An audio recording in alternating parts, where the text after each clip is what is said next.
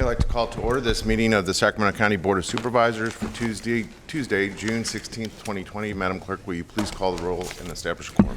Good morning, Supervisors. Frost. Here. Kennedy. Here. Natoli. Here. Peters. Here. Cerna. Here. And you have a quorum.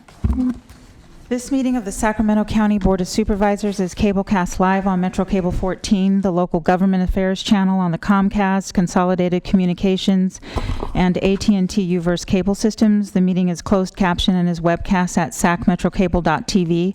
Today's meeting will be repeated Friday, June 19th at 6 p.m. on Channel 14.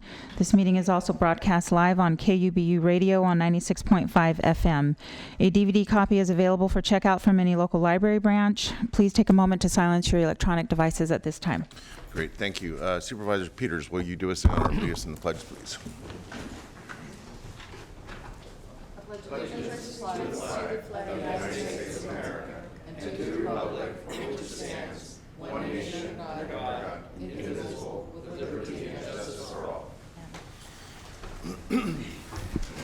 Thank you. I have another notice here to read. In compliance with directives of the county, state, and Centers for Disease Control and Prevention, CDC, this meeting is live streamed and closed to the public. Temporary procedures are subject to change pursuant to guidelines related to social distancing and minimizing person-to-person contact. Members of the public are encouraged to submit public comments electronically.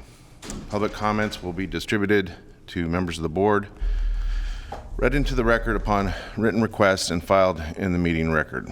Public comments may be related to a specific agenda item number or for a matter that is not posted on the agenda, referred to as an off-agenda item. The following are ways that the public can make comments. You can email our clerk of the board at boardclerk@saccounty, that's spelled SACCOUNTY.net. Please include the meeting date and agenda item number, and your first and last name are optional. You can also go online at bospublicmeetings.saccounty.net. Click on Make a Comment Electronically. And with that, I'm going to take a little bit of chair's prerogative and take just a moment. I know that in past meetings during our shutdown, myself and other members of the board have expressed concern, the same concern that's been expressed to us by our constituents in recent weeks and months about the inability to provide verbal comments as is expected and normal when we're not in the middle of a pandemic here in chambers, when they usually have 2 or 3 minutes to comment on either an item that's on the agenda or an item that's not on the agenda. I don't like making ultimatums. I don't think any of us do. And this is certainly not directed at any particular member of the executive team or our clerk of the board. But I just want to make it clear that yesterday afternoon, I did send in writing just that, an ultimatum. I will not be participating in any further Board of Supervisors meetings after summer break if one of two things does not happen. The first, whether we can have public comment here in person with adjusted social distancing limitations here in chambers, or if we do not have the ability to have a telephonic capacity to accommodate members of the public that want to address this board orally and in real time. Again, this is not directed at anyone's failure. I think we've all been frustrated with the circumstance, but as I know Supervisor Natoli have made mention of in these chambers, again in recent weeks, this is of critical importance to what we do and how we do business in public and with the benefit of public testimony in real time.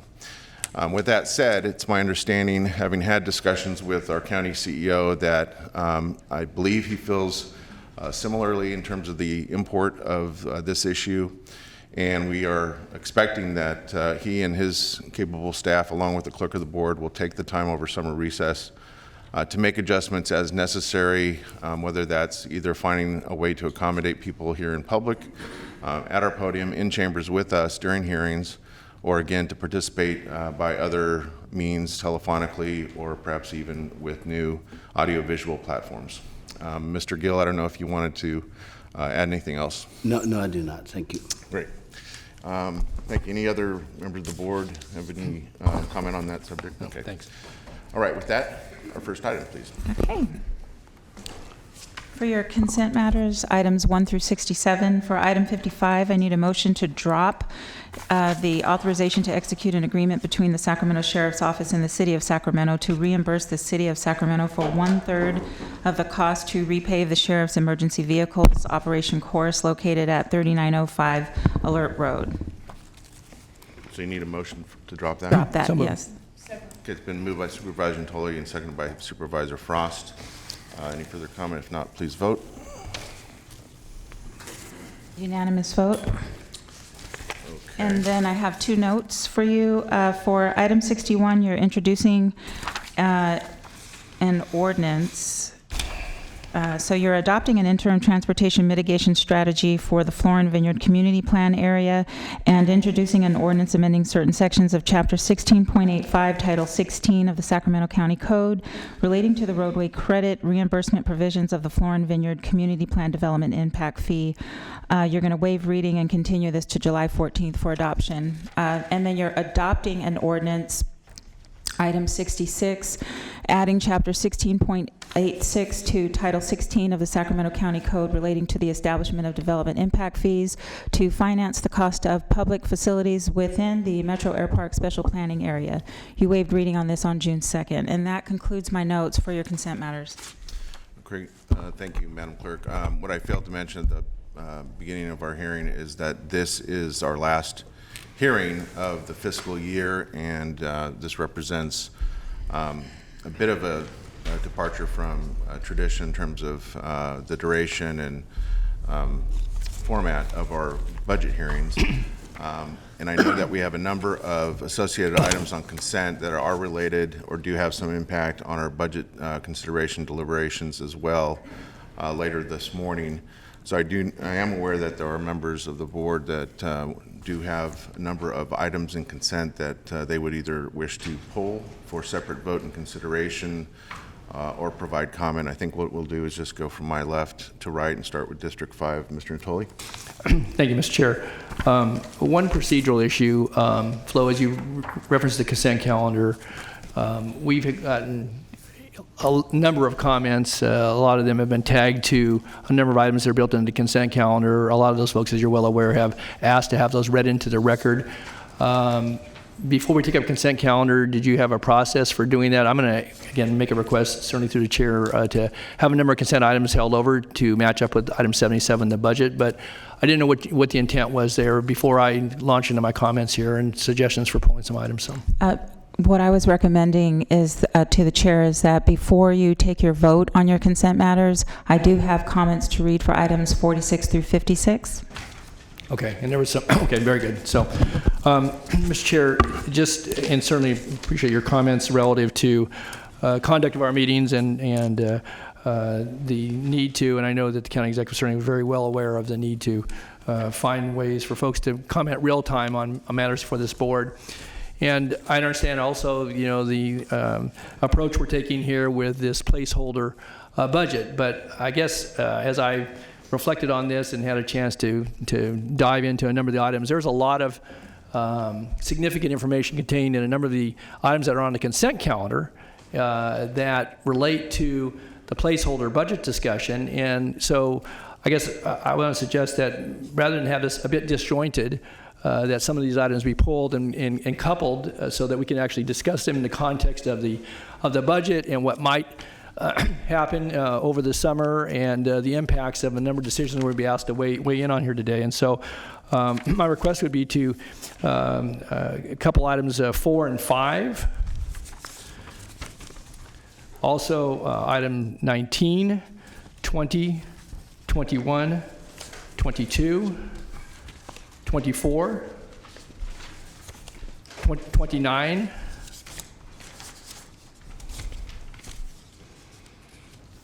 46, which we had comments on, and so the clerk spoke that a moment ago, and 59. There are other budgetary items that are included here, and again, I call those out because they have, in a lot of cases, bundles of contracts, community services on the order of magnitude of tens of millions of dollars.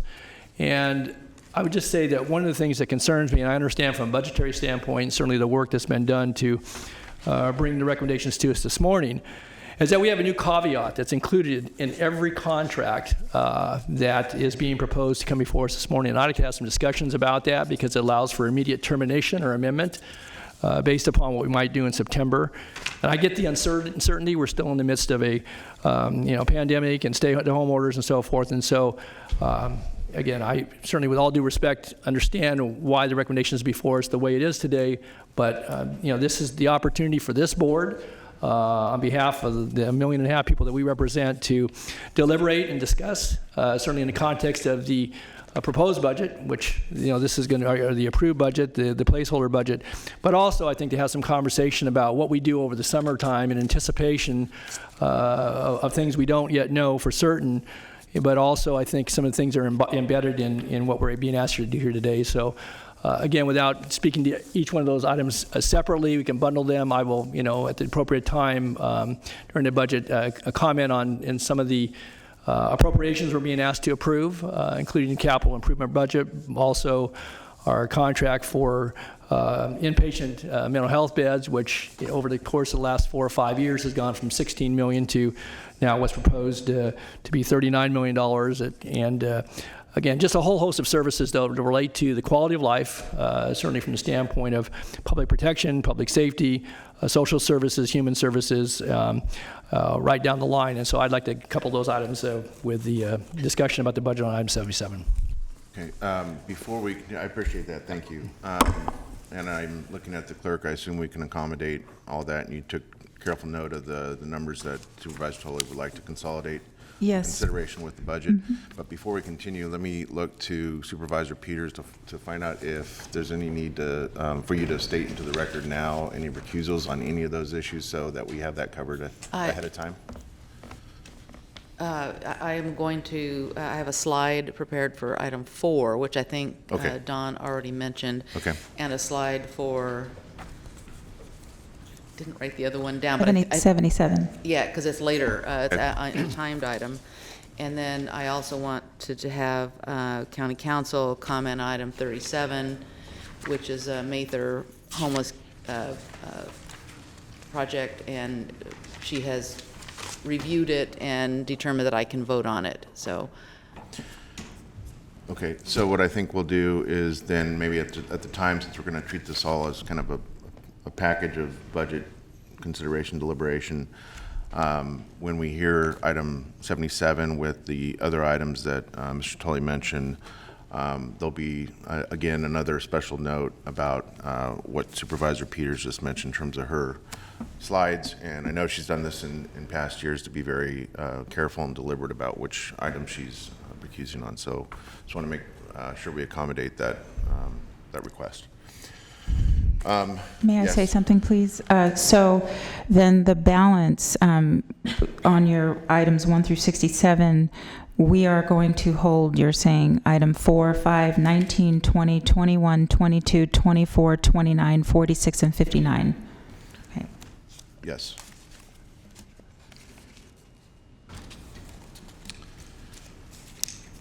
Okay.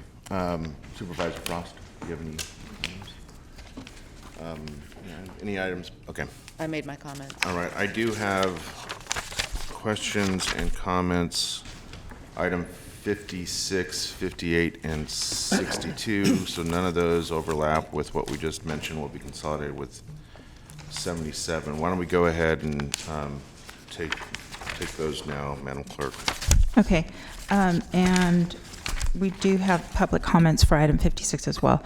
Yeah. 56 is the authorization to execute a revenue agreement with the Commission on Peace Officer Standards and Training for the provision of Force Option Simulator Training courses in the amount of $1,430 for the period of July 1 through June 30th, 2021. So I'm not sure if there's anyone from the Sheriff's Department here that can help answer this. Maybe there's someone from the County Executives team that can.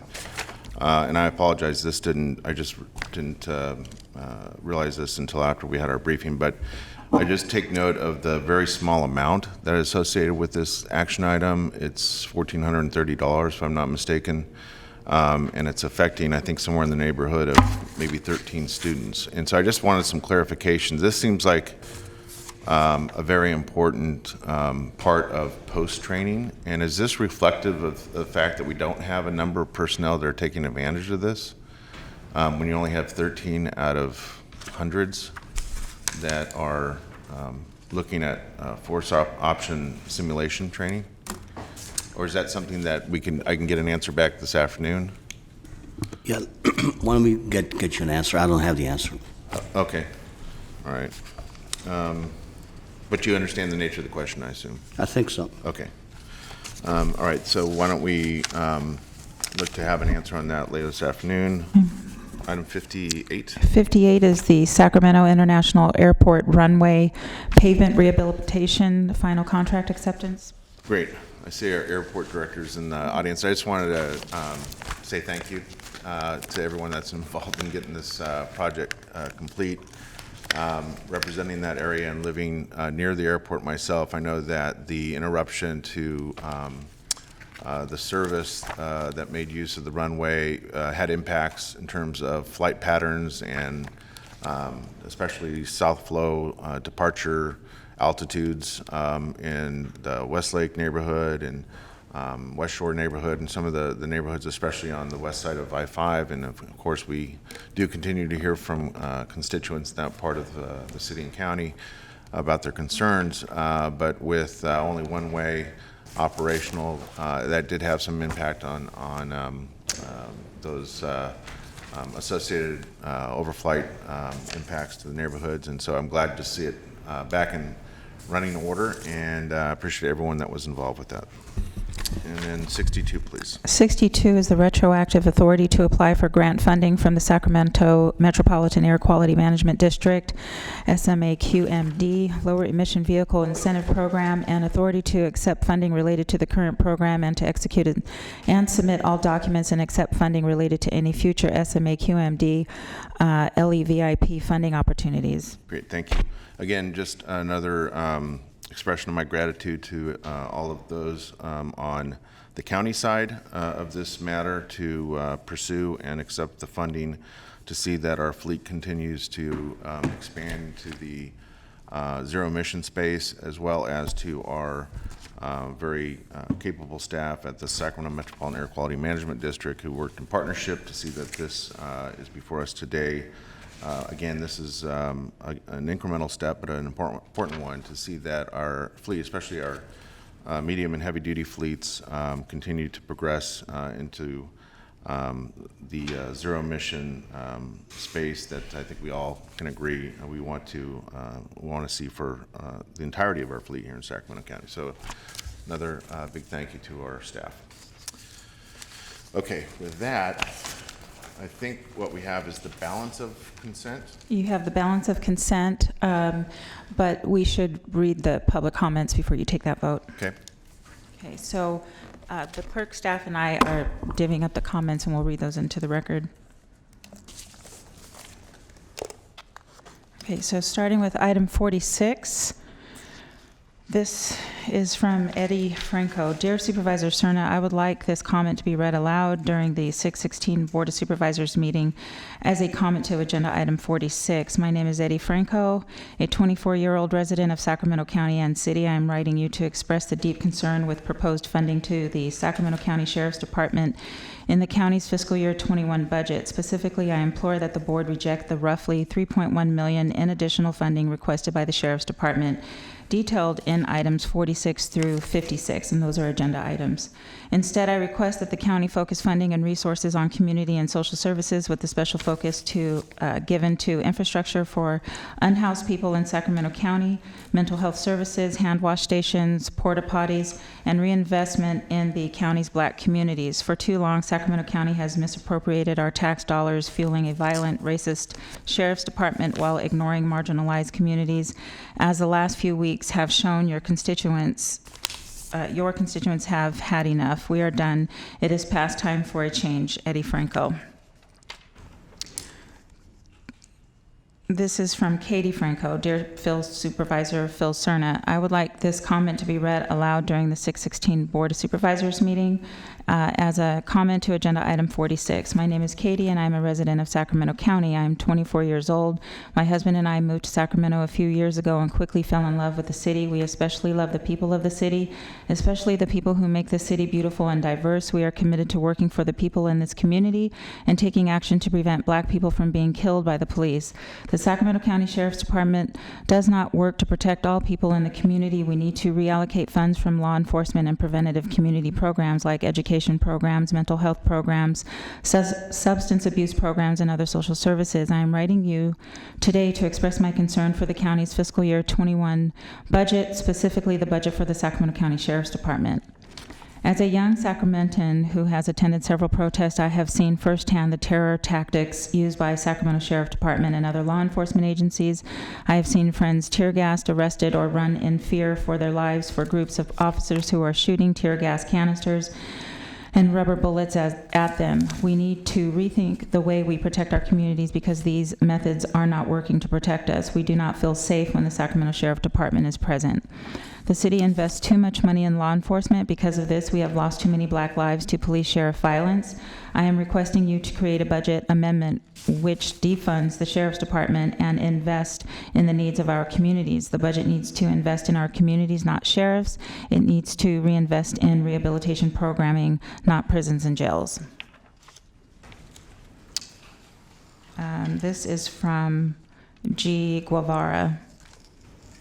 I am against funding for Sheriff's Department for a new contract with an outside agency. While inmates should receive counseling and training to reduce recidivism, the fund should be should be allocated to existing county social services departments. In a 29-page document, there is less than 1 page indicating what services this contractor provides, which are vague: batterers, treatment, curriculum. The curriculum is not presented, and no social service agency verifying its validity outside of Sac County Probation, which is still sheriff. Do not increase the sheriff budget. Allocate those funds for mental health programs, youth programs, and job training programs. Organizations exist to advise on how to optimize dollars to reduce crime. Dozens of economic analysts from leading institutions have reports on the biggest bang for your buck: fund education, fund childcare, fund social and educational program, create jobs within these communities. Vote no on item 46.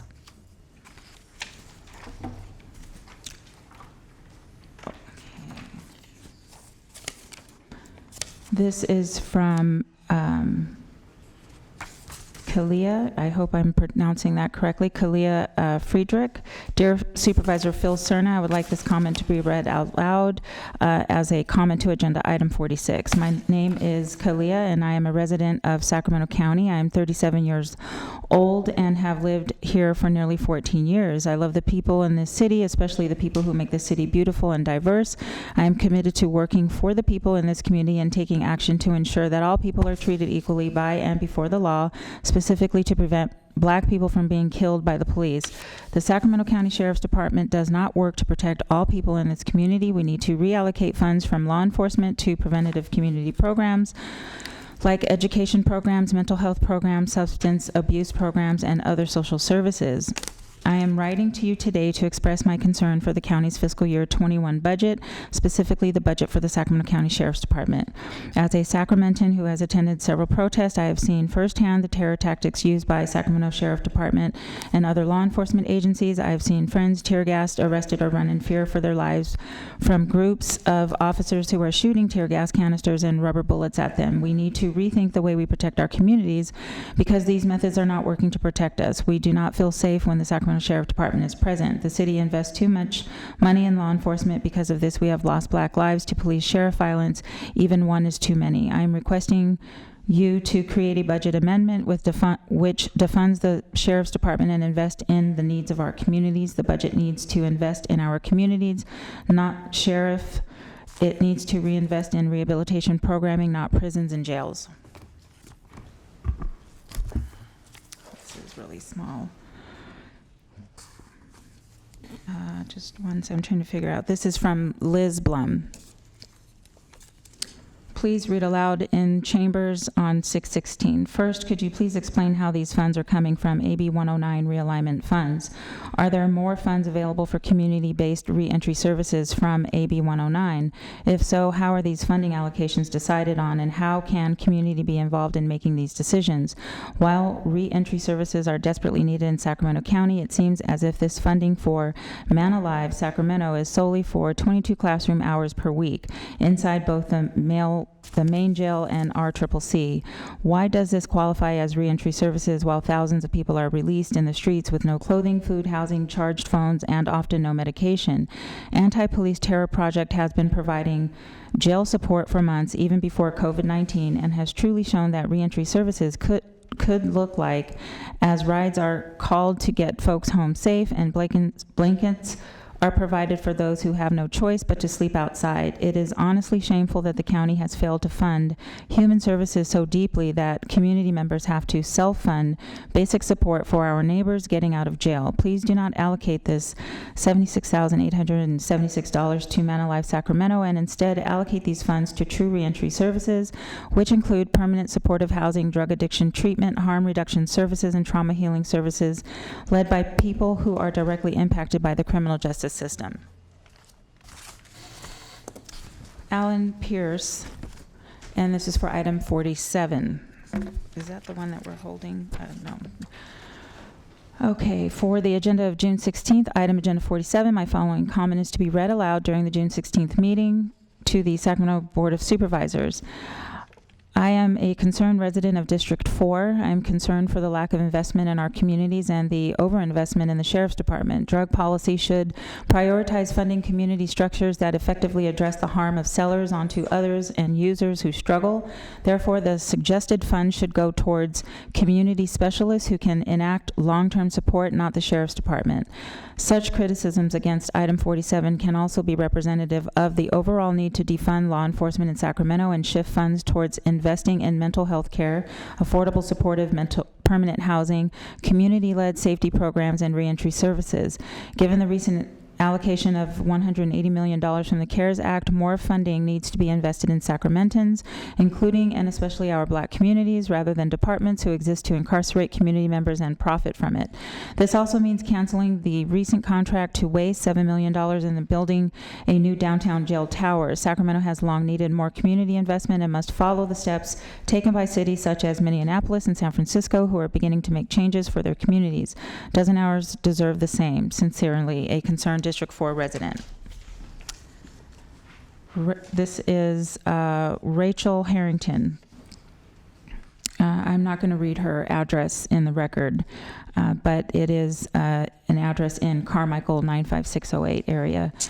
Please read my following public comments out loud in the meeting. Now is the time for you to take concrete actions to stop the killing and imprisonment of Black and brown people in our community. You need to require that the sheriff develop a comprehensive plan to end police-initiated violence, and instead of putting money toward the contract and the others on the agenda, you need to invest in prevention and treatment programs that are separate from law enforcement and led by community members.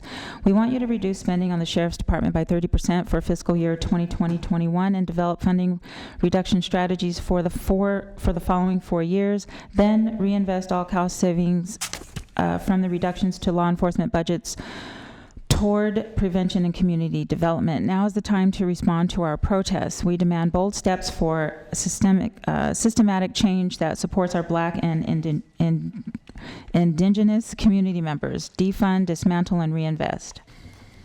This is a Rachel Harrington, a constituent of Supervisor Frost. Okay, this is from Chelsea Lane.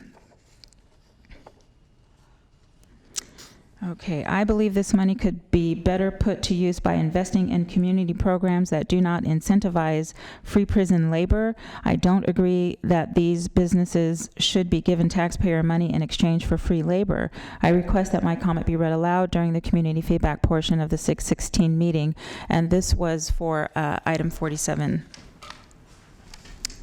This is from G. Guevara. I am opposed to funding more sheriff contracts, even if they are reimbursed by a federal grant. Sheriff Department should focus on internal misconduct issues before contracting new work to outside parties.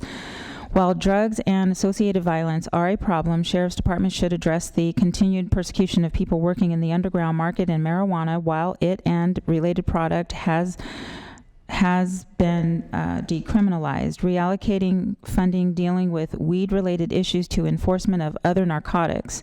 Within the department's existing budget, Sheriff should allocate funding to mitigate drug abuse issues of mentally stressed officers. Instead of incarcerating for small drug sales or use, institute rehabilitation programs funding. While law enforcement spending has ballooned over the last 4 decades, spending on physical and mental health programs have declined. It is not a lack of money issue, it's a priorities issue. No more funds to sheriff. Vote no on item 47. This is by Liz Blum for item 47. Please read aloud. Please do not allocate $718,491 to the Sheriff's Department to strengthen drug control efforts and by forging partnerships among local, state, and federal law enforcement agencies. In case this is not obvious to you yet, this is a part of the war on drugs. Choosing to vote no on this is just one step you can take to combat racist policies that target Black and brown communities. We know that policing does not prevent addiction and does not prevent harm being done in our communities. Please instead fund youth services, addiction services, and community-based violence prevention efforts that are already taking place in our communities. This is for item 48. And this is from Chelsea Lane. Current police training has proven to be ineffective. I do not support this use of public funds to supplement police training expenses until the training has been reformed to address current social issues. This money should be moved to another community program. I request that my comments be read aloud during the public feedback portion of the 6/16 meeting. This is also from G. Guevara. For item 48, I am opposed to funding for the Sheriff's Department for a new contract to train new officers. We do not need more officers. Furthermore, the contract stipulates $3.87 per resident student. Should student total attendance exceed 100,000 hours, contractor shall be reimbursed $4.34.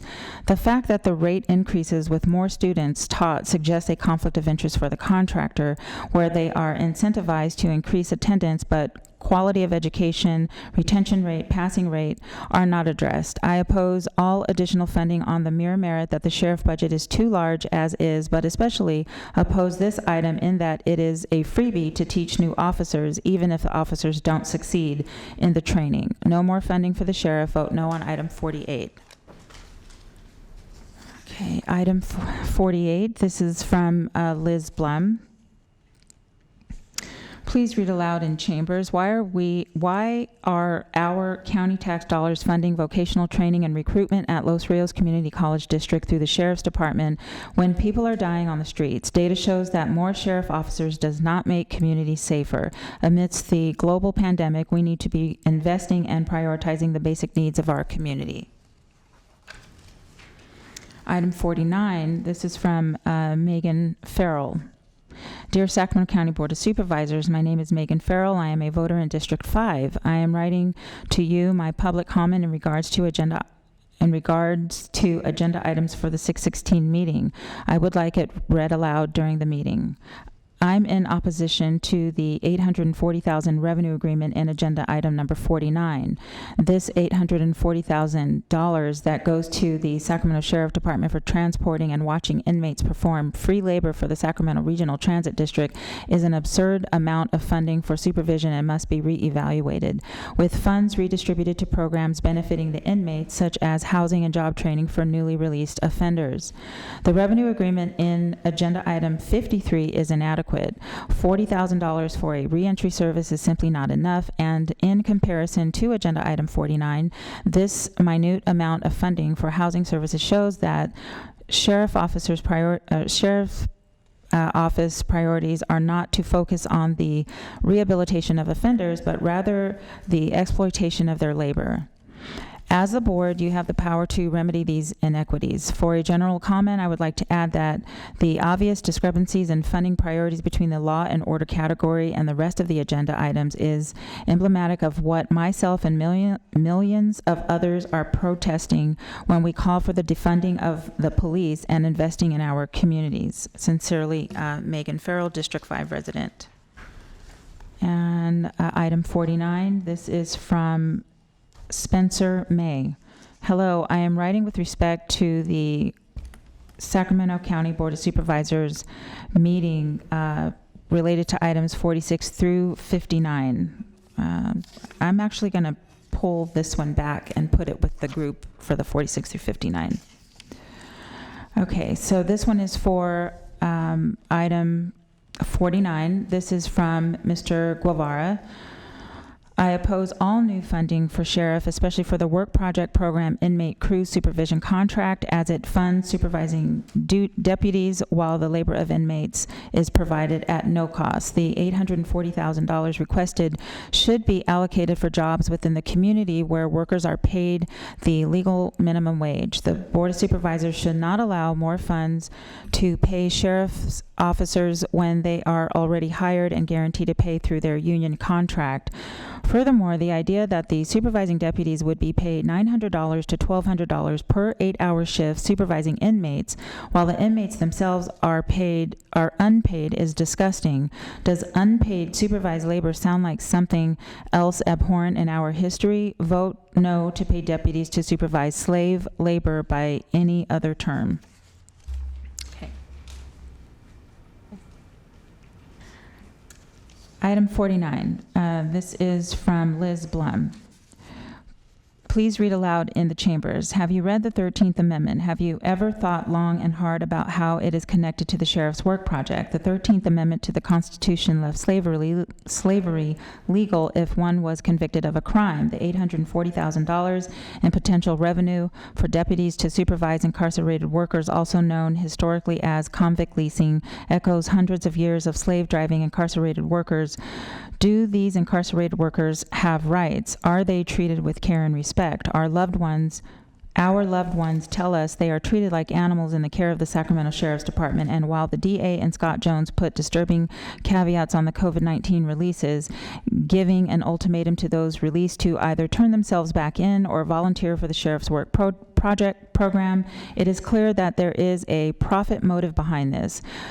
Recognizing that the main jail perpetuates the worst human rights abuses in the state, our community members are left with an impossible choice during a global pandemic, which will likely drive up participation in the slave labor program run by the Sheriff's Department. And I'm going to turn it over to Greg Tiron, who is a deputy clerk with the clerk's office. He's assisting me with reading the public comments. Thank you. Okay, can you hear me? Yep. Okay. This is for item 50. This is from Liz Bloom. Please read aloud. Towing enforcement further criminalizes poverty. Please remove this duty from the Sheriff's Department and into the control of a community-based organization that will not criminalize people for the placement of their car. This is for item 51. This is from Claire Tauber. Please read this public comment aloud during the BOS meeting on 6/16 for agenda item 51.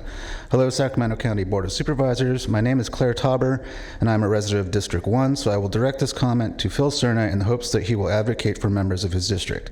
In your most recent blog post regarding the board declaring a state of emergency, you remarked that the action was taken in order to protect our general fund, a budget that is already severely stressed by the onset of the pandemic, and that is nonetheless expected to continue funding important programs like the Black Child Legacy Campaign.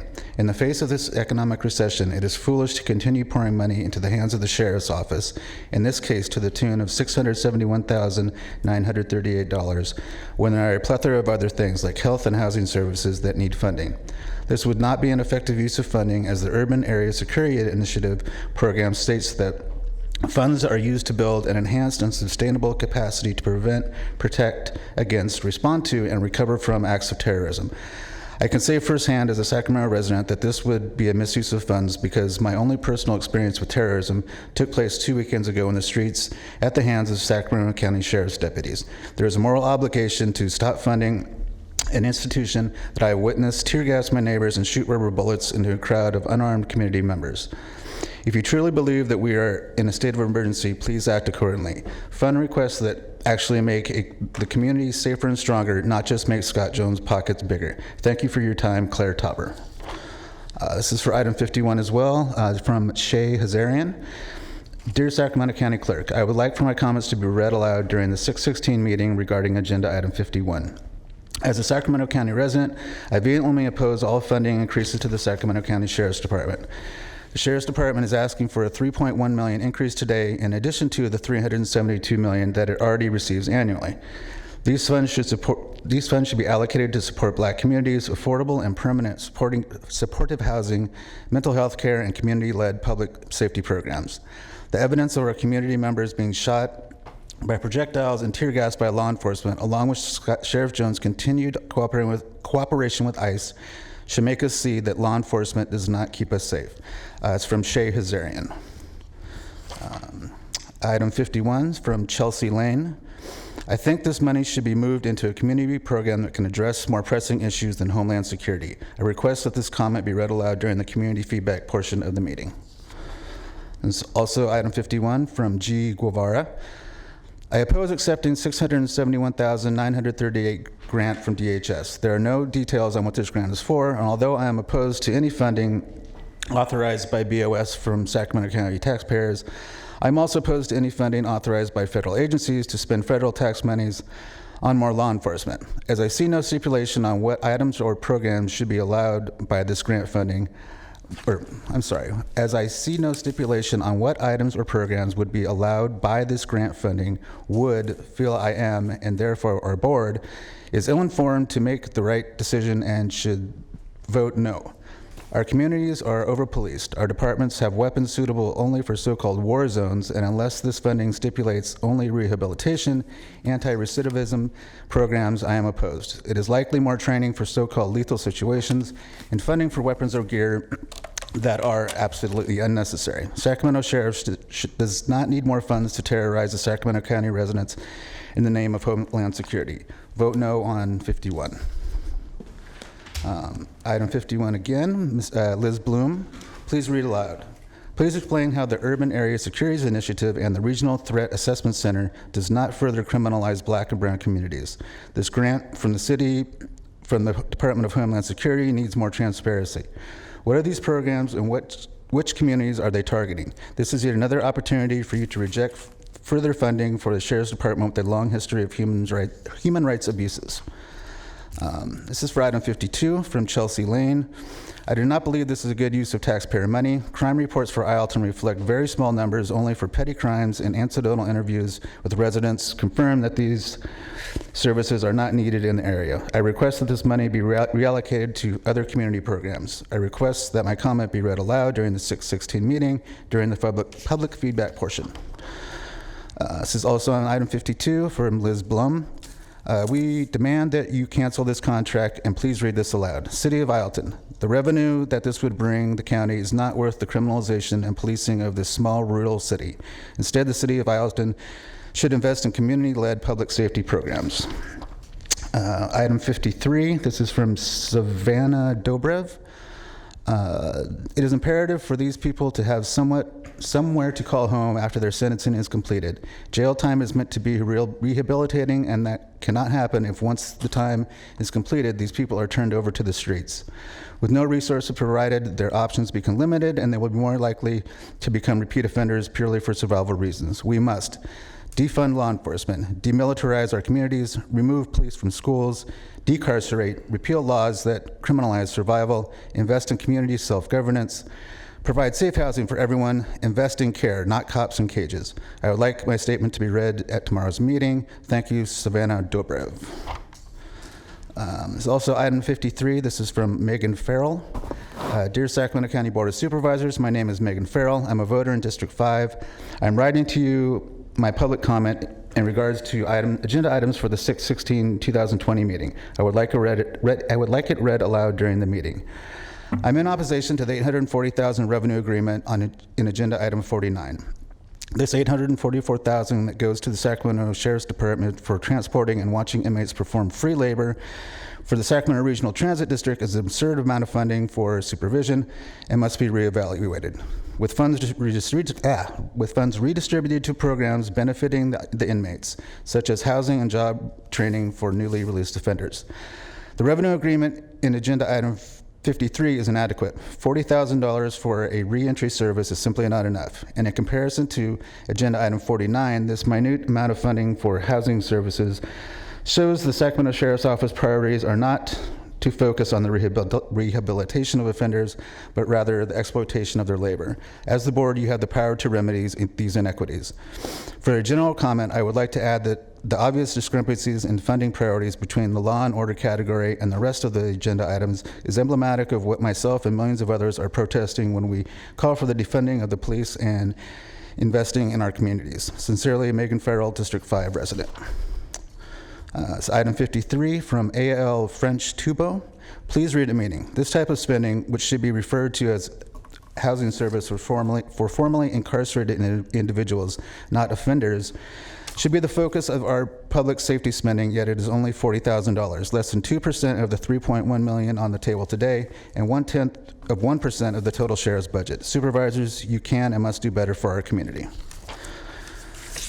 Item 53 from G. Guevara. Again, I oppose additional funding for the Sheriff's Department, even if it is for transitional housing for incarcerated peoples.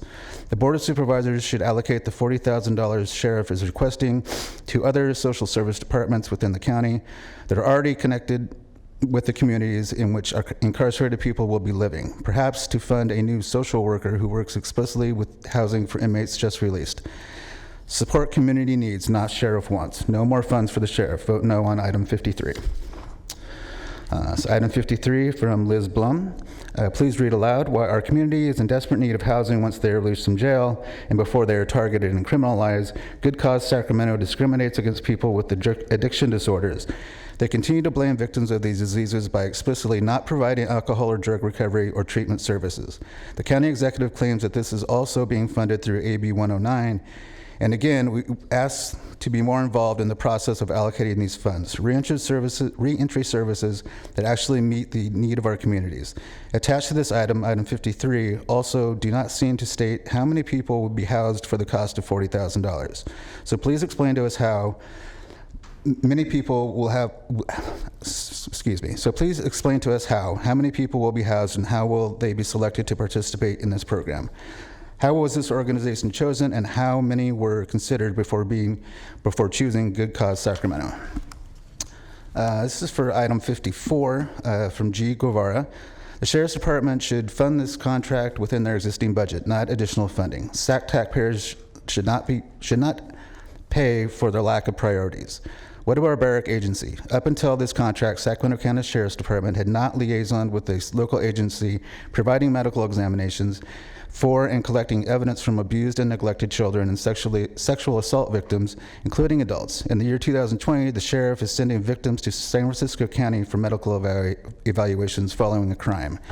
It's abhorrent to even read this item requesting a local contract. Why are these funds not already allocated within the Sheriff's Department? The contract suggests that victims would be further traumatized and inconvenienced by having to travel for a medical examination without acknowledging victims are currently being traumatized and have been for an unknown time. The board should demand that the contract be approved, but require that the sheriff will find the $250,000 cost within its existing budget. The BOS should demand report on why it is that the SAC sheriff sent victims out of the county to collect evidence, and demand that as long as victims travel out of the county, the sheriff must personally escort them at no additional cost. Do not authorize this contract with additional funds. Authorize this contract with funds from the existing sheriff's budget. Item 54 from Liz Blum. Please read aloud. Please divert funding from the Sheriff's Department to community-led violence prevention and trauma-informed healing programs. As for item 55 from Sarah Kantner. For the meeting taking place 6/16/2020. This is a general comment about the budget. I feel that agenda item 55 is a waste of money given the current economic climate and do not serve the greater public, but a very small fraction of our county population. This will not protect lives, bring food to those who need it, or stimulate the economy. I'm against agenda item 55. I request that my comment be read aloud. Thank you, Sarah Cantner-Reed. And item 55 from Chelsea Lane. I do not believe the concerns outlined in this request warrant such a large portion of taxpayer money. There are many more projects, or many more pressing issues for Sacramento than an unpaved road. These funds should be reallocated to other projects. I request that my comments be read aloud during the public feedback portion of the 6/16 meeting. And now we'll have Jessica Pelton, Deputy Clerk, also reading the comments.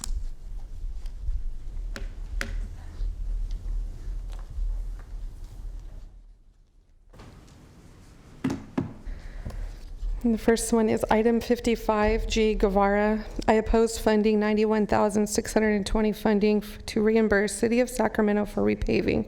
The Sheriff's Department should drive less and drive smaller cars or ride more horses. All of these issues would reduce the frequency of repaving.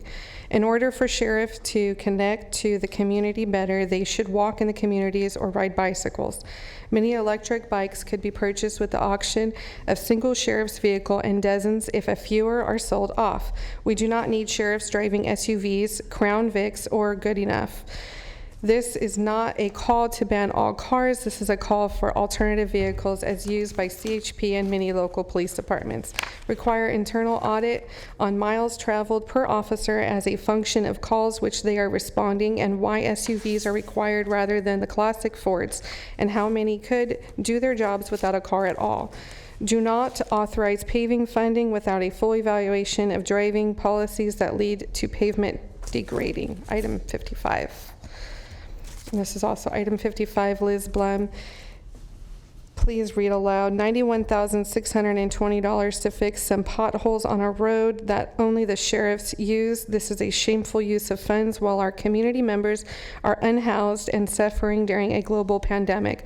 Please instead spend this on permanent supportive housing for people living outside. Item 56, Dr. Cervantes Safiri.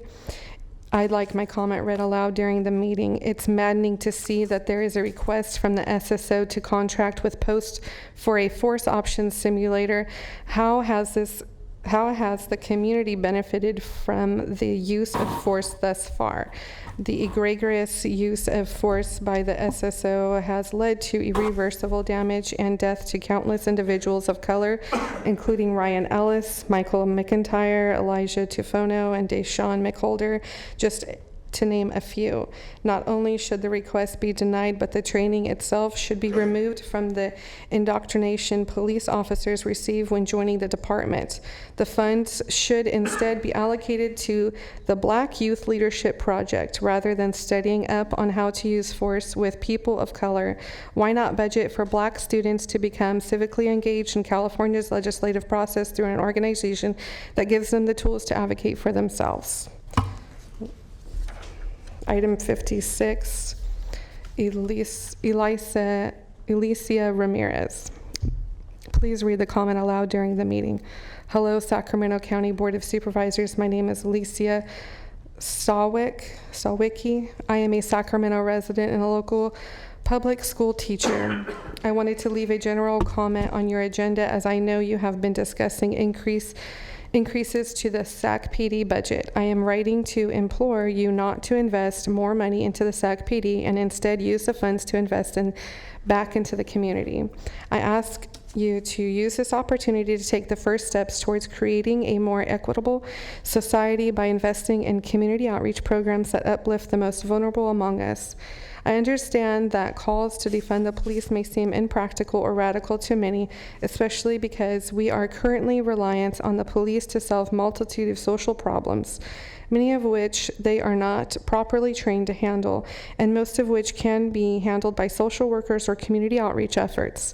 However, this doesn't mean that we cannot take the first steps towards abolishing the police as we know it, with the goal of building a more equitable and robust way of tackling the root causes of crime, thus drastically reducing the need for police in the first place. I ask you to invest the time to study the efforts of other cities that have seen success with their defunding efforts, including Eugene, Oregon, where crisis workers handle approximately 20% of 911 calls, cost a fraction of the police budget, and have resulted in 0 deaths. We can also learn from the mistakes and successes of the defunding efforts in Camden, New Jersey, that have resulted in a 42% drop in crime over the last 7 years. I ask you to acknowledge that the current system is not working. It is a pillar of systemic racism that disproportionately punishes and terrorizes its Black and brown citizens. We have communities and leaders who are willing to do the work to create a better solution. Are you, the County Board of Supervisors, one of them? Please give us the tools to begin creating this safer, more equitable way of achieving true justice by investing in our community rather than a broken police system. Thank you for hearing my comment. Item 56, Alicia Stawick. Please read aloud. Hello, Sacramento County Board of Supervisors. My name is Alicia Sawicki. I am a Sacramento resident and a local public school teacher. I wanted to leave it, I think this is a repeat. Yeah. Okay, item 56, Chelsea Lane. The fact that this program has been used in Sacramento for 20 years, yet just a few years ago an innocent Black man was murdered by police demonstrates the ineffectiveness of this program. This money would be better spent on any other program outside the police department. I request that this comment be read aloud during the public feedback portion of the 6/16 meeting. Item 56, Liz Blum. Please read aloud. Trainings have been shown time and time again to be ineffective in changing behavior of police officers. Even $1,430 is too much for the Sheriff's Department to use on so-called training. You cannot train racism out of a system that is built on the criminalization of Black communities. Item 49, Spencer May. I am writing with respect to the Sacramento County Board meeting on 6/16 and their agenda items number 46 through 56. Relating to the Sheriff's Department, please read my statement aloud at the meeting. My name is Spencer May. I am a medical student in the Sacramento and live in District 1. The public health research is clear. Heavy policing does not make communities safer or prolong life in Sacramento and beyond. Too many people have been traumatized, maimed, and killed by the Sacramento Sheriff Department, and their jails and your negligence has again provoked a prodigious fury in your constituents. A transformation in values and visions of how we keep Sacramento healthy and safe is long overdue, and it starts by you. The board abandoning your fear and then defunding the Sheriff's Department and jails, preventing any cares, funding from going to sheriffs, DA, or probation, and canceling the $7 million contract for the downtown jail expansion. Act now, do not delay. Item 46 through 56, Amy Itherburn. I am emailing a comment for the 6/15 Sacramento County Board of Supervisors meeting, and I would like this public comment read aloud during the duration of the meeting. Sacramento Sheriff's Department currently receives over 1/3 of the entire county budget. This is absurd. I'm demanding that the Sac County cuts the sheriff's budget significantly, as well as involve the community in the process to redirect funds to community-based services, education, and housing. I am also demanding that Sac County cancels the proposed new jail downtown that will cost taxpayers upwards of $7 million. I demand that the Sac County invest in care and community-based programs and services that we defund the Sheriff's Department. I also support the demands but put forth of Black Justice Sacramento and the 8 to abolition. Number 1, defund the law enforcement. Number 2, demilitarize our communities. Number 3, remove police from schools. Number 4, free people from jail, decarcerate. Number 5, repeal laws and criminalize survival. Number 6, invest in the community self-governance. Number 7, provide safe housing for everyone. Number 8, invest in care, not cops in cages. I demand that we defund, dismantle, and reinvest in our communities. Item 46 through 56, Caitlin Jade Esparza. I request for my comment to be read during this Board of Supervisors meeting on 6/16 pertaining to agenda items 46 through 56 and all conversations with relevance to the Sheriff's Department, corrections, and policing. I am writing as a resident and future physician to the Sacramento community to express my complete support for defunding, dismantling, and the Sacramento County Sheriff's Department, continued reduction of Sacramento County jails population, and an actionable plan for the complete abolition of both systems. The Sheriff's Department has been responsible for countless known and unknown acts of violence against Black and brown communities. Reform efforts have failed for decades. The continued use of county funding to harm and murder community members is repulsive and cannot be allowed to continue. Research has overwhelmingly proved that the law enforcement reform cannot possibly address the inherent racism of a system built from centuries of oppression and commodification of Black and brown bodies. The only way forward is abolition. Abolition would offer us the resources to fund vital social programs, including mental health care, education, housing, food security, and economic freedom, just to name a few. Reallocation of just Sacramento Sheriff's budget, which amounts to $372 million annually, could fund many of the imaginative community-based services needed to address issues currently being mishandled and with lethal consequences by sheriff's departments. I would like to draw specific attention to the following demands, of which make up only a small but vital piece of the path to true abolition. Immediate cancellation of $7 million jail tower project and investment of those funds in community-based programs. Continued reduction of Sacramento County's jail population. Commitment that none of Sacramento County CARES Act funding in the amount of $181 million will be used to fund Sheriff's Department's DA or probation. Investment of CARES Act funding in Black communities with an emphasis of affordable permanent supportive housing, mental health care, and community-led safety programs. I also stand with Black Justice Sacramento, Decarcerate Sacramento, and other local coalitions in advocating for the police and for the policy changes known as 8 to abolition, which are based on the understanding that the only way to diminish police violence is to reduce contact between the public and the police and to shift resources away from the law enforcement entirely. These includes demands to, number 1, defund the police, number 2, demilitarize our communities, number 3, remove police from schools, number 4, free people from jails and prisons, number 5, repeal laws and criminalize survival, number 6, invest in community self-governance, number 7, provide safe housing for everyone, number 8, invest in care, not cops. Thank you for your time. I look forward to the Board of Supervisors' immediate action on the reform being demanded by the electorate and community. Caitlin Esperance. Item 46 through 56. Caroline Lying Bohati. My name is Carol Bohati, and I live in the Arden Arcade neighborhood of Sacramento County, and I do not support 40% of our budget going to the sheriff or building a new jail tower. The $181 million through the CARES Act is given to Sacramento County should be allocated to support Black communities' affordable and permanent supportive housing, mental health care, and community-led public safety programs. Cancel the project of designating a new jail tower downtown and invest this money in community-based programs, redistribute funds from the Sheriff's Department, and use them to house our neighbors and provide services outside the criminal justice system. We need to really reevaluate what is important to the people of Sacramento County community, particularly the Black community who have been and still are suffering and most impacted. The only way to move forward and progress this community to a more positive, humane, safe one is to start by diversifying funds to programs that actually help the people of our community. Allocating more funds to Sacramento Police Department and Sacramento County Sheriffs do not help this progression. It will keep things status quo, if not turn things backwards. Do we really want our community to move backwards? Please consider how future funds will be allocated in our community. Think about the future, our children. What type of world do you want them to live in? Hopefully it's one that creates equal opportunities for and support Black communities, and not one that creates more police force power as a fox veil of safety.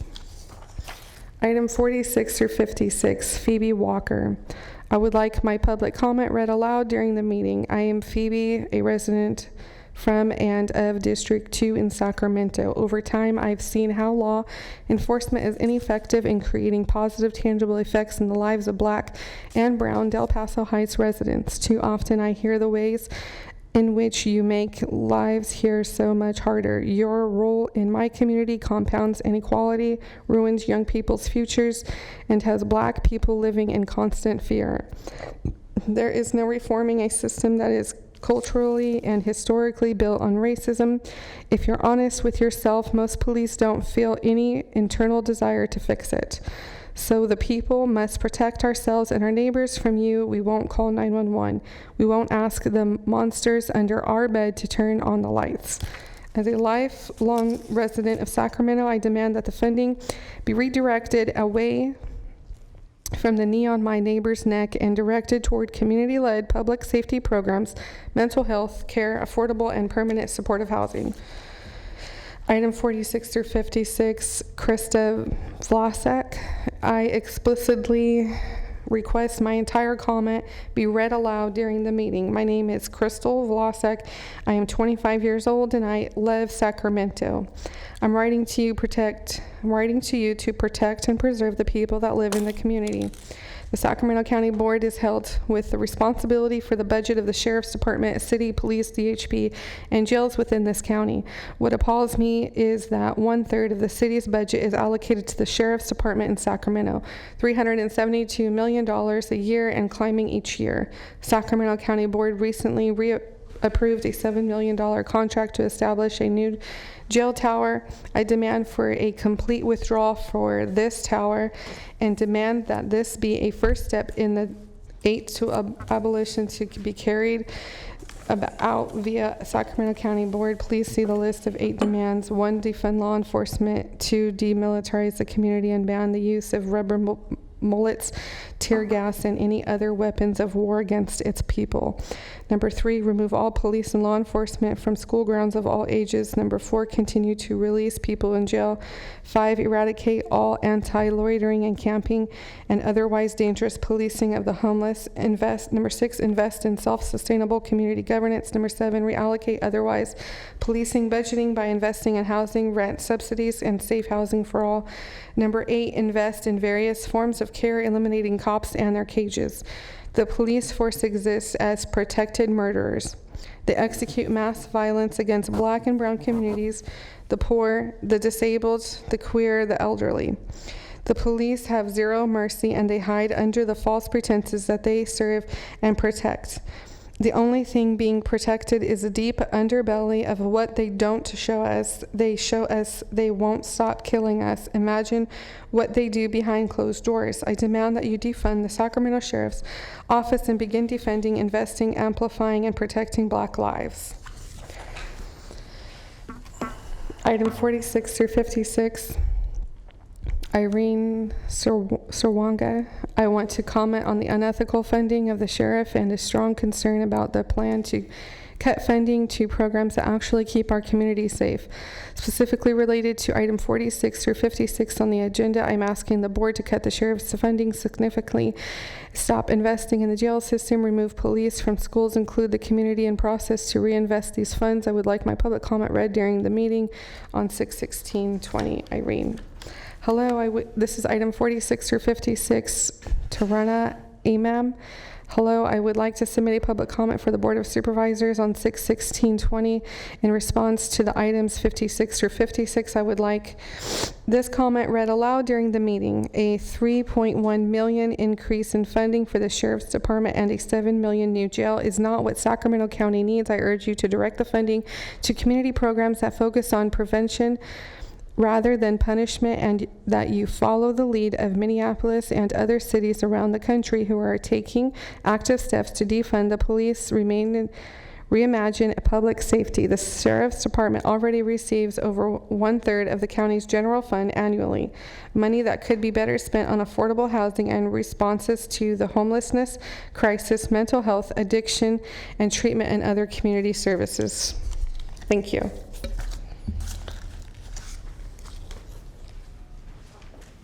Stephanie Townsend, Deputy Clerk, will read the following.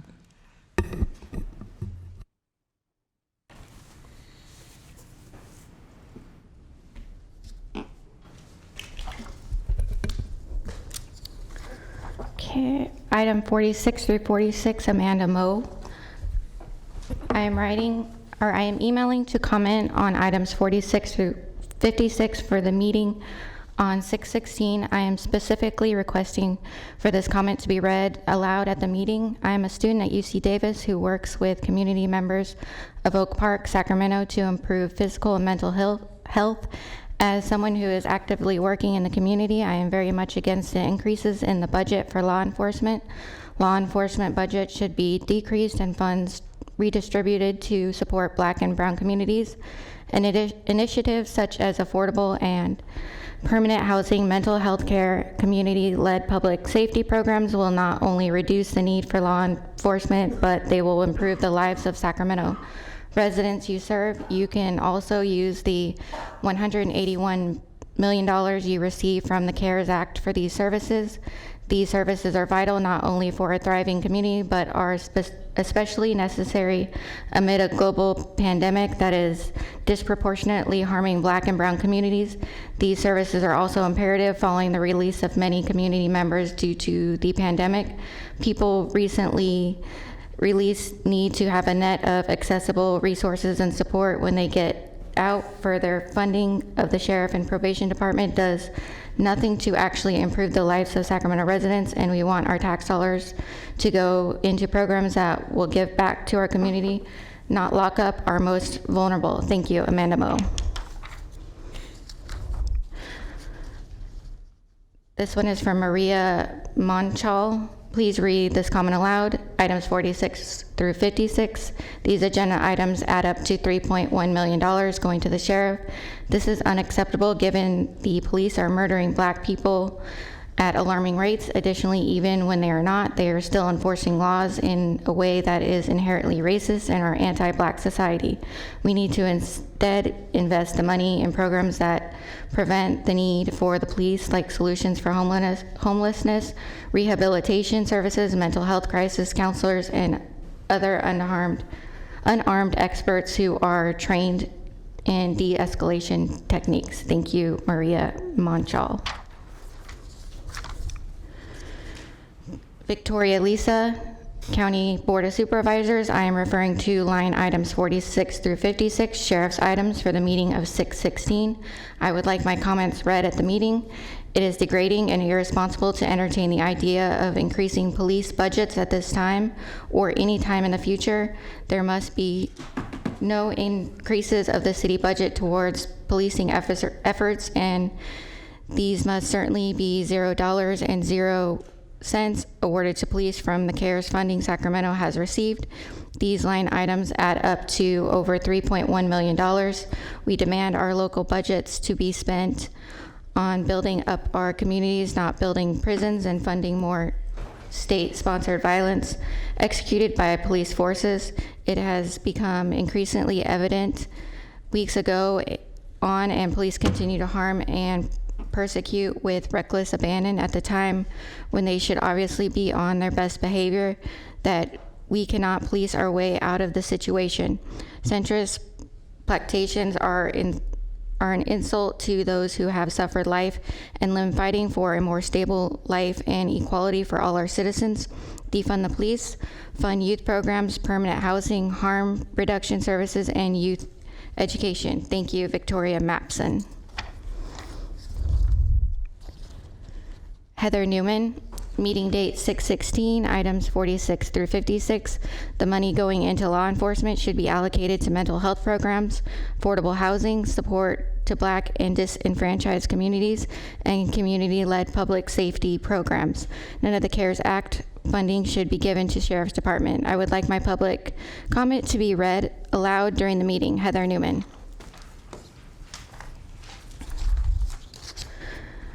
Steve Wirtz. Items 46 through 56. To the Board of Supervisors, thank you for taking the time to read my comments today and listen if they are allowed to be read aloud. My name is Steve Wirtz. I am a longtime resident of the Sacramento County in Supervisor Kennedy's district. I am emailing you today to speak as an individual citizen to the proposed 2020-21 rollover county budget resolution on today's agenda, which is item 77 on the agenda for the May 16th, 2020 meeting, and to several additional allocation items related to the Sheriff's Department allocations 46 through 56. I am a licensed developmental psychologist and research scientist in the California Department of Public Health. Locally, I served for over a decade on the County Alcohol and Drug Advisory Board and on the Advisory Board and Evaluation Committee to the Sacramento First Five Commission. I am currently at Sacramento First Five Commissioner. I have advocated for decades for a reallocation of police and sheriff resources toward community investments in prevention, including youth services, early childhood development, youth services, and economic supports for families. The Black Child Legacy is a very successful example of what can be done through county, city, community foundation collaboration. Black infant mortality has been reduced substantially through these efforts. Now is the time to make change. I have attended several of the recent peaceful protests to raise these issues again. I join with many other residents of Sacramento County today to formally request that the Sacramento County Board of Supervisors begin immediately to reallocate Sacramento County funds supported by my tax dollars towards a more holistic, preventative, equitable, and trauma-informed approach to public safety and health by increasing funding for community building efforts, employment services, health and mental health programs, child care and education supports, and aid for the most vulnerable in our community. In order to do that, the Board of Supervisors will finally have to begin to hold the Sheriff's Department accountable. This needs to include the creation of an actual independent oversight commission that contains members of the community and possesses subpoena power.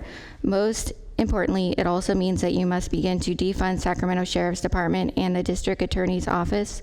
If I read and interpret the Exhibit B fiscal year 2021 recommendation budget appropriations PDF document correctly, the Sheriff Department accounts for about 50% of the net county budget. As I argued for years, this must change.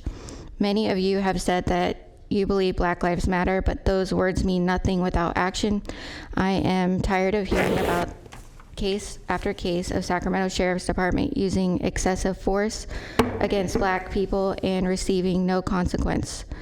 I am tired of Sheriff Jones' campaign against oversight. I am tired of him protecting and failing to fire deputies who perpetuate excessive force. I am tired of having a law enforcement body that seems uninterested in serving all the community and treats Black lives as expendable. Enough is enough. A 21st century city needs a modern public health and safety approach, not one steeped in outmoded police practices that maintain status quo of white supremacy and privilege. Sacramento, like every other in the U.S., needs a new strategy of health and safety programming. To paraphrase Dallas Police Chief David Brown, it has become increasingly clear that we are asking law enforcement to be many things, and it's not working out. Sheriffs are relied on to be the first responders, ad hoc mental health professionals, animal control, and the rest situations, judge, jury, and executioner in the blink of an eye. Examples abound of these types of changes. LA's Mayor Garcetti has already announced $150 million defending the LAPD for divert to spending in the $250 million packages better to serve marginalized Angelenos. Minneapolis City Council members have vowed to dismantle the current Minneapolis PD program and dramatically rethink how we approach public safety and emergency responses. To begin with, any projected budget increases are forthcoming funds earmarked for the Sacramento County Sheriff's Department would be redirected and invested in community-led health and safety programming right now and going forward. This should come in form of community support for health, mental health, employment, ADA services, food security, and many other needs that go unmet and could be readily addressed by community organizations and those who are closest to those in need of assistance. We have many examples right here in Sacramento, including Black Child Legacy, home visitation services, family resource centers, youth development, employment training and services, and community and hospital-based violence prevention services that are trauma-informed. I join with the other community spokespeople and leaders to demand Sacramento County Board of Supervisors make a clearly stated commitment to abolish the current outdated institution of the Sacramento County Sheriff's Department at the end goal, and right now make and pass these resolutions by July 1st. 1, stop increasing Sheriff's Department funding. 2, propose and vote for a multi-million cut from the Sheriff's Department budget as the county responds to Project COVID-19 shortfalls. Number 3, to provide and expand current investment in community-led health and safety strategies instead of investing in law enforcement. 4, to do everything in your power to compel the Sheriff's Department and all law enforcement agencies to immediately cease enacting violence on community members. This should include creation of an independent oversight commission that contains members of the community and that possesses a subpoena power. And 5, to use the federal COVID-19 funds to begin to address the fundamental root cause, i.e. systematic, historical, and structural racism and discrimination in education, health, employment, housing, criminal justice, of the unequal distribution of power and resources disproportionately impacting our communities of color and other vulnerable populations in Sacramento. Now is the time to take bold action. Thank you, Steve Wirtz, PhD. Taylor Ruiz, meeting for 6/16/20. Please read my comments aloud to the public. Hello, my name is Taylor, and I have been a Sacramento citizen for most of my young adult life. I find it unethical and unnecessary that the U.S. spends so much of our tax dollars on militarizing the police force. If we use that money to put back into the community and redefine crime, there would be absolutely no need for such a high budget in general. I am asking for the city of Sacramento to defund the police.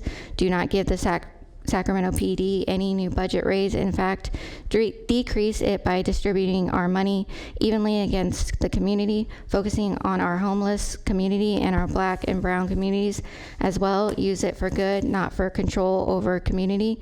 The Sac PD and the police force in the U.S. in general has proven not to keep anyone safe except for white people or people with money, so we must rewrite our laws. Thank you for reading my comment. Tim Pauley, items 46 through 56. Dear Board of Supervisors, my name is Tim Pauley. I request that this comment be read during the public comment period of the June 16th meeting relating to items 46 through 56, Sheriff's Department requests.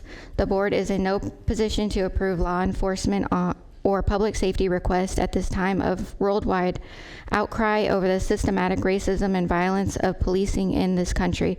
Lives are at stake, and this is not the time for business as usual. I and many more citizens demand a freeze on my funding towards the arrest, trying and incarcerating of our own citizens until a large-scale public inquiry is launched and performed into this incredible misuse of tax dollars that deprives our own people of their rights and lives. We are watching to see if you simply try to tuck ongoing business into a meeting, or if you recognize the moment you are living in and stop funding structural racism in Sacramento County. No budget approvals for policing, full inquiry into equitable use of massive police budget for human needs. Respectfully, Tim Pauley. Kristen Corby, Items 46 through 56. Dear Sacramento County Board of Supervisors, if possible, I would like this comment read out loud during the meeting. I would like to join those who have called on the board to significantly reduce the Sheriff's Department budget and redirect those funds to programs to help our communities, including specifically our Black community.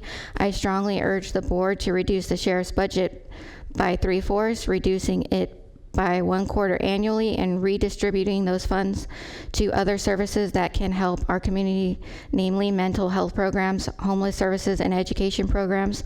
The community has given way too much of our funds to programs that tear apart our community, and it is long overdue to redirect those funds to programs that build our community. Respectfully, Christian Corby. Kyle Kim, items 46 through 56. Hello, my name is Kyle, and I am a medical student in the Sacramento area. I am concerned about the state of our city, state, and nation. I feel strongly for my Black and POC brothers and sisters grieving at the blatant injustices we have grown so terribly accustomed to in our modern era. We have had enough of the suffering and oppression at the hands of law enforcement and those in power that allow for the mistreatment, mental, and physical harm committed against fellow humans. I implore you to think about how an investment into the Sheriff's Office and its spending is simply a movement in a direction we know has caused so much grief and death. I beg you to consider instead using funds directed toward law enforcement like those proposed in agenda items 46 through 56, and instead invest in the community, youth, health, and social service programs that can most effectively heal the wounds that are festering. An investment in our communities instead of more policing of bodies, and invest in the institutions like the Sheriff's Office is the real medicine we so desperately need. Invest in communities and not Sheriff's Department. If you're going to repave something for the Sheriff's operation course, why not use those funds on a community road where more people use it? Please feel free to read the public comment in the meeting. Thank you, Kyle. Margaret Bishop, items 46 through 56. Hello, Sacramento County Clerk of the Board of Supervisors. I am writing to you today to express my concern for sheriff's items on the agenda for the Board of Supervisors meeting tomorrow. Items 46 through 56. Please read my comments aloud during the meeting tomorrow. My name is Margaret Bishop. I am a resident of Sacramento County. I was raised in Sacramento, specifically in Fair Oaks, and have lived here my whole life. I care deeply for Sacramento and the safety of all the residents. I was privileged enough to grow up in a community that was not heavily policed, largely because Fair Oaks is a majority white area. I know that not all neighborhoods in Sacramento are as privileged. The shooting of Stephon Clark shook Sacramento. What we are seeing now with police violence is in response to protesters who are rallying against police violence and shootings is disgusting and unacceptable. Police are supposed to keep our community safe, and instead they are terrorizing Sacramento. Between items 46 through 56, the sheriff is asking for a combined over $3.1 million. This is an unreasonable amount of money to be allocating to our already overfunded police. The city invests too much money in law enforcement. Because of this, we have lost too many Black lives to police sheriff violence. I am requesting the Board of Supervisors to defund the Sheriff's Department and invest in the needs of our communities. Sacramento needs to invest in the well-being of communities, not sheriffs. We need to start cut funding to our bloated and over-militarized police force and start funding initiatives that actually help the Sacramento County to be safe. Sincerely, Margaret Bishop. Daniel Wogelis, items 46 through 56. Please read my comment aloud during the meeting. My name is Danielle Wogelis, and I'm a resident of Midtown Sacramento. I am concerned about how much of the county's budget that currently goes to the Sheriff's Department and would like to see those funds reallocated towards programs that actually provide for the well-being of our community, affordable housing, education, mental health services, etc.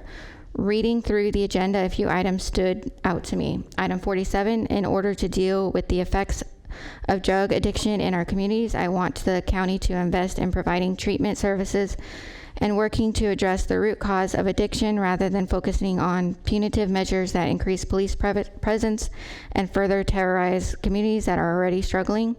Item 48, I don't want my tax money funding the indoctrination of a new generation of cops. Thanks.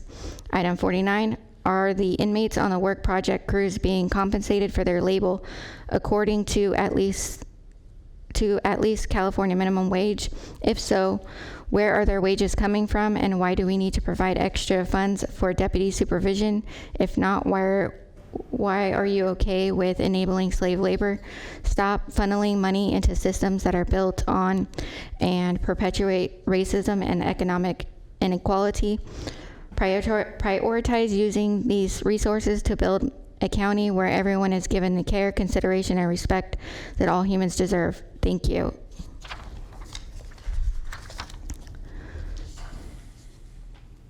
Items 46 through 56. Chev Adamson, I would like my comment read aloud during the public discussion. Hi, my name is Jay Adamson. I am 24 years old, and I am a senior this semester at Sac State. As we know, the Sac County Board is the one that is responsible for approving of the Sheriff Department's budget, the CHP's budget, the city police budget, and the budget for the jails within the county. Currently, the Sheriff's Department in Sacramento receives $372 million a year, roughly 1/3 of the entire city budget, and your budget for the sheriffs has increased every single year. The Sac County Board also approved a $7 million contract to construct a new jail tower downtown. We also know that Sac County has been given $181 million through the CARES Act, which needs to be spent by December 2020. And we also know that the Sac County jail population has already been decreased by 30% due to COVID-19. This $181 million has not been allocated to anything yet. I am here to remind the board that none of this money, not a single cent, should go to the Sheriff's Department.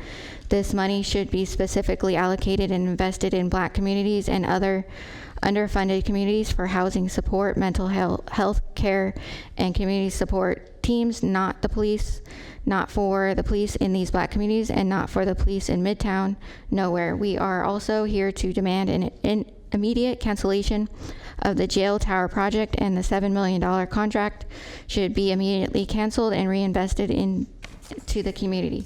I demand the full list put forth by 8 to abolition to be carried out by the Sac County Board. 1, defund law enforcement. 2, demilitarize our communities, including tear gas and rubber bullets. Tear gas itself is banned chemical weapon of war. 3, remove police from schools. 4, continue to free people from jails. 5, get rid of loitering and camping laws within the city for the homeless. 6, invest in community self-governance. 7, invest in the housing and rent subsidies for everyone inside of giving the money to the police. And 8, invest in care, not cops of cages. The funding of the police is more than just a hot button issue that we are discussing in the media right now. It's an actual, tangible, observable, and measurable murder. It's a violation of Black and brown bodies, on queer and trans bodies, on disabled bodies. The police do not protect us, and because of a 2005 Supreme Court ruling, they actually have no constitutional duty to do so. We are the ones that pay you, and we demand that you use the money that you gave us to invest in our communities, not on our slow death. We demand that you defund the Sacramento Sheriff's Office. Jesse Cockless, items 46 through 56. Hi, please see below for a comment for Tuesday's meeting, 6/16. I would like my comment read out loud during the meeting.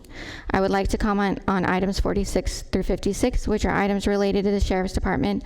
I believe it is unethical to increase funding to the Sheriff's Department when we should be decreasing funding there and increasing funding to programs that actually keep our communities safe, programs that provide care and desperately needed services, which would be administered by community organizations, not the Sheriff's Department. I would also like to say that I strongly oppose the building of another jail tower, and the project must be canceled immediately.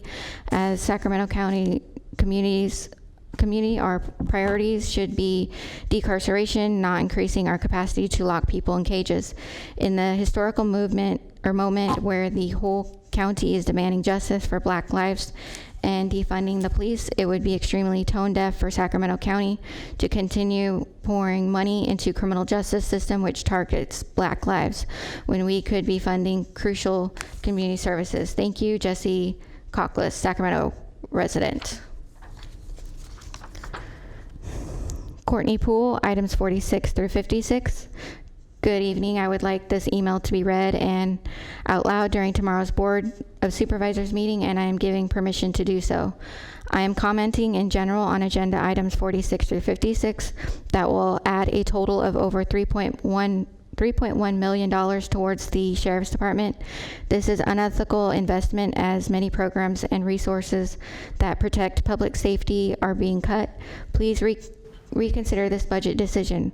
With all the CARES Act funding coming through, I implore you to spend this on investing in Black communities, affordable and supportive housing programs, mental health services, and community-led public safety programs that have been proven to improve our community. In addition, please cancel the $7 million project for a new jail. The $7 million could go a long way if it funded community-based programs that would build trust and collaboration with communities. Thank you, Courtney Poole.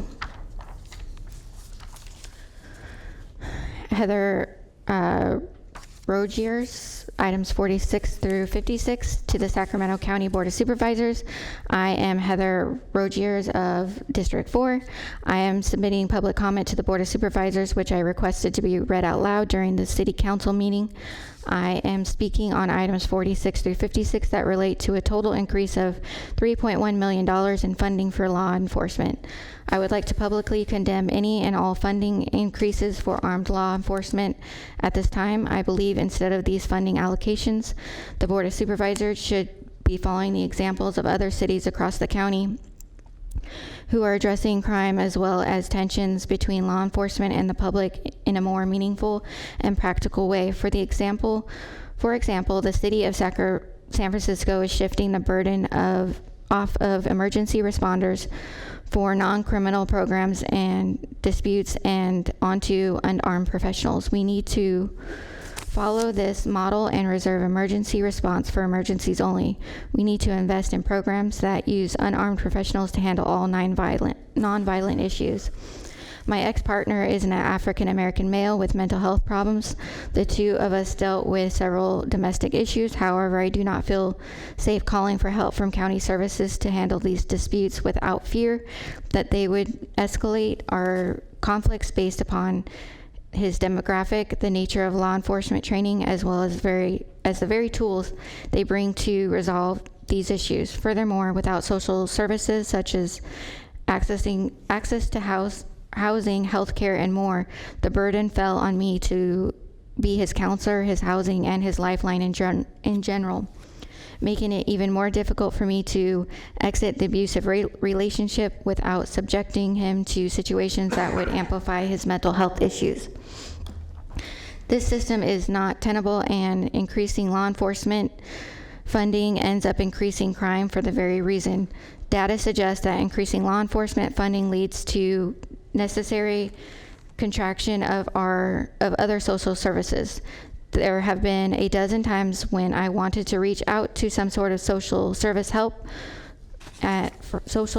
help. I have been working with Weave and every other social service available, but in the moments of crisis, they also tell me to call 911. I should not have to involve an armed person in a mental health crisis and potentially jeopardize somebody's life in order to help them. I should not have to use valuable law enforcement resources, including time that dispatchers could be responding to violent threats, in order to perform a wellness check. That is nothing short of a broken system, and it is funding increases that make it so. We desperately need more mental health workers in facilities. We do not need more arms or more vehicles that can even navigate city streets, thus leaving our own law enforcement officers to bleed out, waiting for help while a Bearcat sits a block away, unable to help them. We need to de-escalate tensions between emergency responders and the public they serve, and thus we need to limit their profession to emergencies only while increasing funding for other services. Thank you, Heather Rogers. Patricia Bowles, items 46 through 56. Dear Sacramento Board Clerk, I would like my public comment to be read out loud during the meeting. On June 16, 2020, I demand that the Board of Supervisors cancel the $7 million design build contract to start new jail expansion project downtown. I demand that none of the $181 million CARES Act funding go to the sheriff, DA, or probation. I demand that the Board of Supervisors defund the Sheriff's Department and their jails, which currently consume over 1/3 of our general fund budget. Sincerely, Patricia.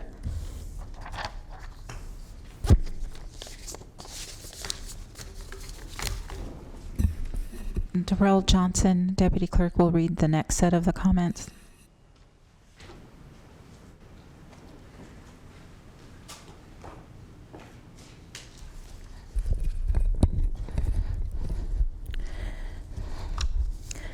Item 46 through 56, this is from Shay Robinson. Dear Board of Supervisors, I would like the following public comment read aloud. I urgently request that for agenda items 46 through 56, you allocate the funds to support Black communities, affordable and permanent supportive housing, mental health care, and community-led public safety programs.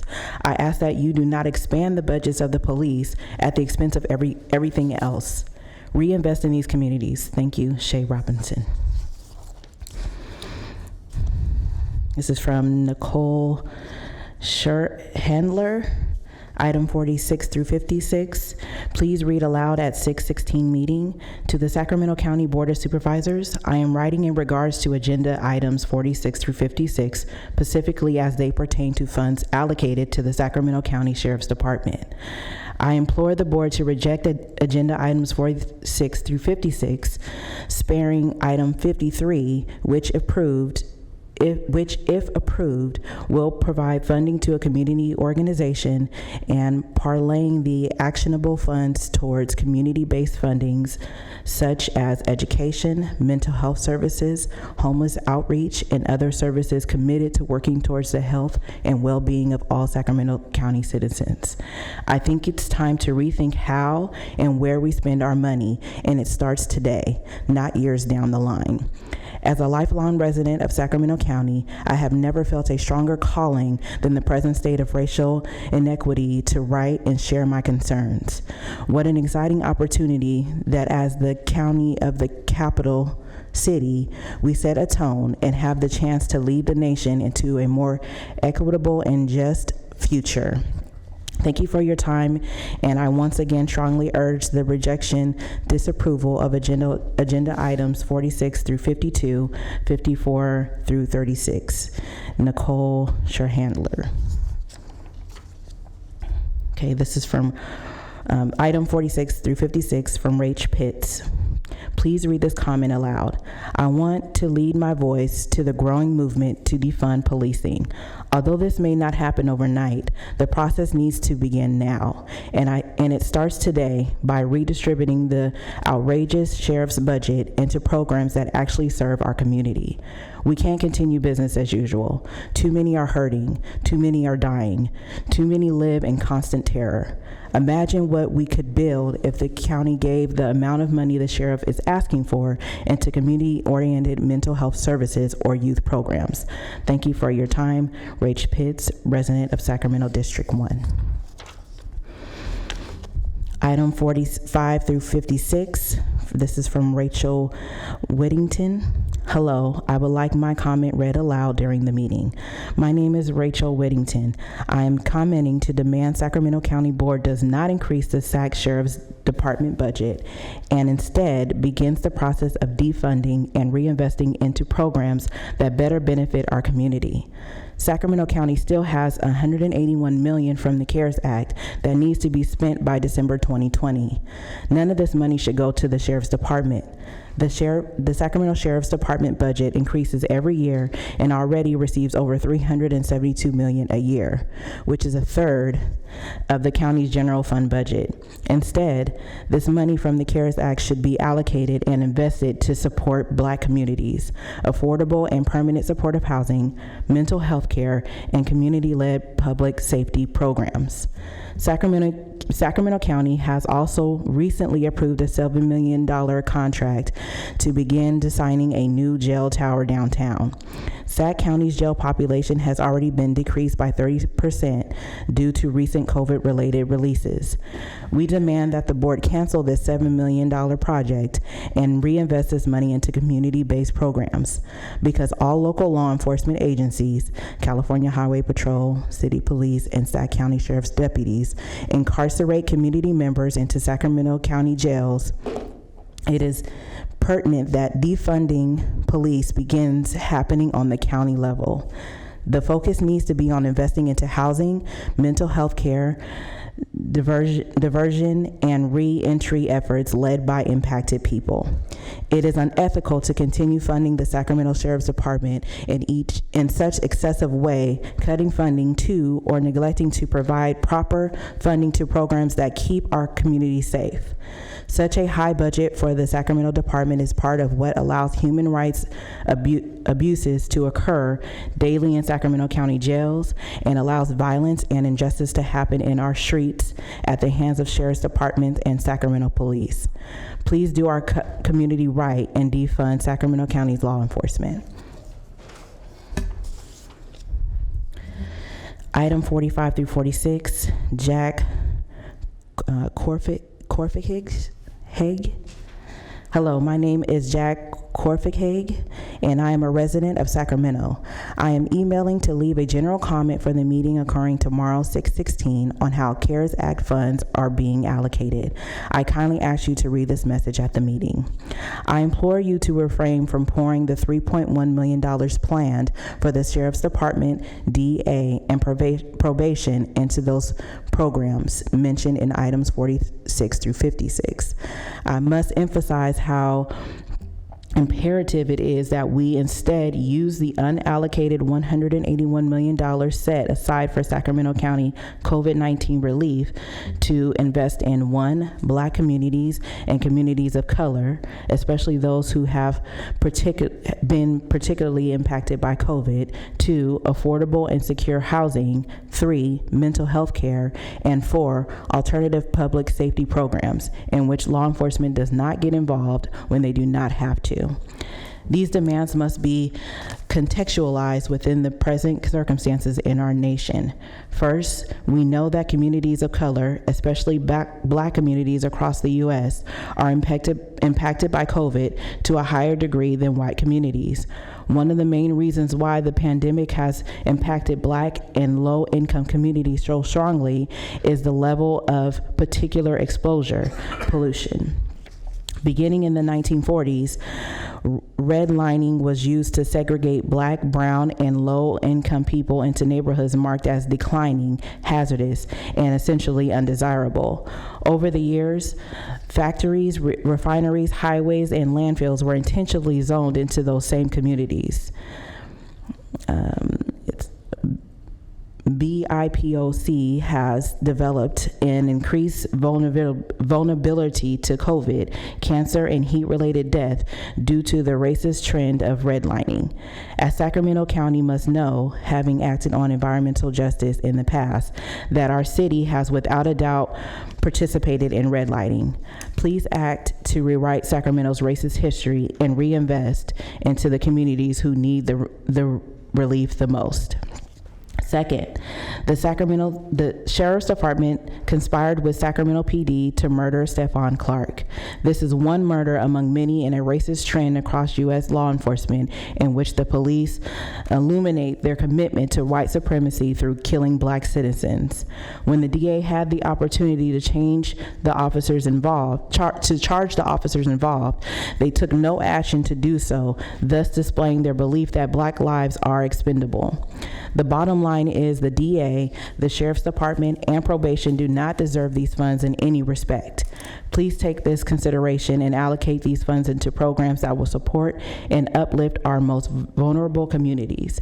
It is time that we begin to divest and dismantle oppressive systems such as the law enforcement. Black Lives Matter. Sincerely, Jack Corficake. Item 46 through 56, Nick Pineda. Please read my comment out loud. Meeting date 6/16, agenda item numbers 46 through 56.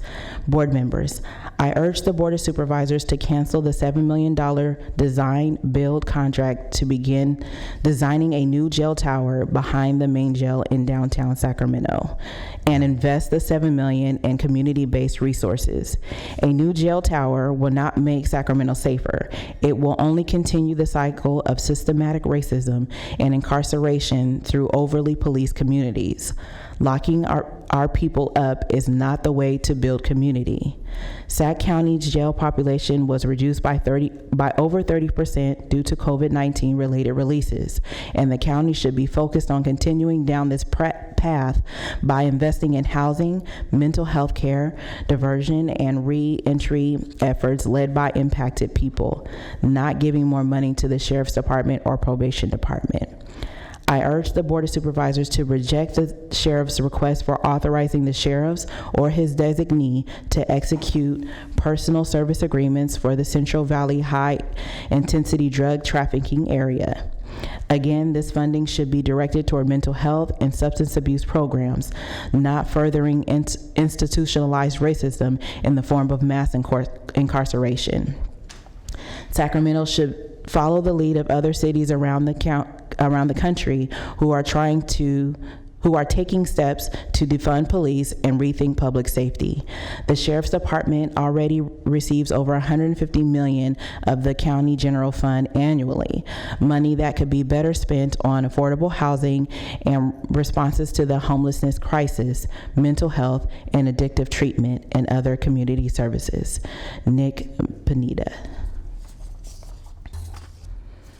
Item 45 through 56, this is from Paul Reynard.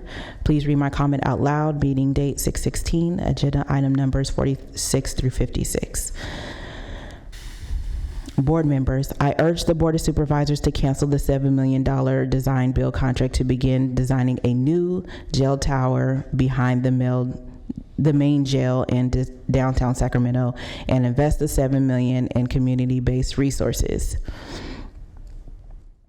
This looks like this is a repeat from the previous comment. Item 45 through 56, Cameron Clarkley. To whom it may concern, please read this comment aloud during the meeting tomorrow morning.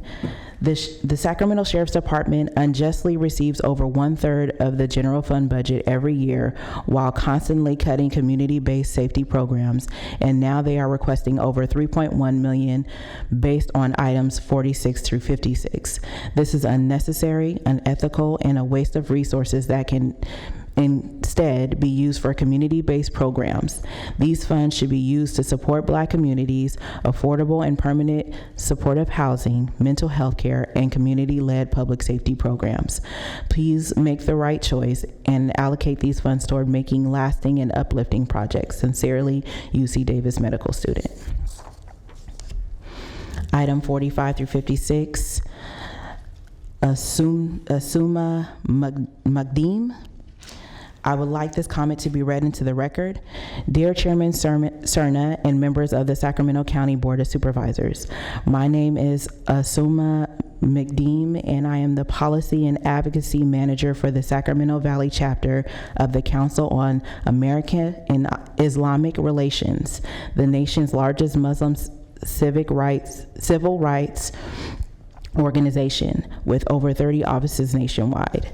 With the COVID-19 pandemic highlighting the increasingly demanding need for strategic allocation of county funds, it is concerning to see the disproportionality with which taxpayer monies are handled and distributed, with over 1/3 of the annual county budget funneled to law enforcement and a fraction of that into rehabilitative programs. In addition, recent events around the nation have highlighted a greater need to revisit the policies and funding related to law enforcement practices. With the expiration of many contracts that the Sacramento County Sheriff's Office are engaged in, we would like to highlight the opportunity for a more thorough review and need-based assessment in regards to many of these programs, as many are up for up to 5-year provisional terms. Item 51 on the agenda outlines $671,938 in funding from the Department of Homeland Security, administering through the City of Sacramento, for a number of training services, including terrorism liaison training courses. This follows a long history of programs, most recently the Preventing Violent Extremists and Creating Safer Community programs administered through the Governor's Office of Emergency Services, which have been proven to disproportionately target and survey communities of color and of immigrant backgrounds. Sacramento County has a higher number of refugee families, with over 30,000 settled in the region over the past 27 years, a majority of which settled in the past 10 to 15 years. These communities are put at risk through programs like the UASI, which trains and employs local law enforcement to survey and share information on the communities they swear to protect and serve. To serve and protect. That funding, in addition to $840,000 allocated to item 49, the $290,250,000 allocated to item 48, the $718,491 allocated to item 47, and others, is significantly overwhelming when compared to the mere $40,000 allocated to item 53 for community-based solutions to housing and reentry services for people being released from Sacramento County jails. The recidivism rate in Sacramento is upwards of 59% at times, a rate exacerbated by the lack of funding for programs that provide resources for reentry. Our funding is being allocated in the wrong direction, and I ask you to put it on hold until there is a thorough and needs-based reevaluation of our county's priorities. Thank you. Item 45 through 56, Christina Reynard. Dear board members, I urge the Board of Supervisors to cancel the $7 million design and build contract to begin designing a new jail tower behind the main jail in downtown Sacramento and invest the $7 million in community-based resources.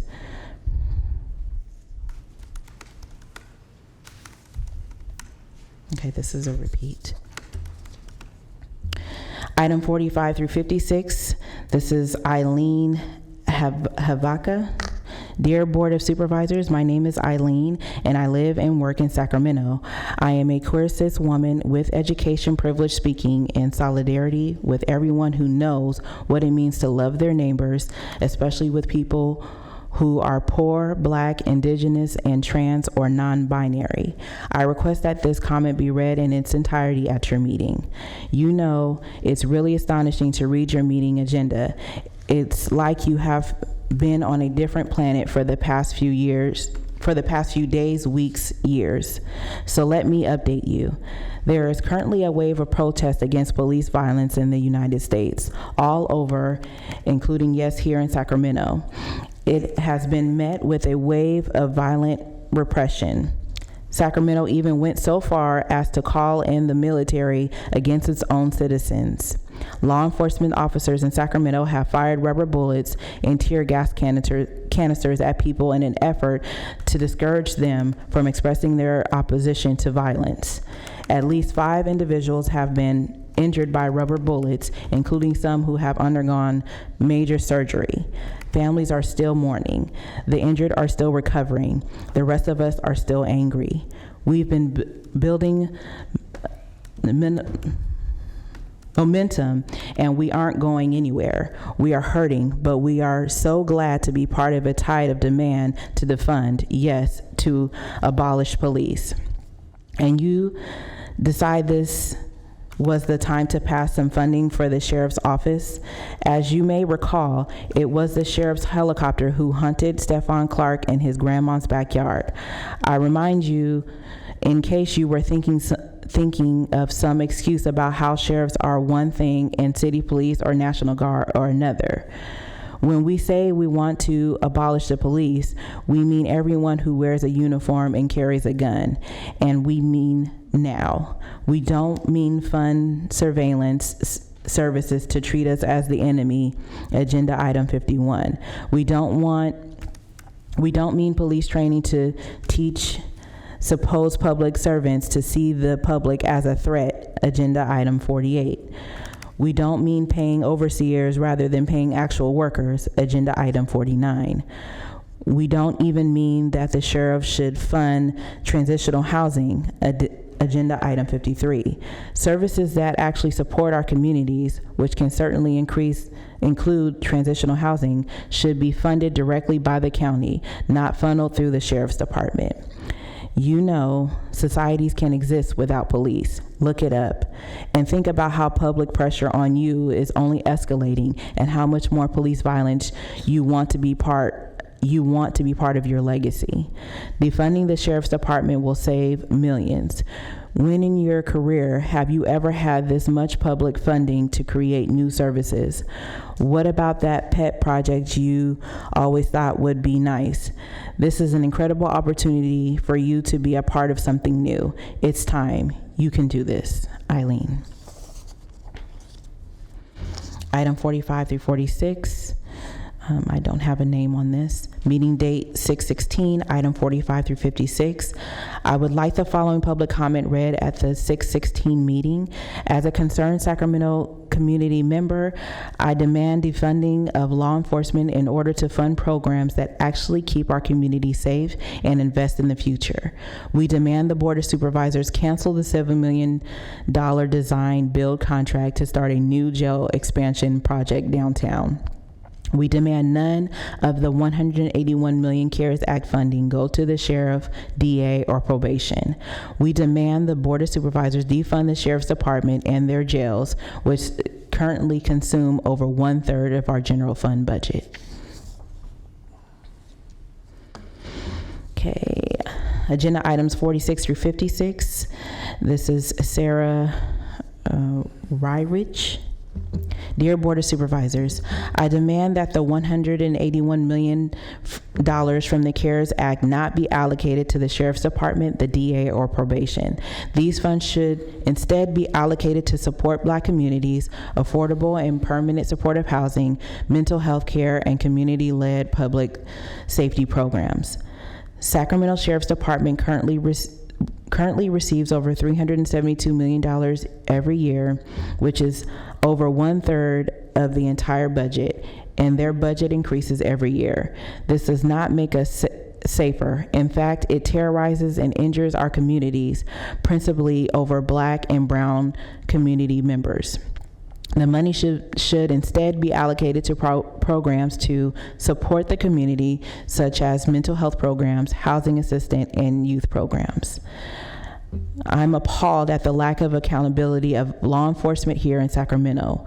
One case in point is that days after the murder of Stephon Clark in his grandma's backyard, police unions gave $13,000 to DA Anne Marie Schubert days after his death. This amounted to collusion and It's no surprise that she did not file charges against the officers. This lack of accountability makes our community less safe and only serves to line the pockets of the DA. I am appalled at the militarization of local law enforcement right here in Sacramento and their abuses of our communities. Peaceful protesters have been shot with rubber bullets to great injury and even loss of eyesight. I witnessed this firsthand here in Sacramento. Law enforcement officers shot my friend in the back of her head at close range, and she was bleeding profusely and had to have her wound stapled at the ER in several places to stop the bleeding. I cared for her that night. It happened, and she was severely traumatized. She had other giant bruises as well, as did other friends. The police also tear gassed them. These actions against peaceful protesters are abhorrent and don't belong in civilized society with First Amendment rights. These actions by law enforcement officers signify a police state, fascist government, and totalitarianism. Sorry. If this were to happen in another country, our leaders would speak out against it. But right here in Sacramento, the leaders just keep giving money to law enforcement, which is wielding this horrific violence. I demand that you not allocate CARES Act money to law enforcement, Sheriff. I also insist that you defund law enforcement in Sacramento overall, including the police and sheriff and CHP. You also need to prevent collusion between law enforcement and the DA's office. Thank you, Sheriff Ryrich.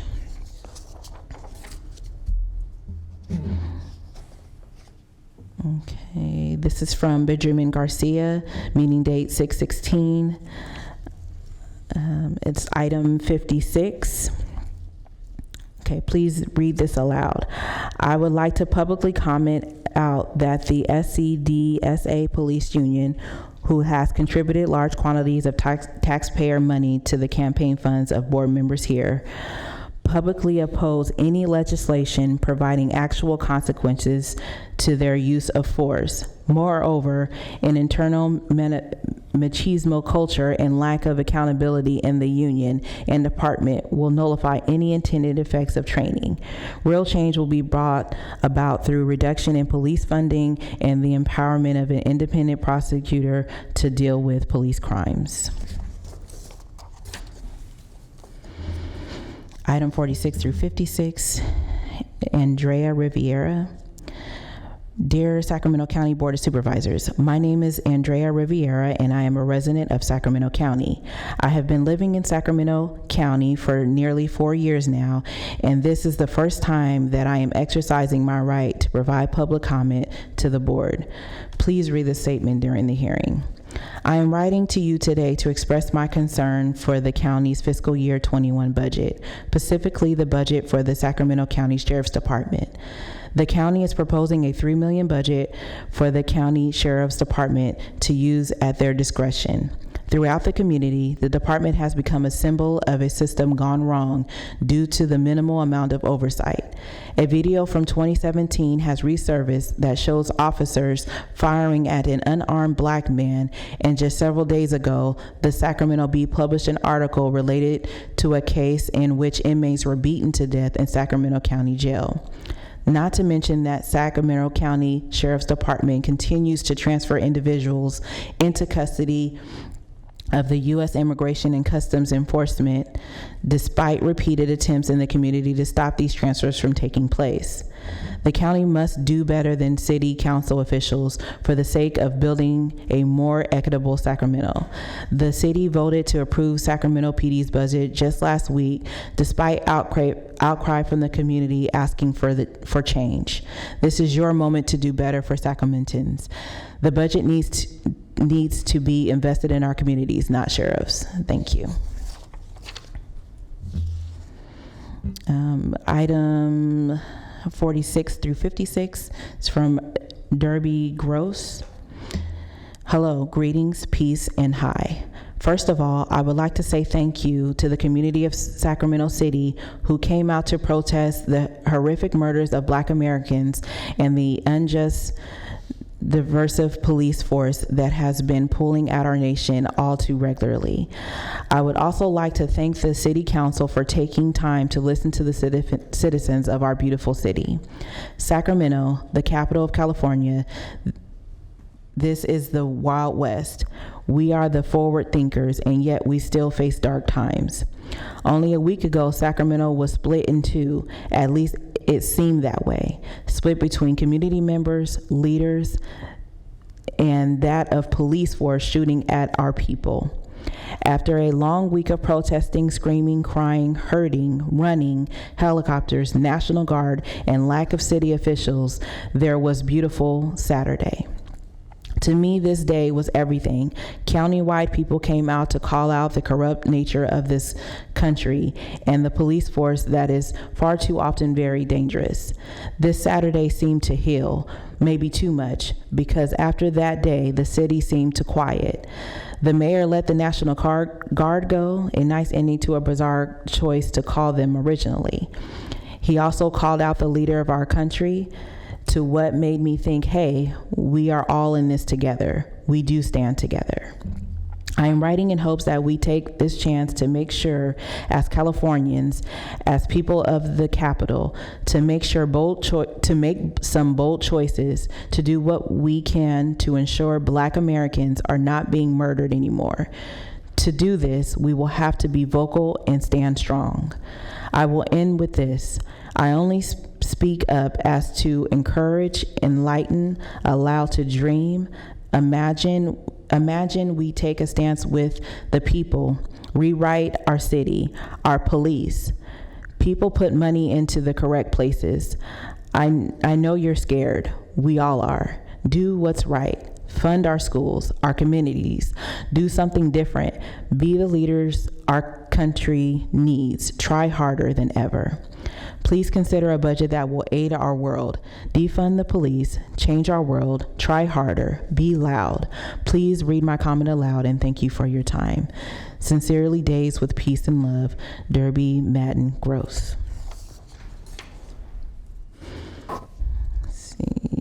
Okay, this is for item 46 through 56. It's from Alejandro Ramirez. Hello, my name is Alejandro Ramirez. I would like to submit my public comment for the meeting on June 16, 2020 at 9:30 a.m. I would like to request that my public comment be read aloud during the meeting. I am submitting a general public comment, but will be referring to agenda items 45 through 56. First, I would like to comment on the recent contract made to spend $7 million on planning for a new building behind the main jail downtown. Knowing that this is only the beginning of an expensive and expensive project, I would like to echo the demands to cancel this contract and any plans for this new building. I support the demands for the $7 million to instead be reinvested into community support programs. The jail population has dropped 30% in Sacramento County as a result of releases due to the current pandemic. I would like to see this trend continue, and instead of investing in new jails, redirect that money towards housing, mental health services, public service programs, and reentry services that are led by our community and by impacted people, not by the Sheriff's Department or Probation Department. Finally, I ask that the $181 million that was received by the county via the CARES Act not be directed to the DA, sheriff, or probation. They should be directed to the Black community and be used to fund the social services mentioned above. Please listen to the voices of the community activists who are reaching out and sharing these demands. Please start down the path that creates Sacramento without police and incarceration, and a Sacramento that can achieve true safety and justice. Okay, agenda items 46 through 56. This is from Catherine Rain. Hello, Board of Supervisors. My name is Catherine Rain, and I am a resident of Sacramento County. I am leaving this public comment ahead of your meeting today on 6/16 in regards to the sheriff's items, agenda items 46 through 56. I would like this public comment read aloud during the meeting. I support my community's efforts to enact fiscal changes to our county's law enforcement agencies, specifically the Sheriff's Department, which already receives our over one-third of our county's general fund budget annually. Their additional request for items totaling $3.1 million is excessive and does not support the needs of our community. COVID-19 has reduced our county jail population by 30%, and the board must continue to support decarceration by investing this money instead in efforts which are statistically shown to reduce rates of incarceration and enhance the well-being and livelihood of those in our community who are most in need. These efforts are affordable and permanent supportive houses, mental health care, community-led public safety programs, and programs led by impacted individuals on diversion and reentry efforts into society of previously incarcerated individuals and those at risk. For these same reasons, I urge the board to allocate the entirety of the $181 million in CARES Act funding to efforts mentioned above, with particular attention made to ensuring these funds uplift and are led by members of the Black community. None of this funding must go to funding the DA, probation, or Sheriff's Department. Until programs that are statistically proven to enhance public safety and grow the equitable prosperity of the Black community are fully funded, our county's law enforcement agencies must not be allocated any additional funding and must have all current budgetary items thoroughly evaluated with guidance by community activists. I lastly urge the board to cancel the proposed building of a new jail tower downtown and reinvest that $7 million in the needs I have outlined previously. Thank you for reading aloud my public comment. I will be awaiting news that the Board of Supervisors has taken the community's demands to heart and not allocated any additional funding on their agendas to county law enforcement agency. Kind regards.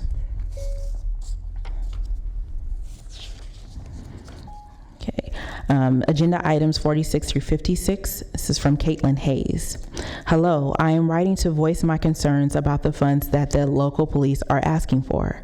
I hope that we can use these funds to better benefit the community and lower the SAC PD budget significantly. These funds would be better allocated to schools, social care, and providing low-income housing. Please read this comment aloud during the meeting. Thank you, Caitlin Hayes.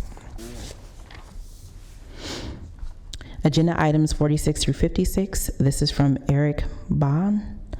Dear board members, I urge the Board of Supervisors to cancel the $7 million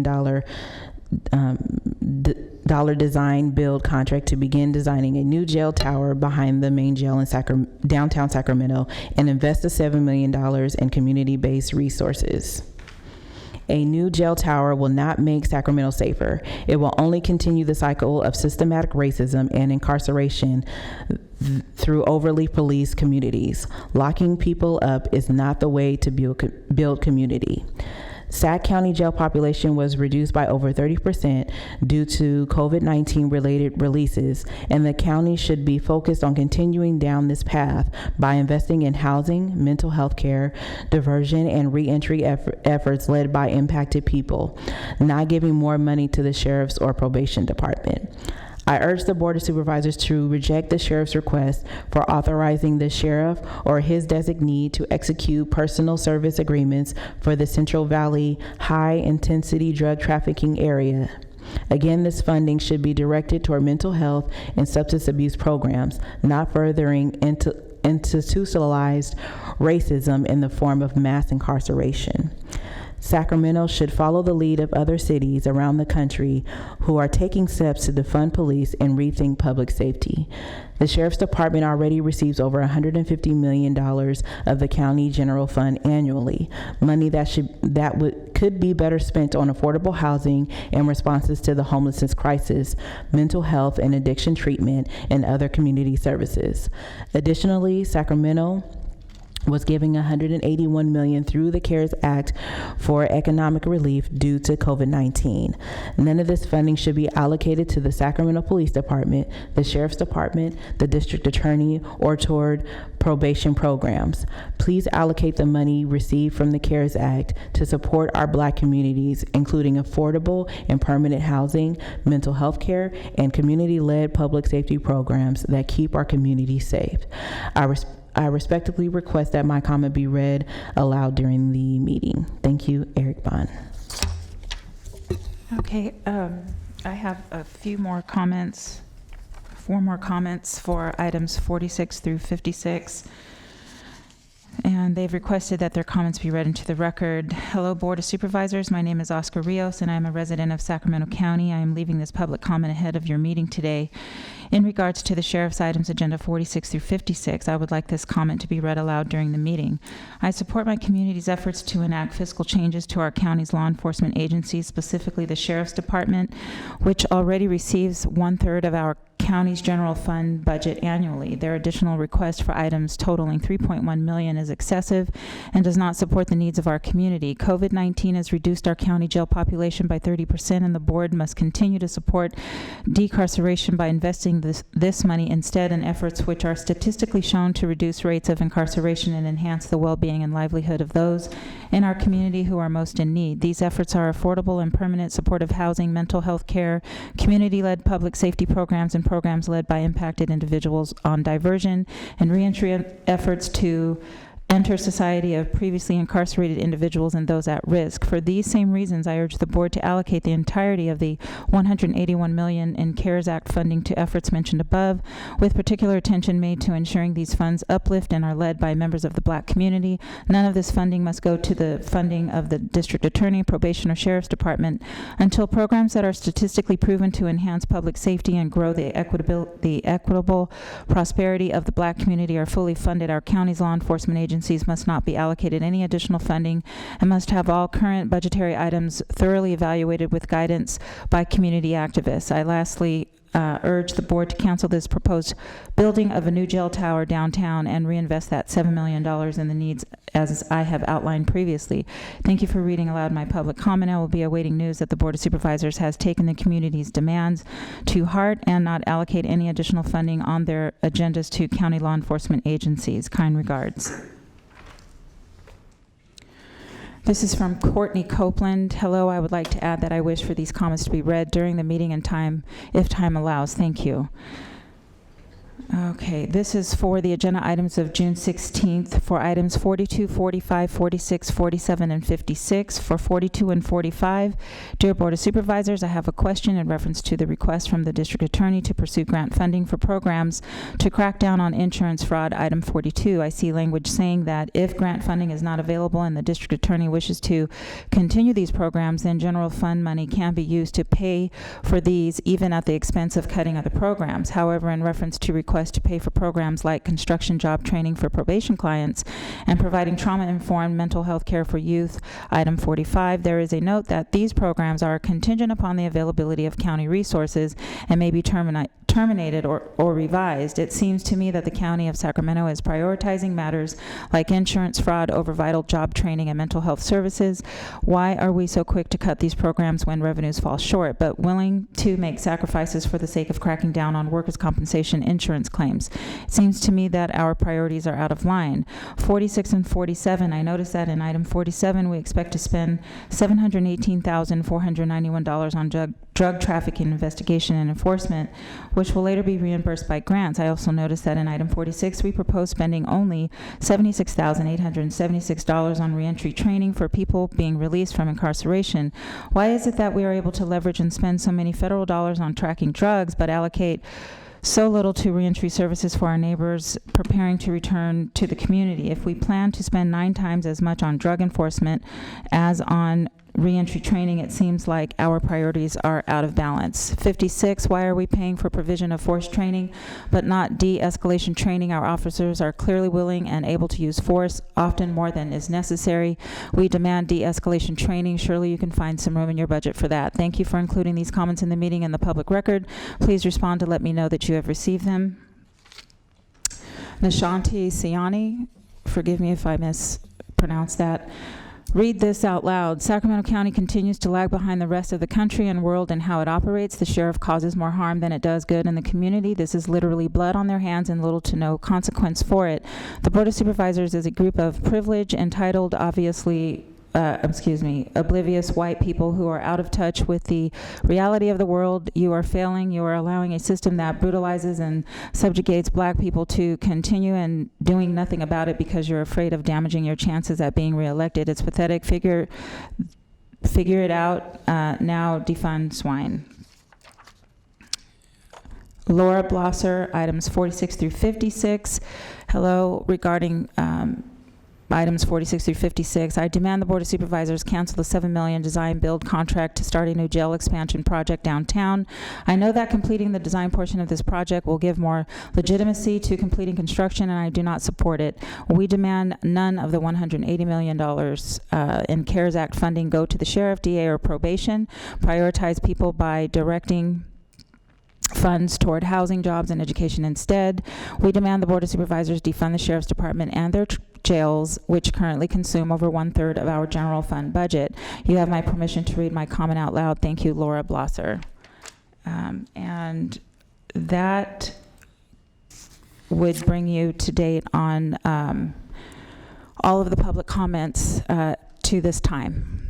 For 46 to... For your consent matters. Okay. And I do want to just make a note that there were public comments received for items 4, 5, 38, 42, 45, and 46 through 56, and we read every comment that requested to be read into the record.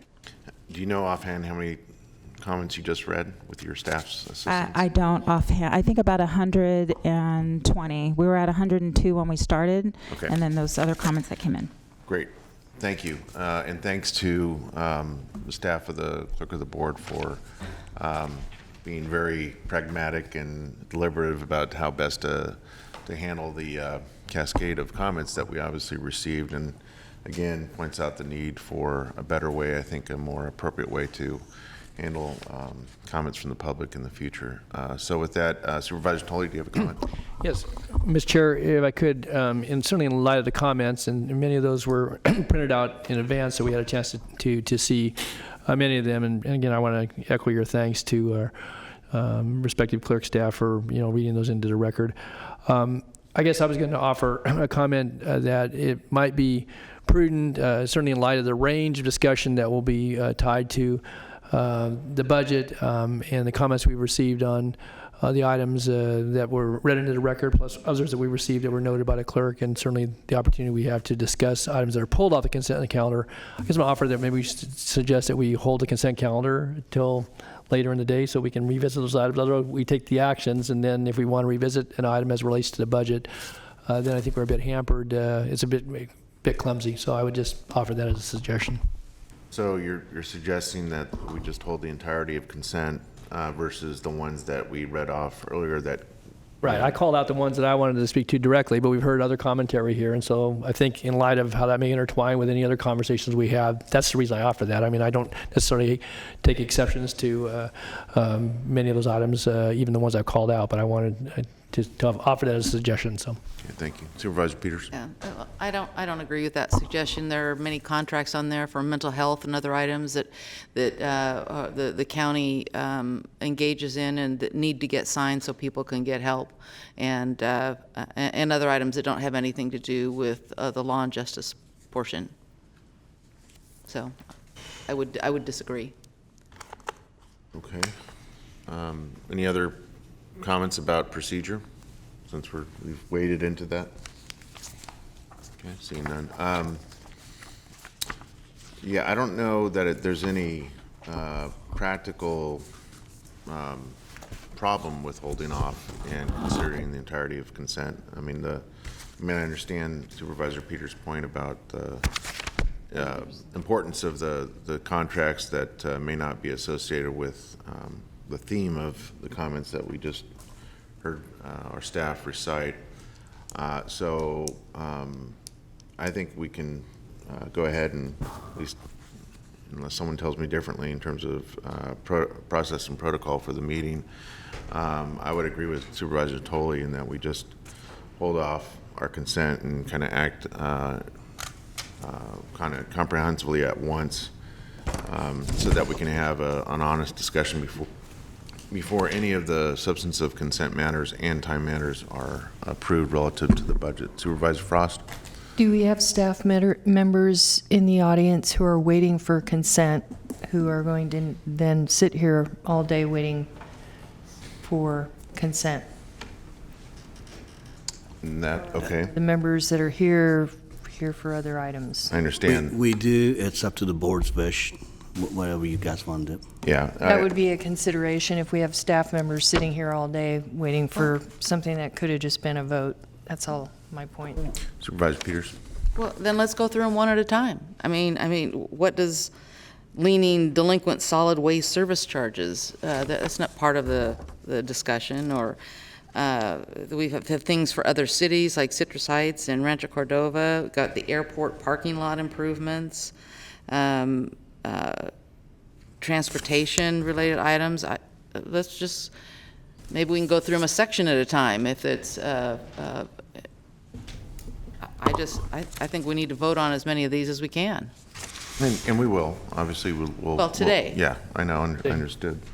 In terms of the comment, it's well taken by Supervisor Frost in terms of staff time, but I assume anytime we have a board hearing, that the staff are here for the duration, because no one can predict how long any item on our agenda might run, depending on public comment and other factors. So while I appreciate that, I'm going to assume that all of our staff are here committed to be here to either enhance the discussion, answer questions, respond to comments, regardless of the duration of the meeting.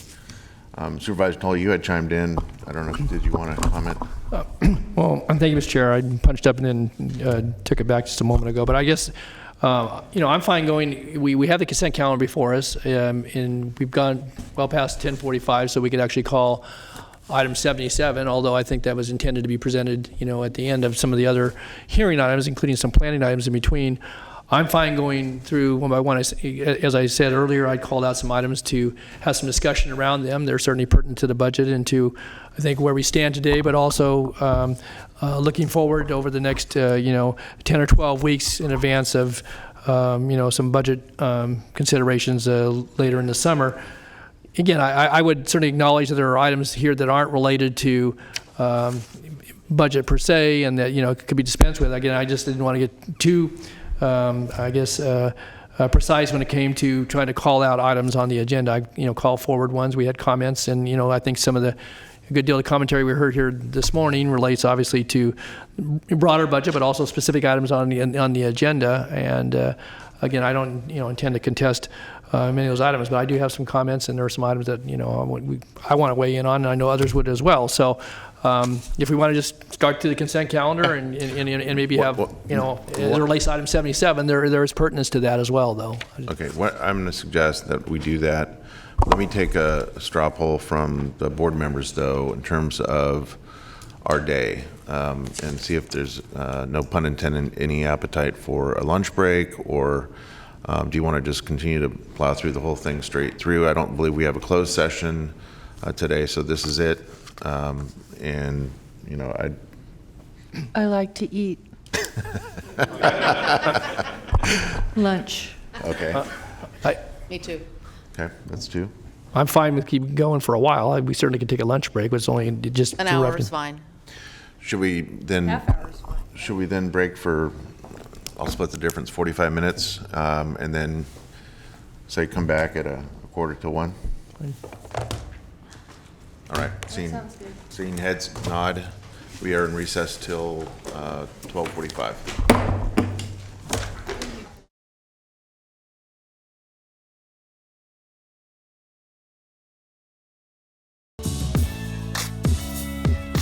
Back to order this meeting of the Sacramento County Board of Supervisors for Tuesday, June 16th, 2020. Madam Clerk, will you please call the roll and reestablish a quorum? Yes, Supervisors Frost, Here. Natoli, Here. Peters, Here. Cerna, Here. and you have a quorum. Thank you. And Supervisor Patrick Kennedy should be joining us shortly. Okay, so again, I want to thank those members of the public that took time to write our clerk of the board or our individual offices seeking to be acknowledged in the formal record for consent items, which is what we heard for the last hour and a half prior to our recess.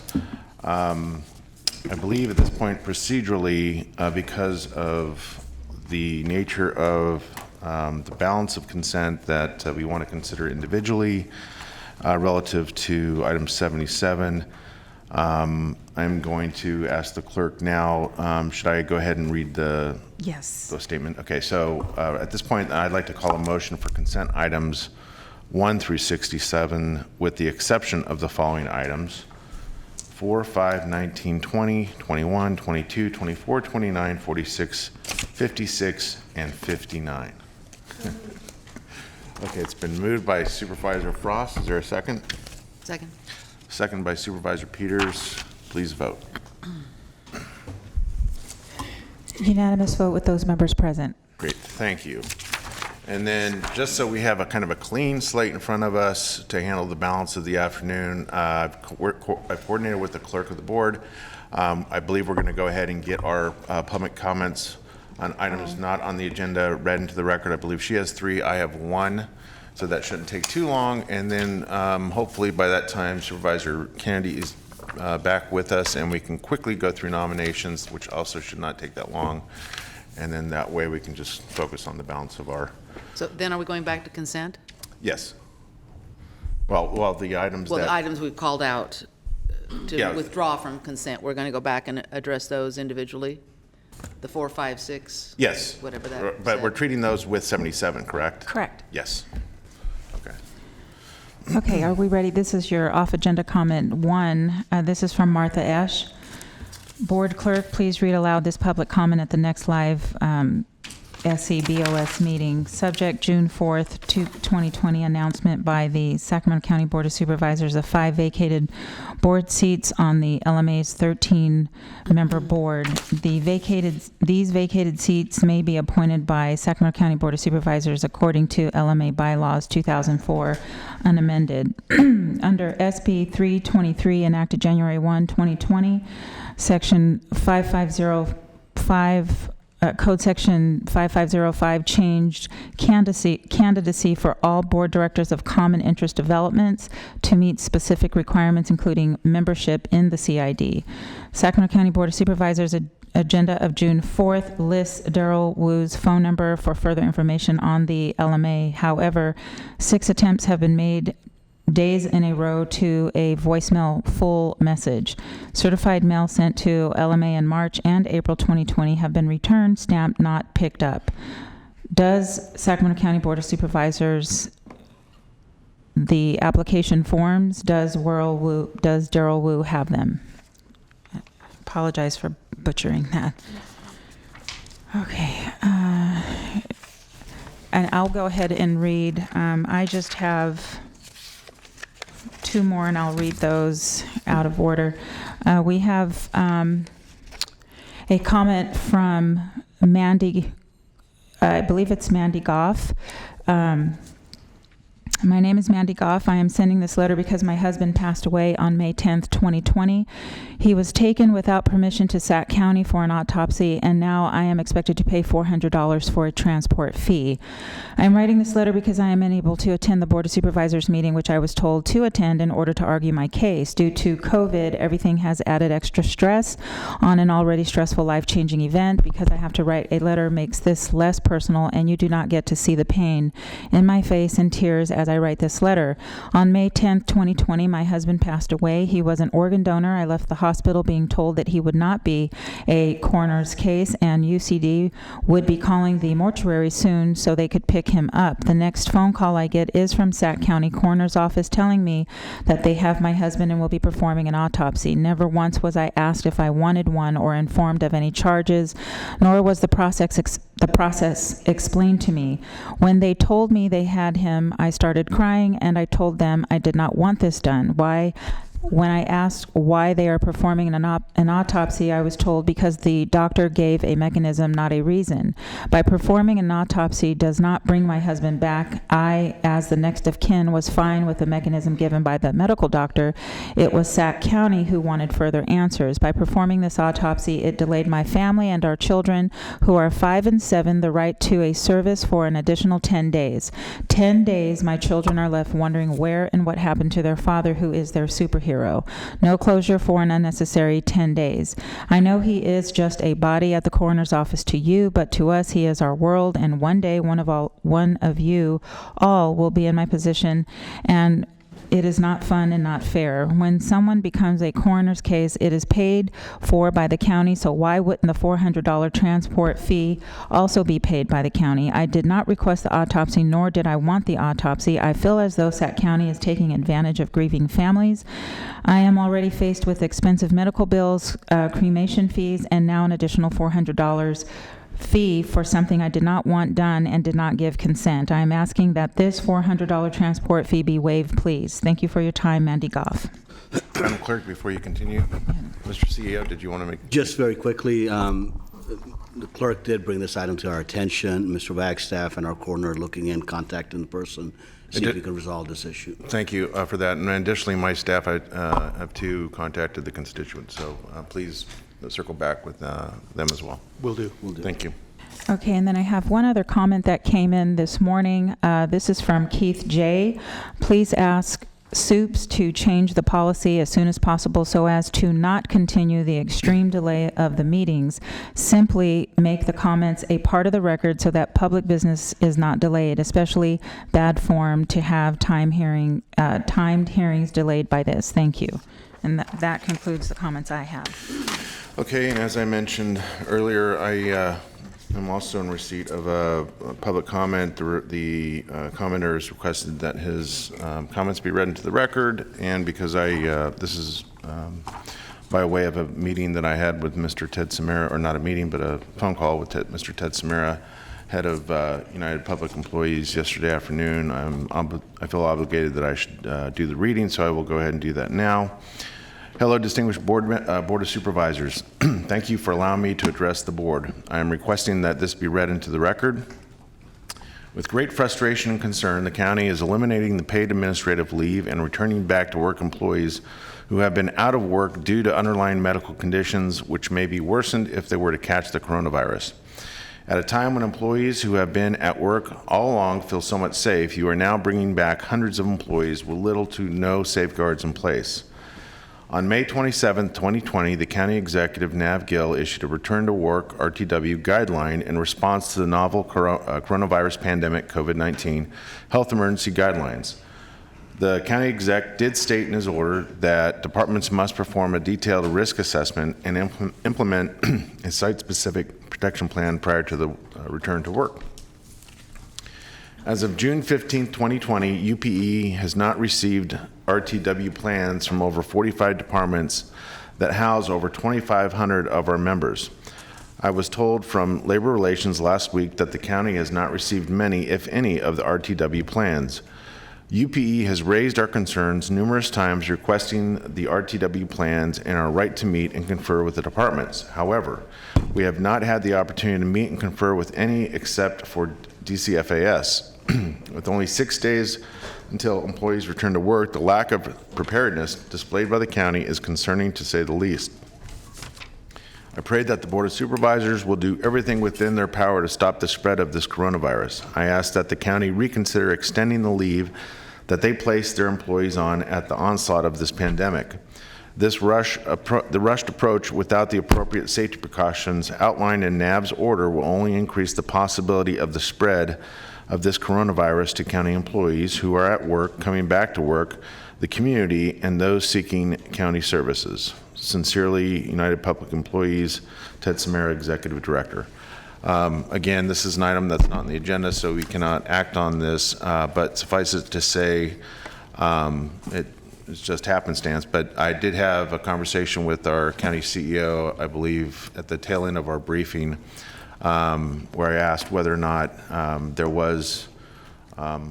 whether or not all the boxes were being checked in terms of making sure that we go through meet and confer processes relative to return to work, and the response I received was that that has occurred. I just want to end by saying I am concerned when I hear two different things from two different parties on something as emergent and important as our employees' safety. So I would just appreciate, Mr. Gill, if you could circle back with Mr. Samara and at least further vet what his concerns are to find out, what he believes to be some of the gaps in our preparedness for return to work in light of the pandemic. Yep, understood. Thank you. Okay. Mr. Chair? Yes. Sorry to interrupt. Madam Clerk, could I ask you to put the item numbers back up on the board? It was so fast. Oh, yeah. I saw item 4 was on that, but I'd asked about item 37 also, so just need time enough to focus.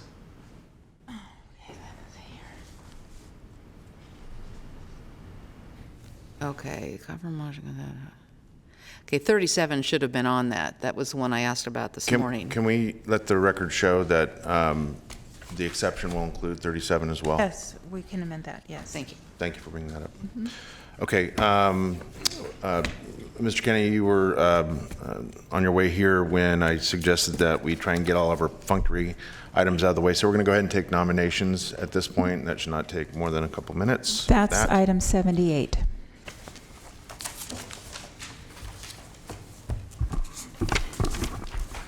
Okay. You are considering for your nominations today, continuing to August 11th, the Carmichael Old Foothill Farms Community Planning Advisory Council, Casumnas Area Community Planning Advisory Council, In-Home Supportive Services Advisory Committee, Local Child Care Planning and Development Council, North Highlands Foothill Farms Community Planning Advisory Council, Orangeville Community Planning Advisory Council, Sacramento County Mental Health Board, and the Vineyard Area Community Planning Advisory Council. Your first item is Antelope Community Planning Advisory Council. Supervisor Frost. Please continue to July 28th. Okay. Then we have the Cemetery Advisory Commission. Supervisor Frost. I'd like to appoint Brian Fansler. Okay. And then Supervisor Natoli. Need to continue that till August 11th. We don't have any applications at this Okay. time. Thanks. Got it. Cordova Community Planning Advisory Council. Supervisor Natoli. Yes, I would nominate the incumbent to one of the seats, Gloria Mattis, and continue the remainder till July 28th, please. Okay. Then we have the Delta Citizens Municipal Advisory Council. Continue to July 28th, please. Okay. Galt Arno Cemetery District. Also continue to July 28th. Okay. Sacramento County Youth Commission. I would continue to July 14th, please. And then we have South Sacramento Area Community Planning Advisory Council. Supervisor Kennedy. Yes, please continue to July 14th. Okay. And that concludes your nominations. Very good. All right. Thank you. So now I believe we have in front of us a fairly clear path for the balance of the afternoon.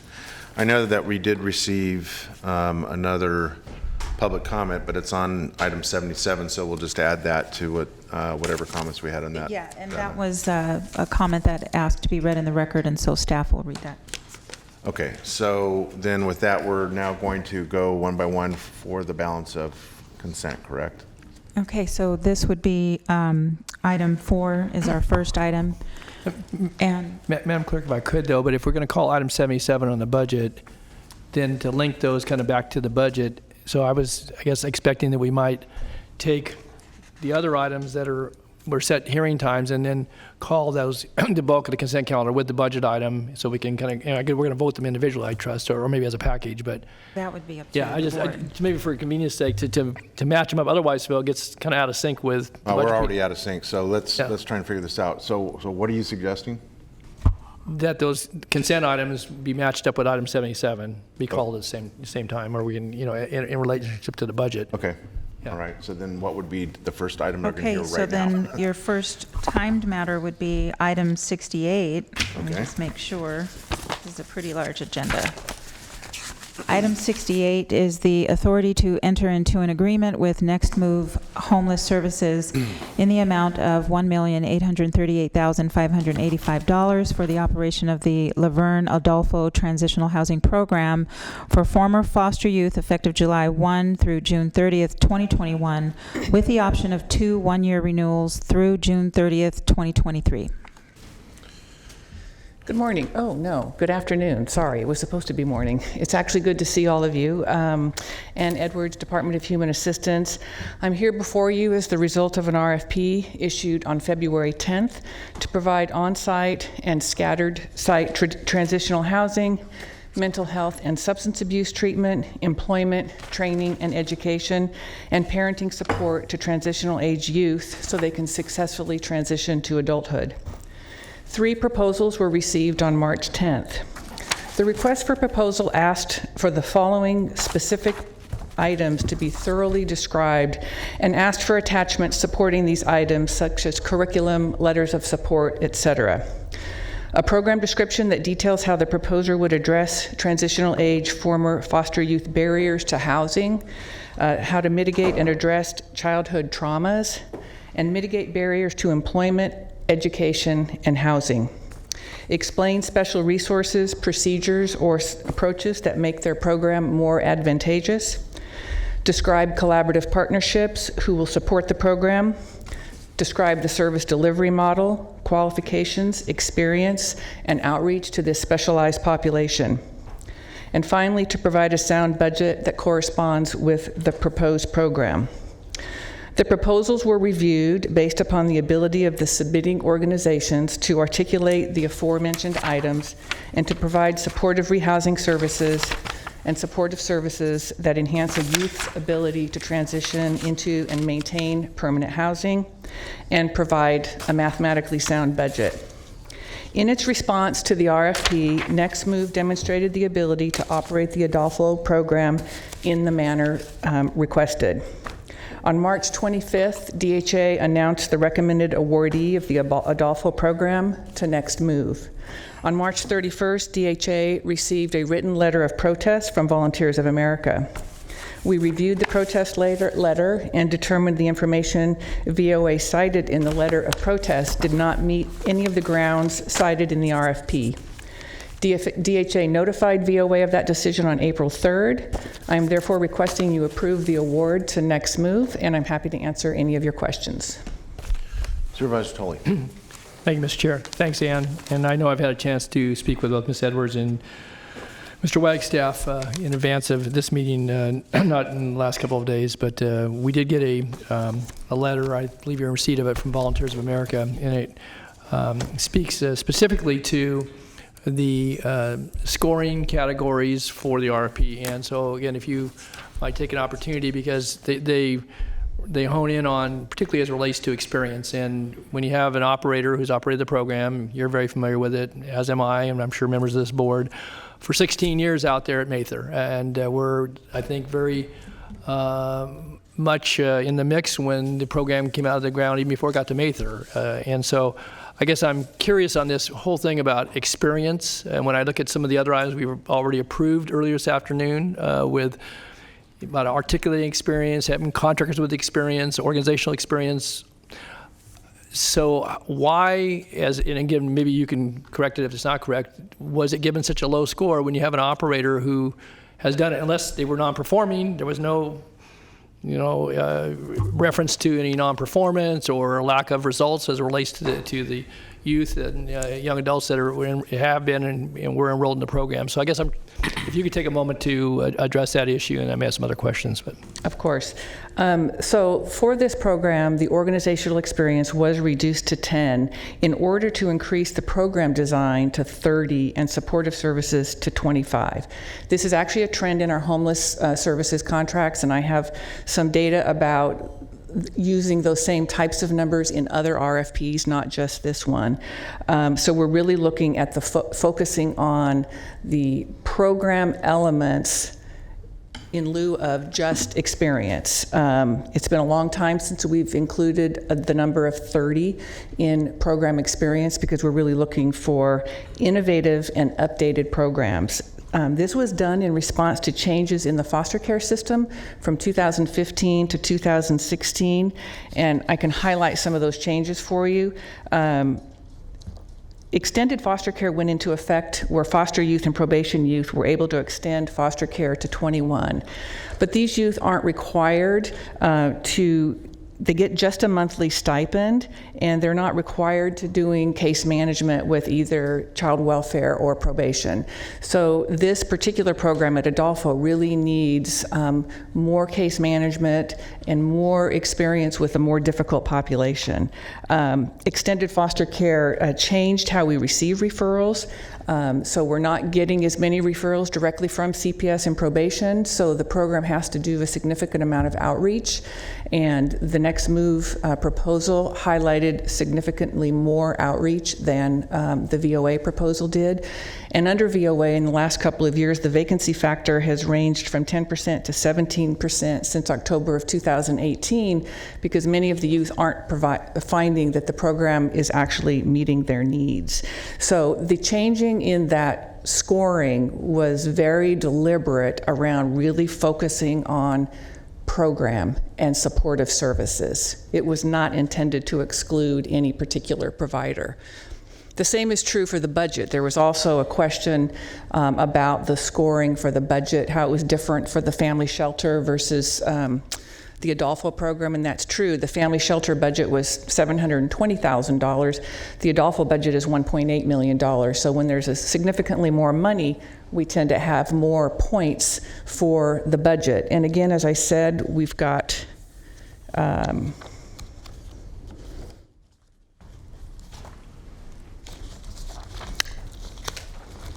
so for 10 RFPs that we've done in the recent, probably a year to 18 months, the court scores are pretty significant.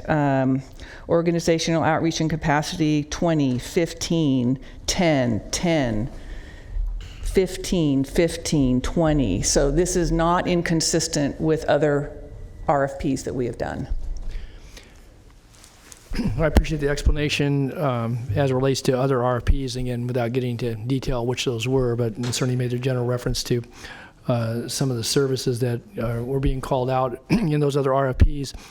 I guess I would want to ask, though, in your comment a moment ago about, it wasn't meeting the needs of the program participants. And obviously, you were dealing here with foster youth who've been, in a lot of cases, in the system for many years. They've been subjected to neglect, to abuse, to transiency, to, you name it. And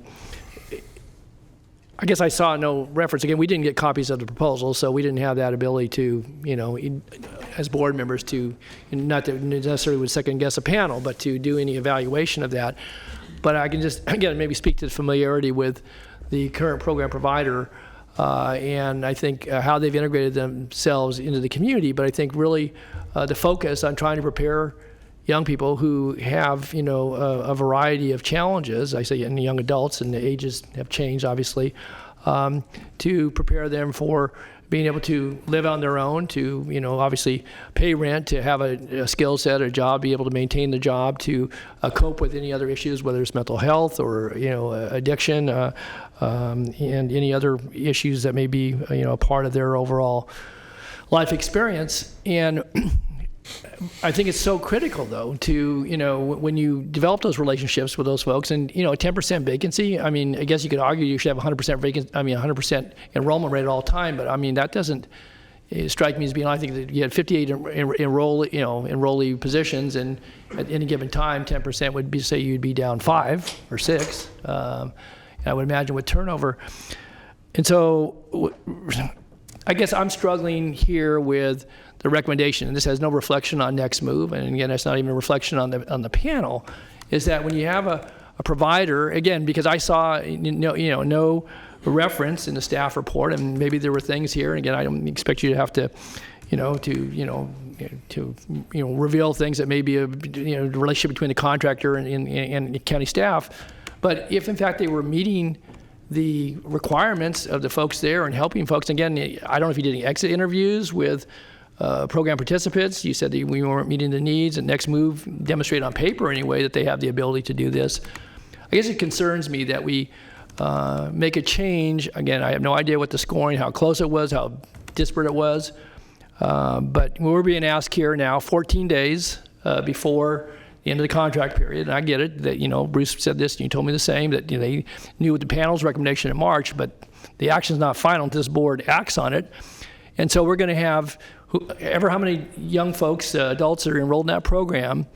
They're basically, they're probably all already aware of it in the last couple of weeks. Basically, they're going to, whatever relationship they've built with their counselors, with their mentors, with the folks there in that program, I have no idea what that transition plan is, but if VOA turns the lights out on June 30th and Next Move is supposed to be in there on July 1st, that to me is a great deal of disruption for folks who are very vulnerable anyway and probably have a difficulty, in many cases, trusting adults or the system because of their own place in life. Again, it's no reflection on Next Move, but again, I just have a real difficult time with that short transition period. You've explained it to me, and so has Bruce. But that I can't recall in recent times, unless we have somebody who just hasn't performed or been negligent in performing up to the requirements, where we just have that quick turnover like that without any transition, because I think it's going to be very disruptive to the folks that are, to the folks that are enrolled in that program. So I don't know if you have any thoughts. I don't expect you to sort of respond to everything I've said, but that whole issue related to that really concerns me relative to the program participants. So VOA was aware in late March that there would be a transition. My staff have been making every effort with their staff to begin that transition process, and they have declined to participate in the transition process until after this meeting. So we had a greater opportunity for transition, but they did not want to participate. I think it might be helpful if I review some of the program design differences between Next Move and VOA, because this was a competitive process. A decision was made on the proposals we received, not on the longevity of if we were just going to go with someone who was there, we wouldn't do an RFP. But I'd be happy to go over some of the program design elements that are different to demonstrate the differences between the two, if you so wish. If you do that briefly, just distinguish, Mr. Chair, I'd be glad to hear that. I think it's important from the standpoint of... And I know Mr. Kennedy is also in the queue for questions and comments. So. Would you like me to do this first? Okay. Yeah. So in VOA's proposal, they did not explain the actual program design. They were vague in their description, stating things like, we use trauma-informed practices, but did not identify what those practices were and how they improved outcomes for youth. The evaluators felt it was not clear what the actual program was.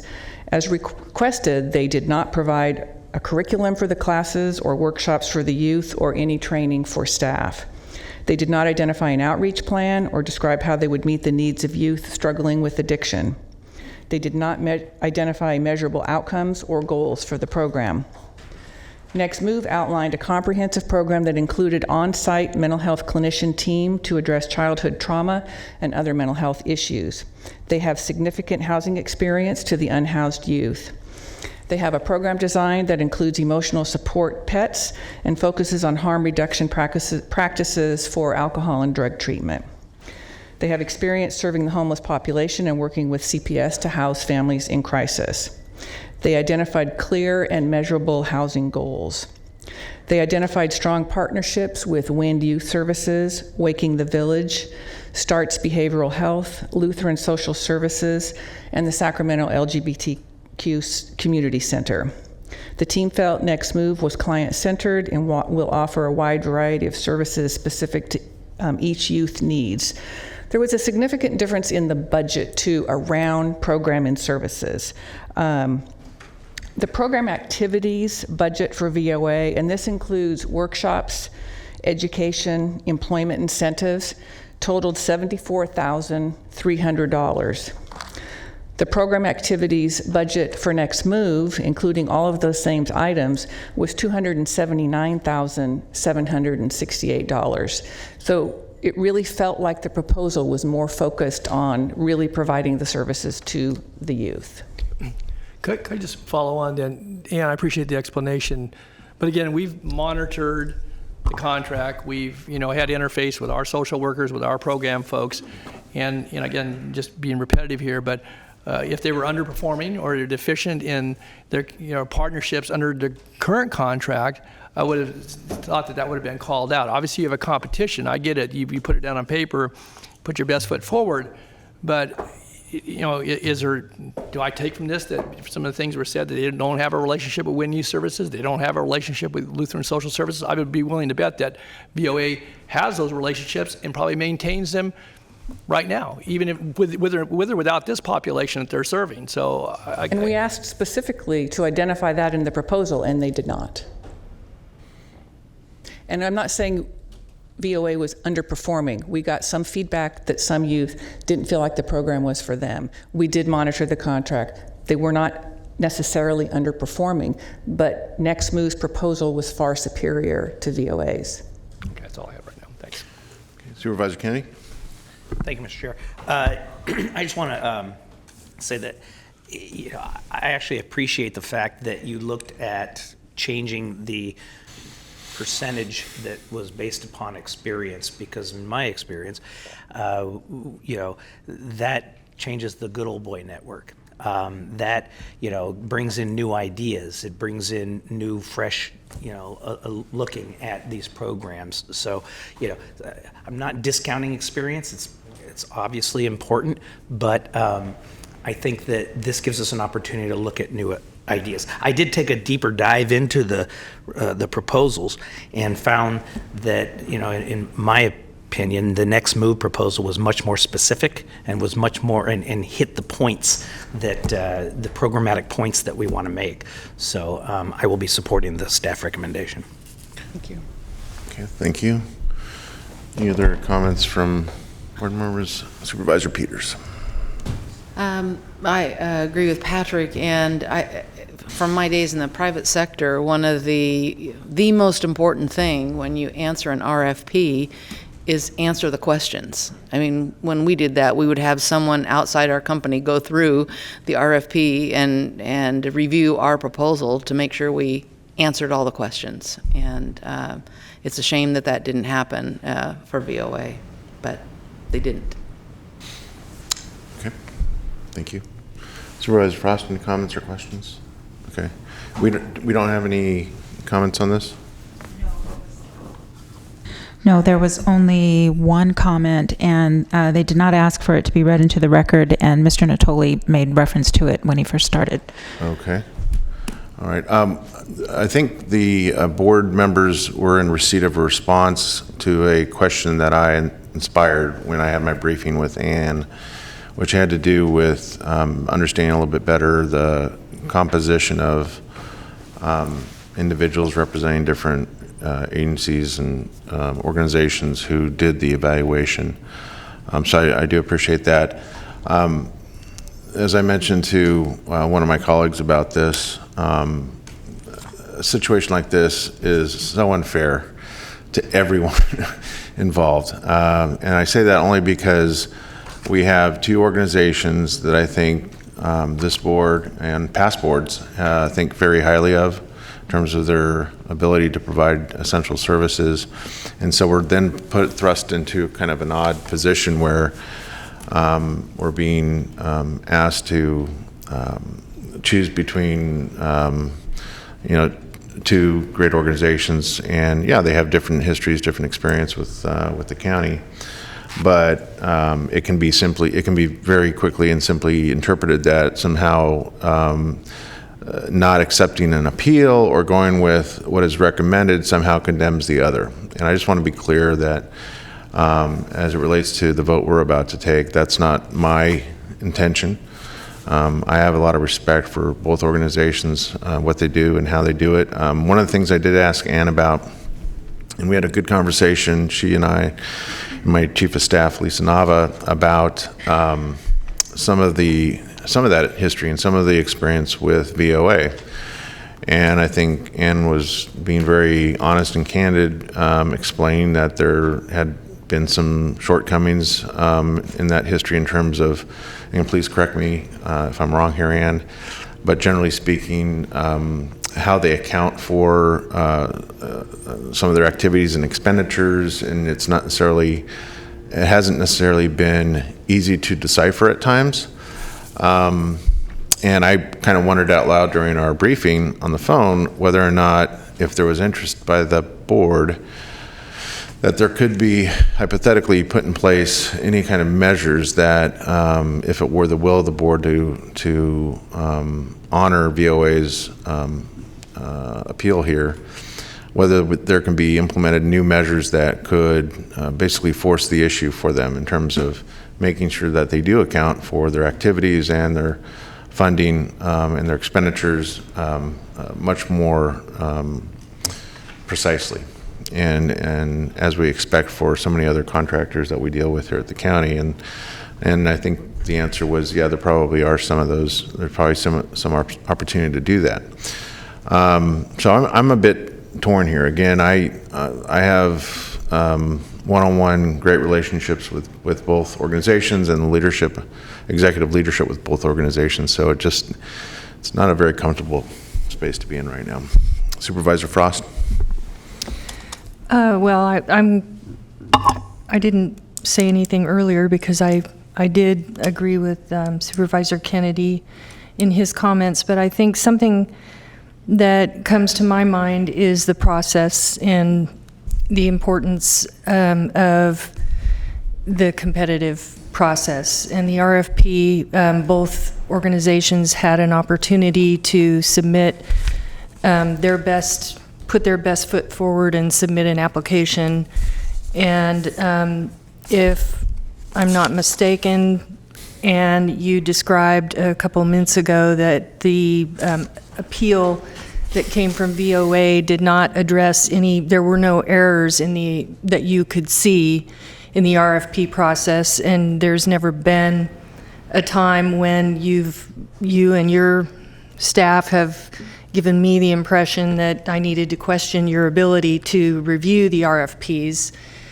And so I think it's important that we reward people who actually won the contract. I know it's hard. I love VOA. I mean, I know a lot of those people. They do a great job, but this is business, and coming from the private, being a business owner for over 35 years, I get, sometimes you have to make these hard decisions without without emotion, so much emotion, but as, just selecting the one who earned it. And so I'm prepared to support your recommendation. I don't think it would be fair to go back and take something away from an organization that actually won the RFP just because someone else wanted it. Thank you. Thank you. Supervisor Tully. Yeah, thank you, Mr. Chair. Well, again, I think we structure a process that is designed to be fair and certainly as objective as can be, but you cannot tell me that this is without subjectivity. People have to score it. They have to look at proposals, and whether it's me or Ann or a panel or you or anybody else, you're going to do it subjectively. It's not an exercise where you get either a 5 or you get a 0. That's not how it works. And I think that in fairness, and certainly I appreciate Mr. Kennedy's comments, but experience does count for something. It's not about a good old boys network by any means, and this or any other aspect of it. And I feel pretty strongly about the program. Again, we've changed things out at Mather. I was there with the community as we put those things into place 20 plus years ago. That counts for something. It relates to relationships with the community. And, again, I get it's a competitive process and it looks better on paper, but I still haven't heard that they've been deficient in the way they provided services and help people transition into adulthood to survive in the community and survive in life. And I didn't see that. And what you want to do in the future, that's great. Maybe that's better. But I think that there's a track record here that needs to be taken into consideration. And I'm doing that in my thoughts, and I don't intend to support the staff recommendation. Okay. Supervisor Frost? I'd like to go ahead and move approval. Okay, there's a motion by Supervisor Frost and a second by Supervisor Kennedy. If there's no further discussion. I have discussion. I've got to ask County Council. Sure.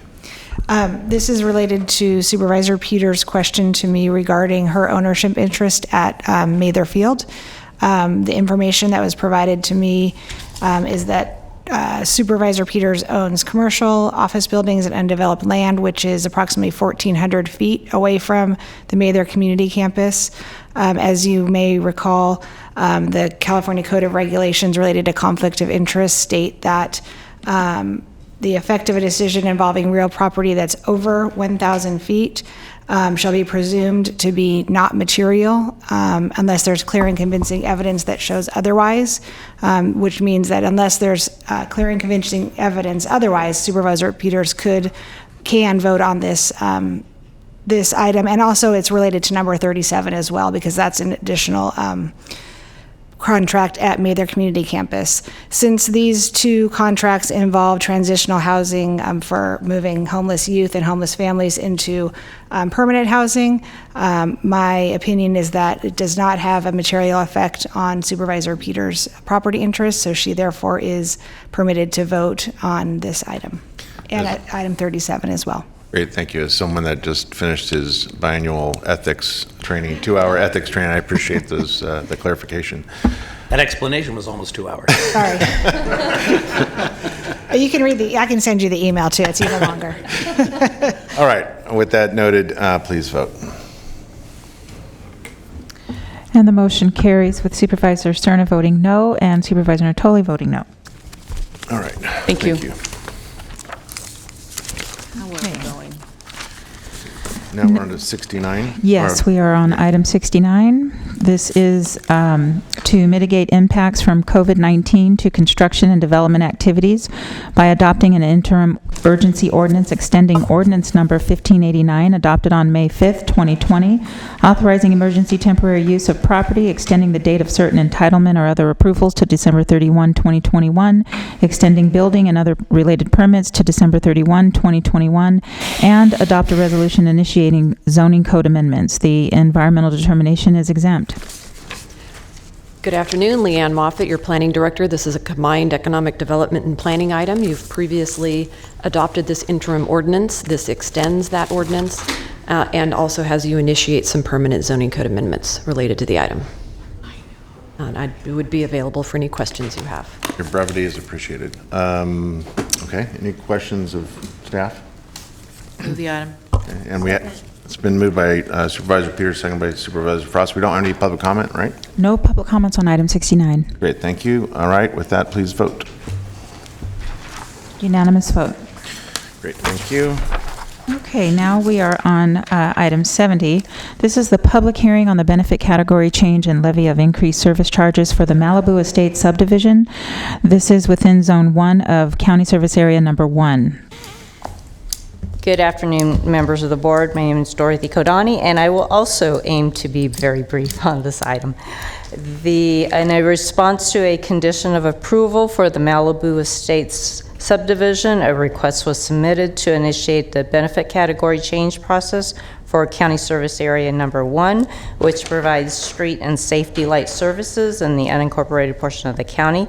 Therefore, notice and ballot were mailed to the property owner on May 1st. There are 3 parcels for the subdivision, and they are all currently in the safety light only category with an annual service charge of $2.56. The proposed change will be to the enhanced street and safety light category with an annual service charge of $49.64 for 20 proposed lots. So unless there are any questions from your board, we recommend that you open the public hearing, consider testimony, objections, and protests, close the public hearing, and direct the clerk to tabulate the return protest ballot. Great, thank you. All right, with that, I'll open the public hearing. Seeing no one approaching the podium nor having any written comments, I'm closing the public hearing and would ask the clerk to please open the envelope. Okay, we have one ballot.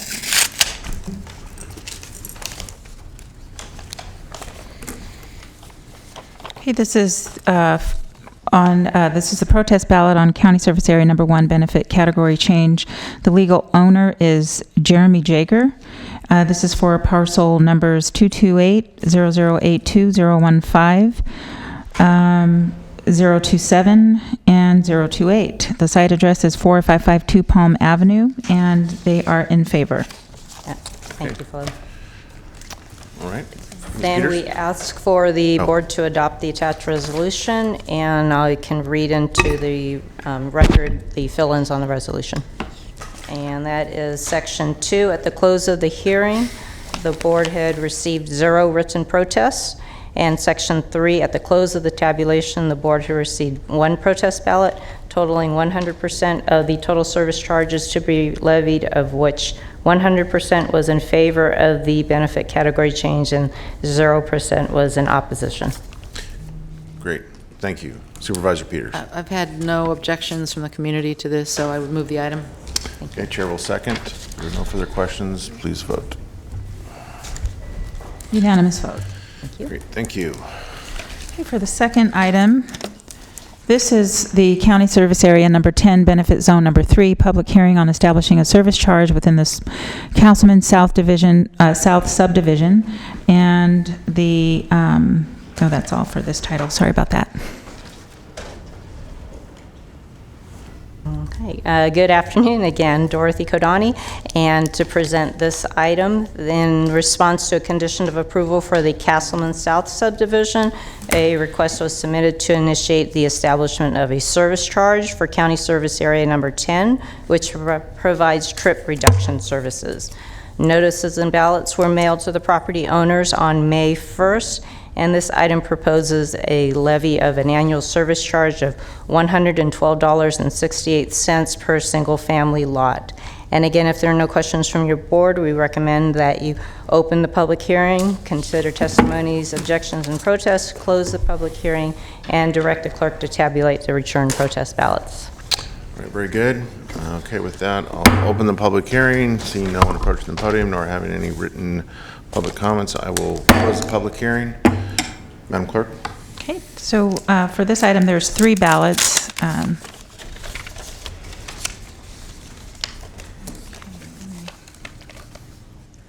Get it together here. Okay. This is the protest ballot for County Service Area Number 10, Benefit Zone Number 3, annual service charge to be levied on the Castleman South subdivision. And this is for the parcel number 11500911017. And the legal owner is Surjit Joel, and he is in favor. Okay, I'm going to open the next one.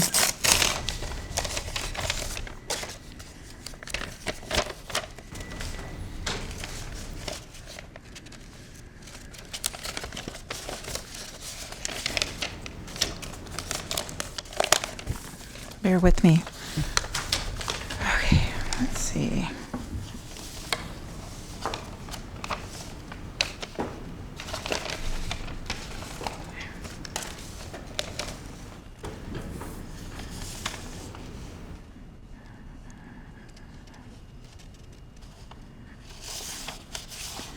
I'm going to cite this as 2 separate ballots.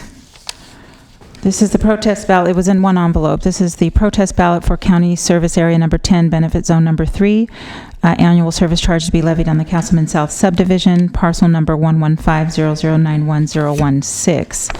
And the legal owner is Harinder Joel and Mandeep Kaur. I hope I pronounced that right. Voting in favor.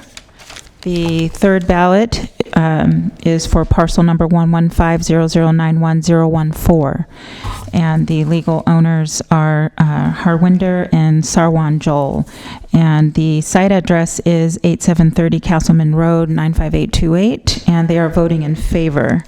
I don't think I read the address for the previous one. It's 8698 Castleman Road. Just want to put that in the record. Great. Thank Those you. are all in favor. Thank you, Madam Clerk.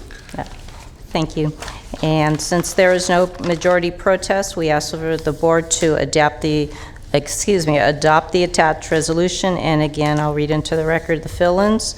Section 2, at the close of the tabulation, the board received 0 protests, which the board has duly considered. Section 3, at the close of the tabulation, the board received 3 protest ballots, totaling 100% of the total amount to be levied, of which 100% was in favor of the service charge and 0% was in opposition. Great, thank you. With that, the chair will move the item and seek a second. Okay. Thank you very much. Thank Have you. a Been good moved and second. recess. There's We'll no see further you. conversation. Please vote. Unanimous vote. Thank you very much. We'll see you in July. Thank you. Now for item 72, we do have one public comment, but it's from staff, and I believe he'll speak to that. So no comments literally from outside, but it was just a communication that we added to the record. Item 72 is the approval of issuance of Series 2020 Airport System Senior Revenue Refunding Bonds and the defeasance of other Department of Airport debt for debt service coverage relief, and approve the appropriations adjustment request in the amount of $49,900,000. Good morning, members of the board. Colin Bettis, your county debt officer. It's going to be a long day. Yeah. Good morning. Good morning. Sorry, good afternoon. I'm sorry. The item before you now is a request to the board authorizing the issuance and sale of the Series 2020 bonds to refund the remaining Series 2010 County of Sacramento Airport System Revenue Bonds, to approve the use of current funds to defease a portion of the Series 2010 bonds and a portion of the Series 2018 bonds, and request reimbursement from the CARES Act funding for this purpose via the $49 million AAR included in the board packet. In 2007, the county began the Terminal Modernization Program at Sacramento Metropolitan SMF International Fields, or International Airport, I'm sorry. Current interest rate conditions provide an opportunity for the county to lock in debt service savings by refunding the majority of the Series 2010 bonds. The estimated average annual cash flow savings from this refunding is $1.4 million as of May 22nd, 2020. A TEFRA hearing is required for the issuance of these bonds, and due to COVID-19, this hearing was held via teleconference, in which there were no members of the public that called in, and there were no written comments provided. A certification of this has been provided as additional materials. In addition, the Department of Airports is eligible to receive funds through the CARES Act Airports Grant Program. This program is specifically to assist airports due to the significant drop in demand. We have worked with our financial advisors and the Department of Airports to identify the use of money that would provide the greatest impact to the airport operations and their rates and charges, which will result in defeasing $33.1 million in principal amount of the bonds that will result in reducing the debt service requirement by approximately $17.8 million over the next 2 years. Timing of the occurrence of this defeasance is of urgency and must be completed prior to the end of this fiscal year. We are asking for authorization to issue no more than $130 million in fixed rate debt with an expected final maturity in July 2040, and the approval of the defeasance of bonds using current resources to be reimbursed through the CARES Act program. The County Debt Utilization Committee met on May 15th and unanimously approved this item and accompanying documents on May 26th, 2020. No new money will be issued as part of this refunding, and due to the current volatility of the market, if authorized by the board, the 2020 refunding bonds will be priced at a time that the airport director, chief fiscal officer, and the county's financial advisors agree that the timing would be beneficial to the county. Prior to posting a revised preliminary official statement, the board will be provided with an updated version of that POS via email. And Cindy, Nickel, and I are here for any questions you may have. Great, thank you. Any questions of staff? Okay. We have no. Sure. Supervisor Tully? Yes, Colin, so there was a TEFRA that occurred last Friday. Could you tell That's us who conducted that and what the outcome was, please? There were no members that called in, there were no comments provided, and there were no written comments provided at Who that conducted the hearing? I did. Under the IRS guidelines, a member of the board does not need to be present, but they do need to receive the comments, and we've provided that in a certification. So the IRS regs allow us to have a TEFRA in this moment, and we advertised it, we did everything. This is under the emergency orders, under the pandemic, that you can do a TEFRA without having a hearing body? That rule was already in place, but with the pandemic coming in, with the public input in it, IRS does allow us to do that, and that's what we talked to bond counsel about it, and that's what we advertised. We did everything we needed to do. The requirement is that you do it, and then when you come back to the board and report out what happened with it. Versus this board conducting the TEFRA? Correct. That's correct. That's how we're going to do it in the future? No, this was an extraordinary circumstance for us. Okay. Even though that rule's been in place, we very seldom take advantage of that. But this exhausts the opportunity for the board to obviously chime in on. Correct, this is your chance now to give us. It's just been bifurcated is the way I understand it. Yes. Okay. All right, any other questions or comments from board members? Madam Clerk, any last minute public No. comment? Okay. All right, with that, entertain a motion. Move approval. Been moved by Supervisor Frost, second by Supervisor Tully. Please vote. Unanimous vote. Thank you. Okay, for item 73, this is the 711 Orangeville project, a use permit, special development permit, and design review for an automobile service station and convenience store for a property located at 9396 Greenback Lane in the Orangeville community, and the environmental document is a negative declaration. Good afternoon, members of the board, and I do have a PowerPoint on this item. It is a new 7-Eleven in the Orangeville community, located at the corner of Greenback and Main. The site, it's at 9396 Greenback, shown on the aerial on the right. It is a 1.1 acre site. It is zoned general commercial, and it is in the Greenback Lane special planning area and in the Orangeville Visions area as their downtown. The request is for a use permit for a 24-hour automobile service station with around a 5,000 square foot fuel canopy, a little over 3,000 square foot 24-hour convenience store, and a taller fuel station roof structure, which is fairly normal for new stations these days. There's a special development permit around signage, also very typical for new service stations, and a deviation to the streetscape cross-section, and a design review. This slide is the site plan and shows the layout. I think it's a little bit easier to see on the next slide, which is a colored landscape plan. I would note that there is a potential future road right-of-way widening on both Greenback and Lane and Main, and this site plan does accommodate for that while still meeting the setbacks. The site plan has a sort of patio and plaza area out on the corner, complying with the SPA standards.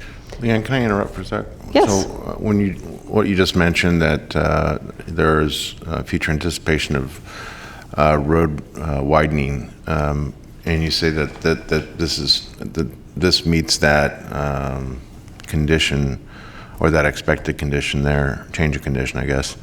That means that the minimum setback would still be maintained at the full width of the widening project, correct? And so there would be no variance necessary, no special treatment, no having to come back before this body to receive a special condition of any sort, correct?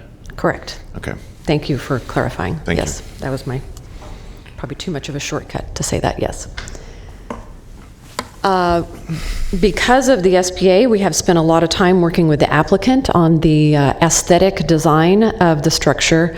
And so this portrays the structure with some ornamentation, extra lighting standards, kind of going with the rancho style, one of the three styles called for in the SPA. So the key points are the project site meets the location requirements for a new primary service station. Staff recommends that the land use is compatible with existing land uses and the neighborhood. We found it consistent with the general plan and Greenback Lane SPA. We believe findings can be made in support of the requested deviations for the special development permit.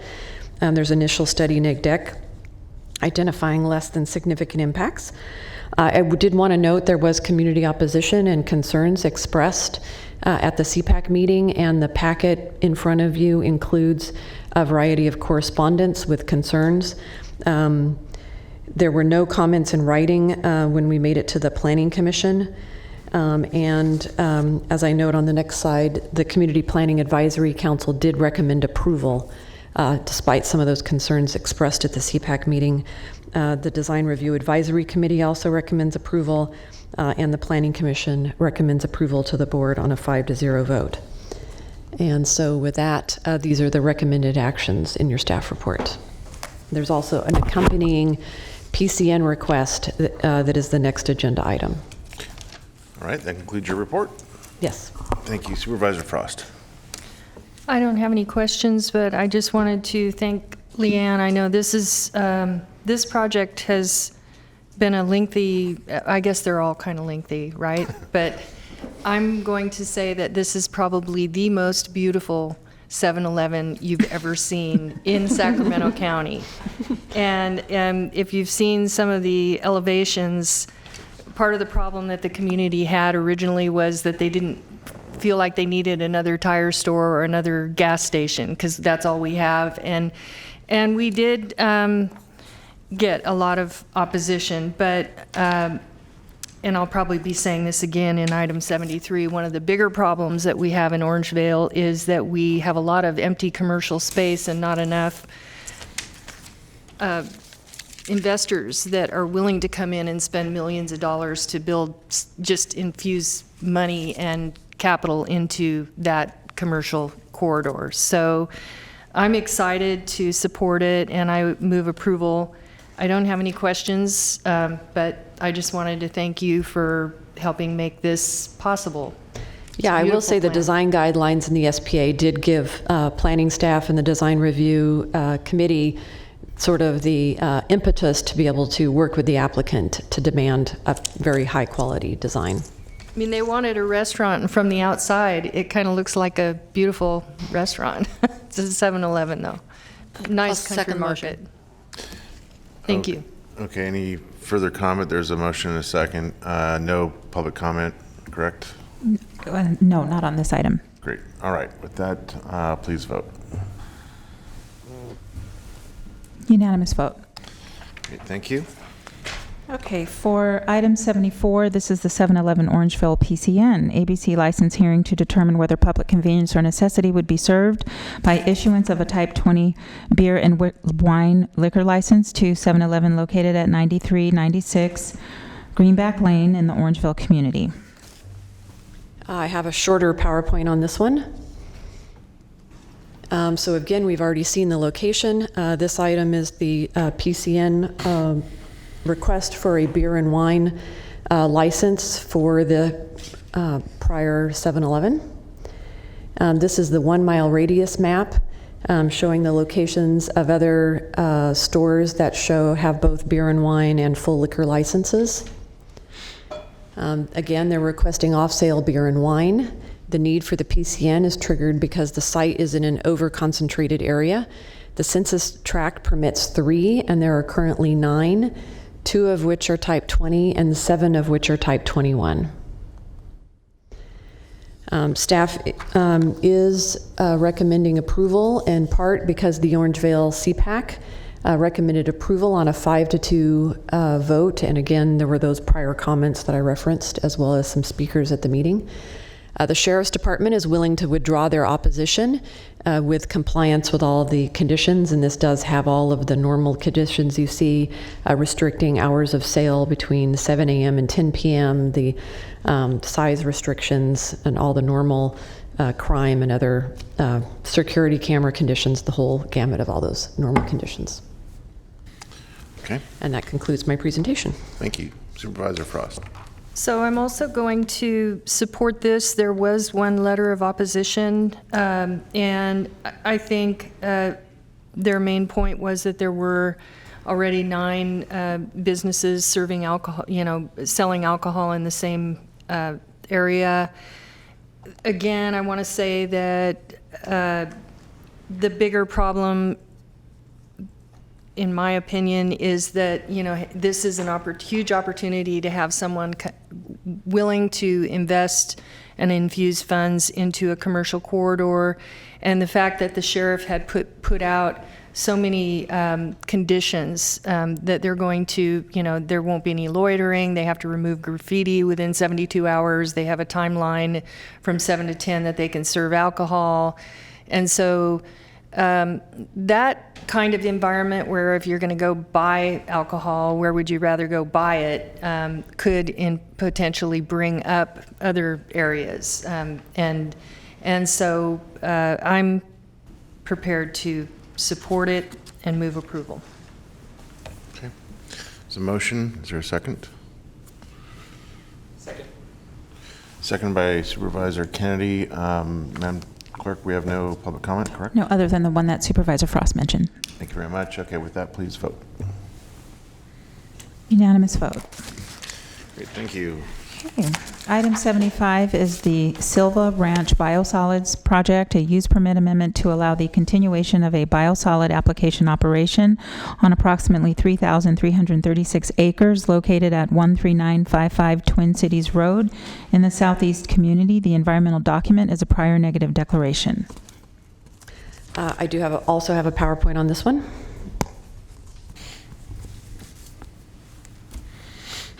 So as indicated by your clerk, this is a request to extend the expiration date of an existing use permit to allow the continued application and disking of digested municipal sewage biosolids into the topsoil at the Silva Ranch. This is a very large property, over 3,000 acres in the southeast portion of the county. And they are asking to go an additional 15 years. So these use permits do have expiration periods so that we can periodically come back and again examine the conditions. So this would be allowing them to go to the year 2035 before they would have to come back to the board to extend it again. The location is 13955 Twin Cities Road. The area has there is a history of the application of biosolids on this site since 1995. There were 3 use permits that all had different components. And then an additional renewal in 2005. And so the expiration, they did file this application to renew prior to the expiration date coming up. It's just taken quite a long time to get through the process. And in February of 2019, the Central Valley Regional Water Quality Control Board adopted revised waste discharge requirements, also regulating and permitting the use. We've determined that this is a use permit to the board, and so that's pretty much what that says. And there's other federal and state regulations that apply. There's a slide on technical information about biosolids. I'm going to let you kind of review that. I'm not going to read all this into the record, but mostly to point out that there are other additional, beyond the use permit, regulatory mechanisms for ensuring that our issues are addressed, including by the State Regional Water Quality Control Board and the Central Valley Regional Water Quality Control Board. There has been neighborhood concerns expressed through the process. There were complaints between October and September of odor. There were concerns expressed about water quality, dust, tracking of material, and worker health. In response to those concerns, staff has spent a fair amount of time revising the conditions and updating the conditions. And so your package has those full sets of conditions. This slide highlights some of the topics that we've addressed in those: EMD, conducting inspections, reducing the overall amount of material that can be applied, addressing setbacks. Leanne, can I interrupt for a sec? Can you go back to the previous slide? I know Supervisor Kennedy is also in the queue. Okay. I had a question about this slide, though. Sure. I just want to make sure I understand. Under water quality, that reads like a statement of fact. Is that an opinion or is that a fact? That was an opinion. Thank that you. was a concern. Thank you. Thank you.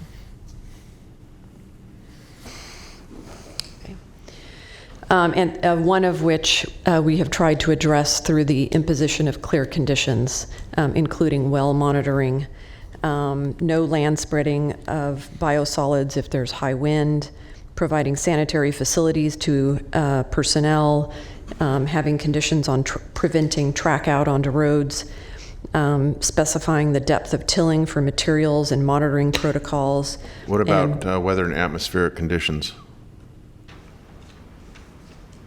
On the wind, you mean? Or sorry? What if it's what if you're expecting 4 inches of rain in a 24-hour period? I'm not sure between the use permit or the other state water quality permits. I would expect that has been addressed as well. Okay. I'm not familiar with all of the But also water wind, quality permits. you know. Okay. Groundwater monitoring is one of those. There's also conditions on odors in the packet. We did take this to the Agricultural Advisory Committee in late 2019. They had some comments about conditions that have been incorporated into the package, and they did recommend approval. The Southeast Community Planning Advisory Council initially saw this as a workshop item. Again, issues were raised, which is why it took so long, kind of going through all the various conditions and working things out. Came back in later 2019 where they recommended approval on a 3-to-1 vote. And then the Planning Commission considered this in April. That was one of the meetings where comments had to be made in writing in advance of the meeting, but there were no public comments that were made there, and they recommended approval. So staff is recommending approval with all the list of conditions that are here. I did want for the record to correct condition number 27. It has a spelling of one of the creeks. It's actually Hadsellville Creek. The correct spelling is in one of the other conditions, in condition 41, but it is wrong in that one condition. So that concludes the staff presentation. Great. Thank you very much. Supervisor Kennedy. Thank you, Chair. You piqued my curiosity when you said that it took, and I'm paraphrasing, but an unusually long amount of time to go through the process. Why is that? They were operating, and so we were not shutting them down while we went through the use permit. And it took a lot of technical work on the conditions because they do have a long track record. There were concerns that were stated, and we spent a lot of time working with them, making sure we got the conditions right, and there were conditions that we could live with for the next 15 years. And we did allow them to operate while we were working through the process. Okay, thank so you. we weren't preventing them from operating. Thanks. Supervisor Natoli. Thank you, Leanne. Again, I think you did a good job in summarizing, and certainly appreciate the staff work on this. Obviously, they've been in operation now for 25 years under use permits of one size or the other relative to the acreage that they've been able to apply to. A couple of questions. One, as it relates to the water quality monitoring, that came out of some of the irrigated lands and some orders back in 2014 or maybe earlier. So how's that information become available to the public, and is it reported to the planning department? Again, there's a whole regulatory regime there, but if somebody wanted to access that information and do it easily, is it something that then can we, as part of the condition, make sure that it comes back so that's in our files? Obviously, somebody will visit this 15 years from now if they intend to continue this, or before that, if they make application under circumstances of time. But that water quality monitoring is important information. It'll be in trust with obviously some state agency, but how do local agencies, and could EMD or planning department or somebody be another repository for that information, so somebody want to inquire about it? I have to admit, I'm at a disadvantage not having the actual project manager here. I'm not sure I can answer that standing here right now. But we could follow up with you We'd on have that, to, where Okay. you can find the information. Because the use permit conditions are what they are. So if there's some connectivity to making sure that the local agency, whoever is appropriate, or maybe there's a couple of appropriate entities, receive that information so that it is available to the public should they inquire about it. We'll follow up on that. Okay. Thank you. And then, secondly, and I appreciate some of the revisions to previous, or clarifications maybe, but could be termed revisions, I guess, to receptors, particularly as it relates to odor. There's a protocol, though, if somebody files a complaint or calls in, requires some response within 24 hours.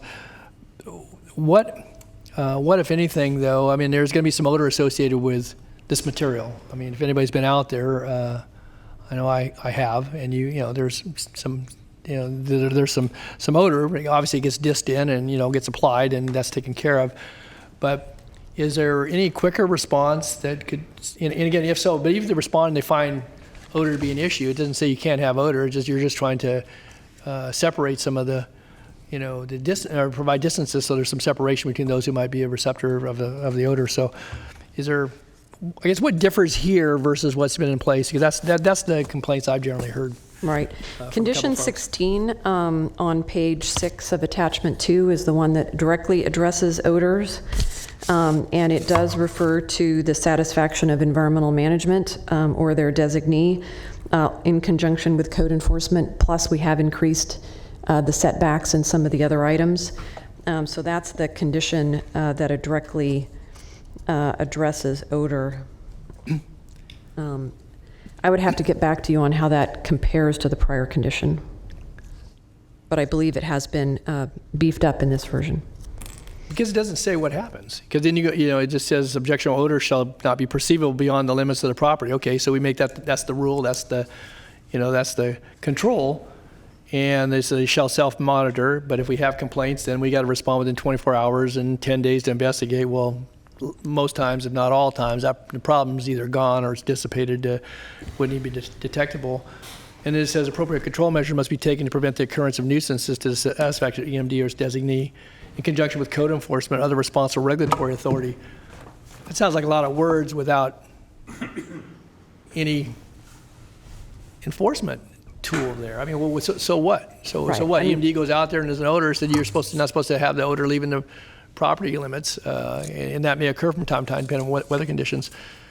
So what does this mean, I guess? I'm asking you, what does that mean? I think we would ask for operational changes. We could look at them in the context of EMD's permitting, in the context of this use permit, and in the context of their business license. And obviously the ultimate, if we can't achieve compliance, then the ultimate would be to revoke some of those permits. But preferably, we would be working with the applicant to avoid that.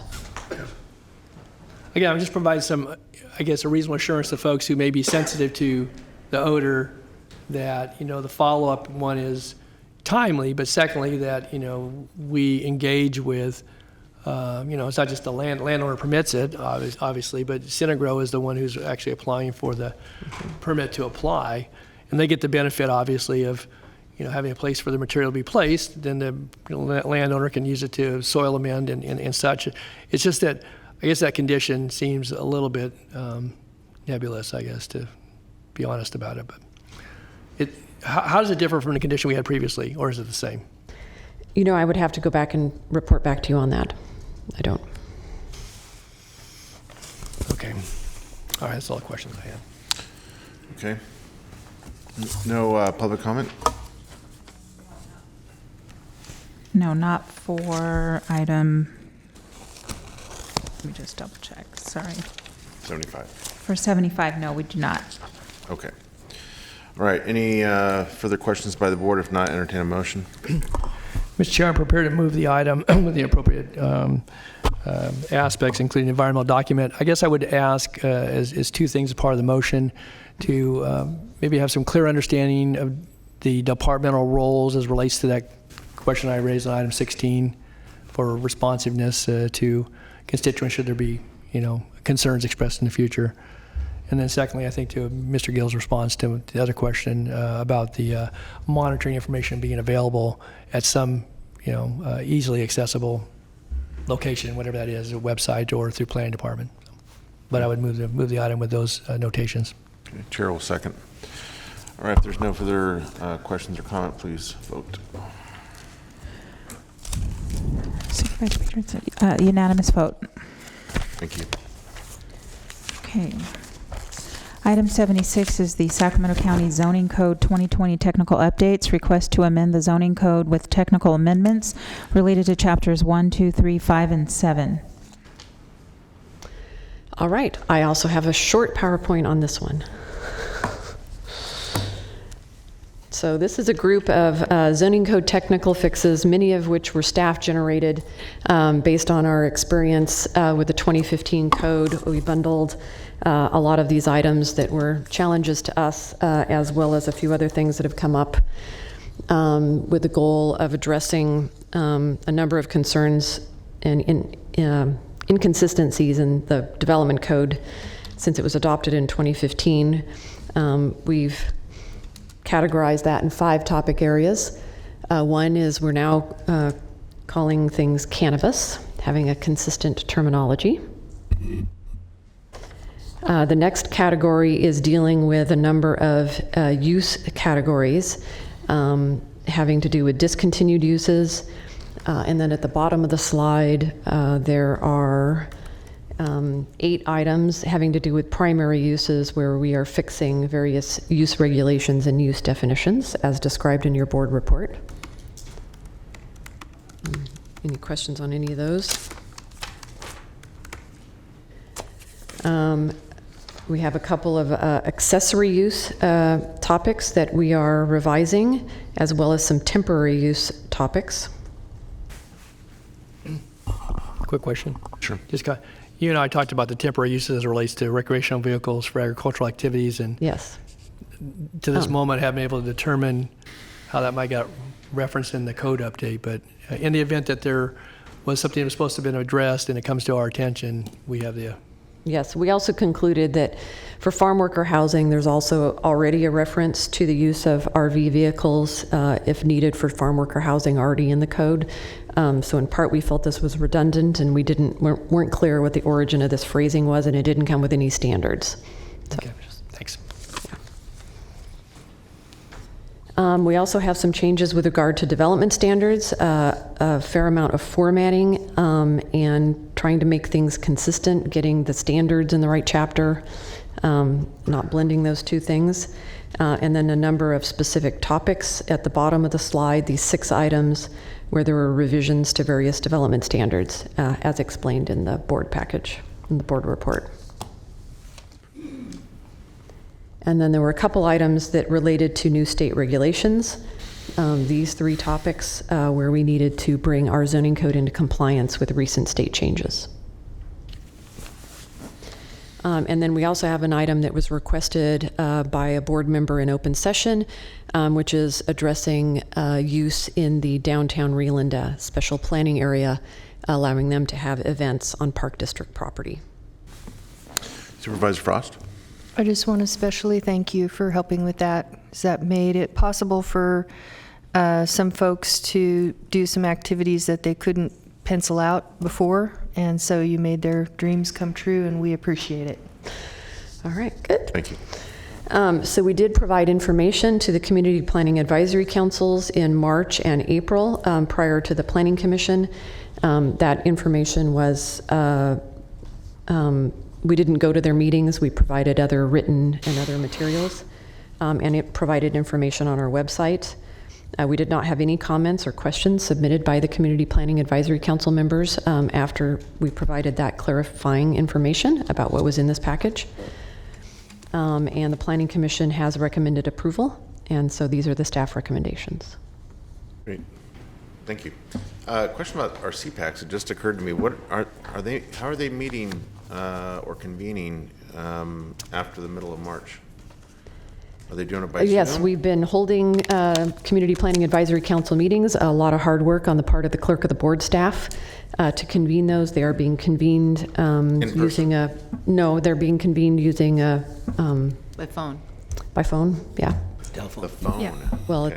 it's a, We're I actually remember using that. the Blue Jeans app. Blue Jeans app, Which yeah. streams the meeting so that the public can participate that way. Okay, Yes. very good.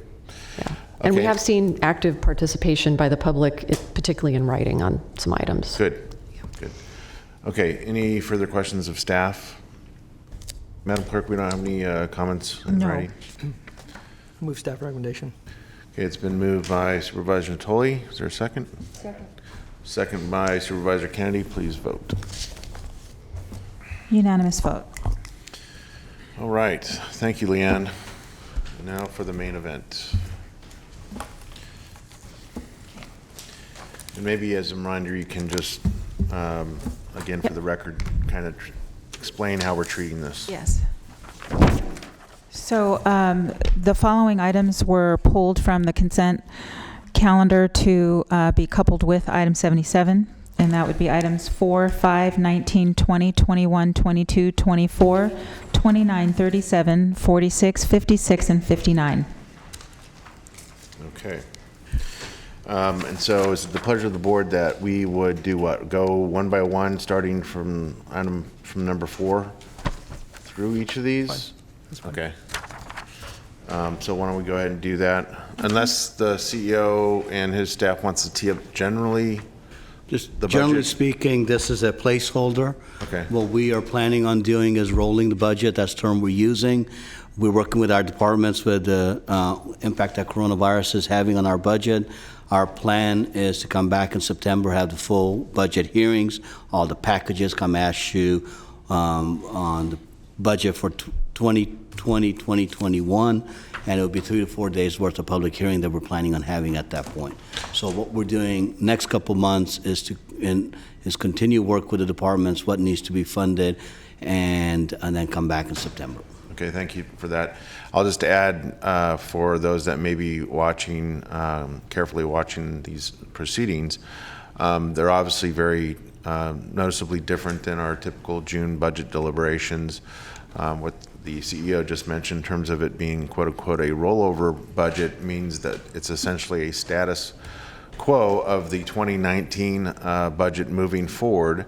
And the reason we're doing that should be obvious to most, which is we just have such uncertainty in terms of especially our revenue picture, but also our expenditure condition as it relates to responding to COVID-19. So I think he and his executive team were very wise early on in the spring to understand that, and therefore that's why we're treating this a little differently this year.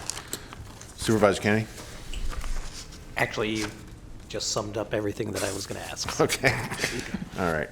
Very good. Okay, so we will start then with item 4, and again, we're trying to treat the items that the clerk just read that were on consent because there was we all acknowledged that there's some connection or association with the broader issue of deliberating and approving the rollover budget. So we'll begin with item 4. Okay, item 4 is the fiscal year 2019-20 capital improvement plan rollover for fiscal year 2020-21 and incorporating additional projects. Okay. Any contextual tee up by the staff, or if Same not, as the we'll just... previous one, as I mentioned. Okay, very good. Supervisor Tully. Thank you, Mr. Chair. First, I want to make note of the material that was in the actual item that came with our agenda packet. Then we had the CIP binder that we had earlier in the spring that went to the Planning Commission. So most of my questions are going to come as it relates to that. But in the attachment that was brought forward, there were additions to the CIP. I did want to note, and I had a conversation with Mr. Vicari from Transportation, that there was an addition of 2 bridges in District 5 and for potential, I guess, reconstruction and to include in the 2021 budget.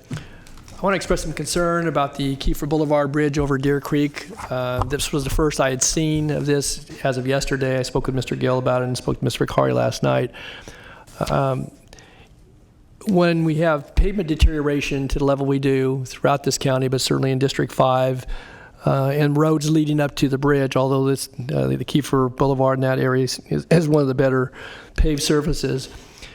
You know, and we're going to put forward, because we can qualify maybe in total for $4 million for this bridge replacement that hasn't been deemed structurally deficient. I'm concerned because one of the things they'll make us do is to build it to the 200-year flood elevation, which means a bridge that's infrequently, but from time to time with high water in Deer Creek, doesn't pass the water underneath it, so it can be 4 or 5 feet, and sometimes it makes the news. Somebody drives a car into the water and it has to be rescued. It just seems to me that the message we send, even though we're going to be chasing after SB1 monies in some silo, that for $4 million that would put a bridge, would probably put it 6 or 8 feet in the air. Again, I'm not trying to be exaggerative at all. We have quite an oak tree canopy, and certainly the traffic on Kiefer Boulevard, I nor am the neighbors interested in making that another, sneak street through the rural areas to get, to and from, town. I'm really concerned. I'm prepared to allow it to stay in if they want to explore it, but, if we can put a new box culvert in there for $50,000 or $100,000, maybe it's on our dime, rather than spend $4 million for a bridge that, won't be built for a number of years, but could be very excessive in that location. I just wanted to note that. I know, Nav, you and I talked about it a bit, and again, I talked to Ron, so I'm willing to leave it in for them to explore it, but I don't want to spend a lot of money and then get so deep into it, oh, well, we spent, $500,000, and now we got, we can't claim it from the state if we don't build this thing, and so I just wanted to duly note it, and you noted that yesterday in our conversation, so. Then I wanted to go to the document, if I could, briefly for a moment or two, and ask a couple of questions. In the county buildings and capital construction, where would I find Mather Community Campus? Buildings?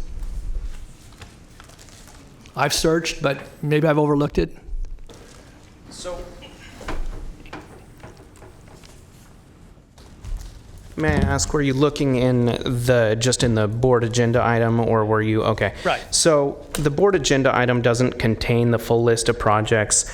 What we've done in this is we're really rolling over the projects and the budget amount from the fiscal 1920. I think Colin, he's CIP. asking a little bit different. Sure. I believe if it's not under general services, if it's not there, we'll put it in there. Okay.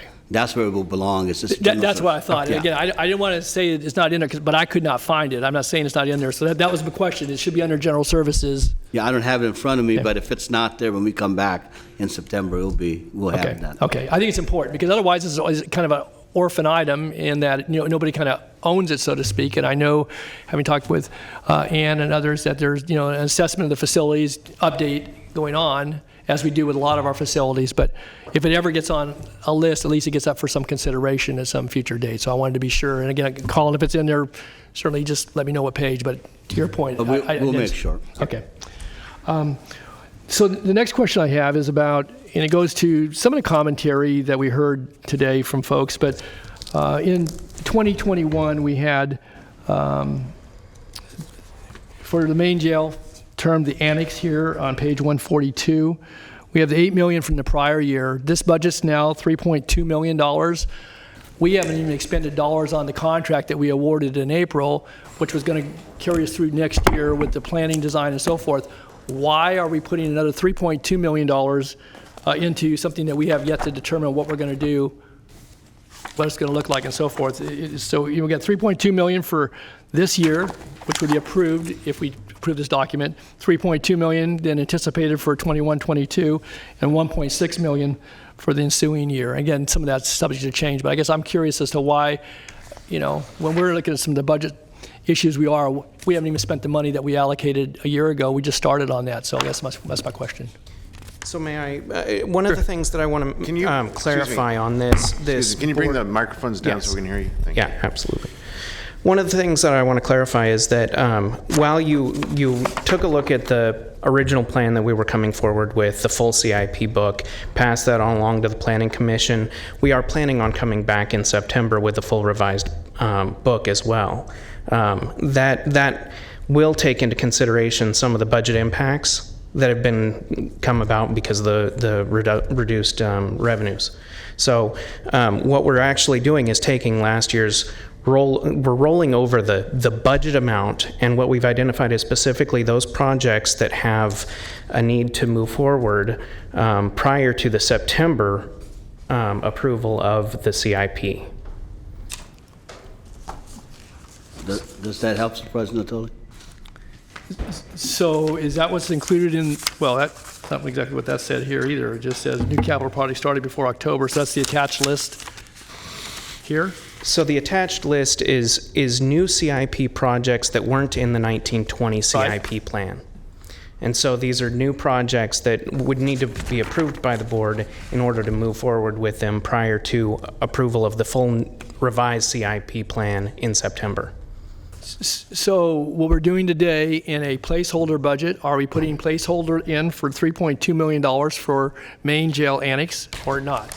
So when you look at the dollar amounts that are included in the financial analysis portion of the board report, these are the dollar figures that mirror the budget that was approved for the fiscal year 1920. So you're authorizing that appropriation level, but the only new projects and so the new projects are the ones that are being brought forward along with the approval of the budget appropriation.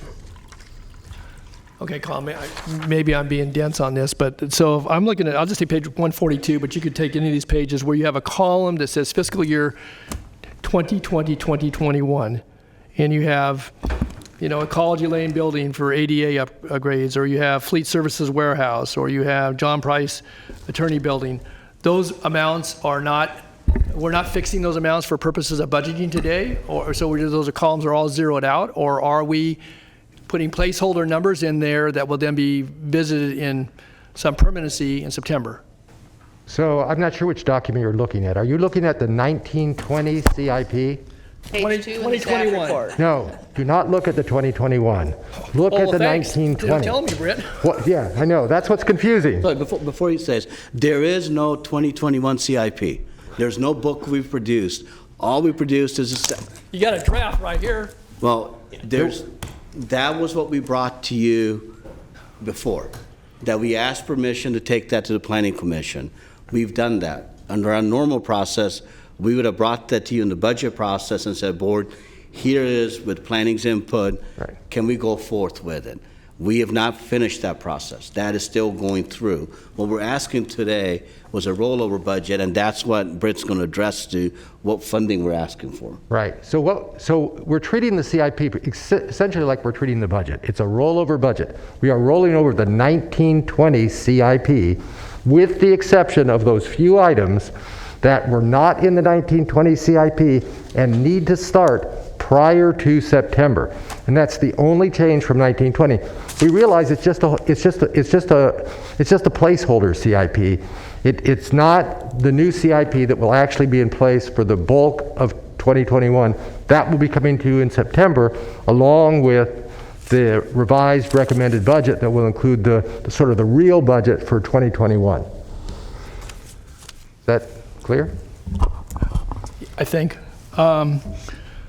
Okay, so we're adopting the 1920 at this point in time, and then this is with a placeholder. And the projects added are the American River Parkway, picnic shelters, and the American River Ranch. Those are the only two that are being added.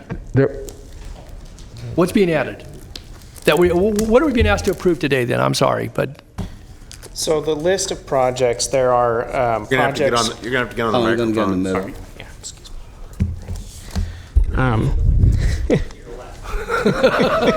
You're too close, Brett. There are projects for the executive airport. Yes. There are projects for Mather Airport and International Airport. Okay.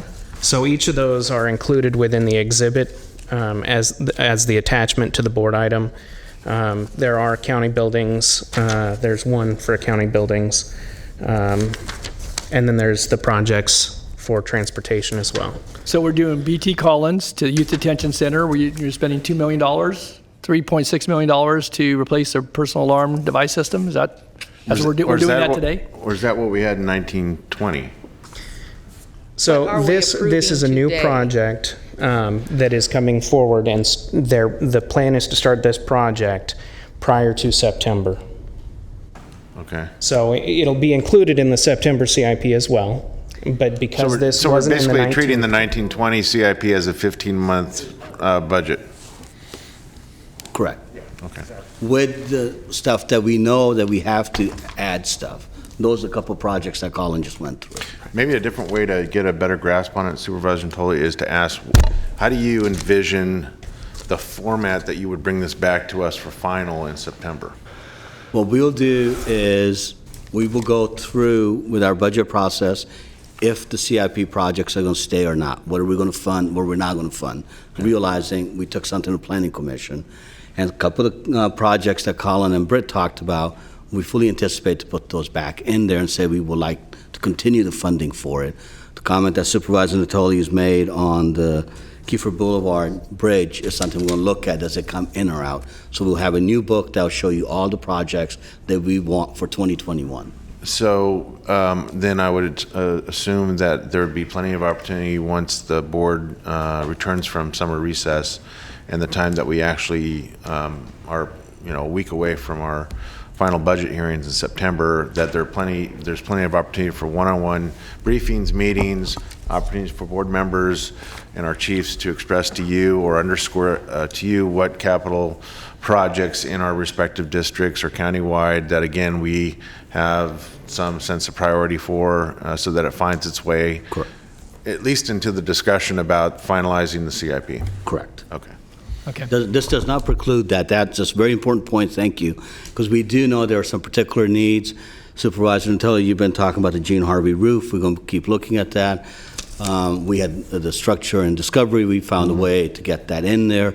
If you have something else that's in there, let us know as we're preparing the list. We've been talking about a methamphetamine clinic, and yeah, so if it's okay. I think it's understood then as to what we're taking action here today. I guess the point that I want to point out, and I know you responded after we had some discussion about the CIP before it went to the Planning Commission, and that relates to Parks budget, the unfunded. There's $79 million in unfunded projects. There's still zero, and again, you haven't brought this yet to be document in that draft. That may not be what's going to be in September, but we have zero capital improvement besides grants and money that's dedicated from Measure A for bike trail improvements. We've got $12 million in unfunded libraries. And I guess my concern is that contrast that against $55 million, or nearly $54.2 million in either RCCC or main jail projects, some of those which were budgeted for the past year. And again, I understand how they get to be the priority. The biggest contrast for me as a board member and for our full consideration is that the CIP has nothing, and this was before we had the pandemic and before we had the fiscal challenges we have now. How in a county this size we can put zero into capital improvement? That I'm not discounting maintenance or getting some monies for a particular project, but we have zero for the next 5 years. We had that in before the pandemic hit. Just to kind of exasperate the point, it's been zero since 2004. Right. So, I mean, this is not an occurrence that just happened now. Yeah. We have not. I could not agree more with you. This county has not put money in it because our financial wherewithal has never been there. Before the pandemic hit, we are looking at it pretty closely. We're working on a library master plan, and the pandemic took us off course on that. What do we need to invest back in the community? And a lot of that money is not there. So I just wanted to just reemphasize that as we go back in our history, we look at it, we have not made the investments that we should have made, should have, could have. We can always look at it that way. Hindsight is always 20/20. We've not put money in the library. We've not put money in parks. We actually went the other way on parks. We excluded them from any way for them to get any parks built, and we stripped that out of that because at that time, I'm not trying to second guess what that director's decision was. he crippled us. So it is going to take us some time, Supervisor Natoli. I agree with you. We had a glimmer of hope before the pandemic hit that there might be something we can do on it, but that doesn't mean we're not going to do it. We are very much aware of that. That's why we created the list. Right. That's why we went through parks and said, we got to do something with it. The one-off situation we had in Supervisor Cerna's district, we were very fortunate that we got a grant to do it. Sure. Otherwise, we would have been competing against what we need. We had to fight tooth and nail just to get that. To get that. So I totally, I mean, Colin, myself, the whole executive, we know that we have to, and this is a long-term thing for us. This is going to take us 5 to 10 years just to get this back. So you have that issue going on, then the CIP, the other one that we are very diligently aware of is the age of our facilities. Most of our facilities were built in the 70s. And the other day we were having a telephone meeting, and there's a couple of folks that were not even born in the 70s, and we had to, that kind of gives you an idea how old we felt at that point. So there's that issue that's looming on us. So we have parks, we have library, and we have county facilities, and us collectively, we have to keep this in front of us and start chipping away at some of these things to bring these facilities online, be it the Met Clinic, be it other issues that we're working on. I think what happens, Nav, and correct me if I'm wrong, but I think what happens is every time we have a challenge in our national, local, state economies, this is one of the first to kind of get pushed aside, and that becomes cumulative when you have a great recession and you're on the cusp of, the next year we're actually going to start investing in the CIP to finally come back from the Great Recession. Then you have this, once every 100-year pandemic.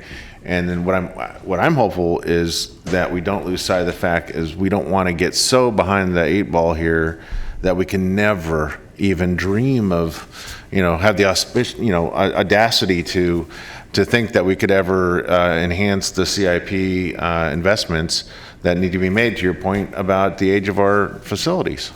So. Absolutely. That's why we have that unfunded. Some of it is just keep that in front of us. So we need to have that in front of us.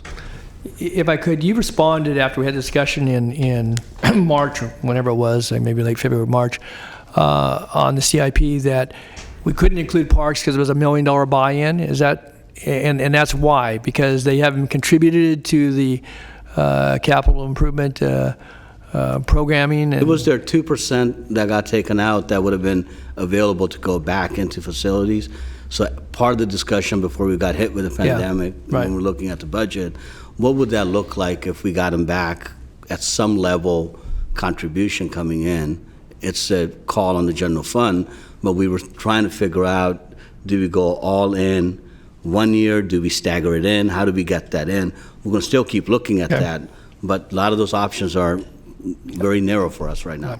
Okay, well, I appreciate that. I mean, this is the conversation that certainly I was looking forward to at least having, because again, I think it keeps the attention on it, and to me, it's a very important What I would, if it works the way I'm hoping it's working, and collectively we're thinking about it, we do want to have that conversation with the board about, we do think it's a short-term, medium, and long-term.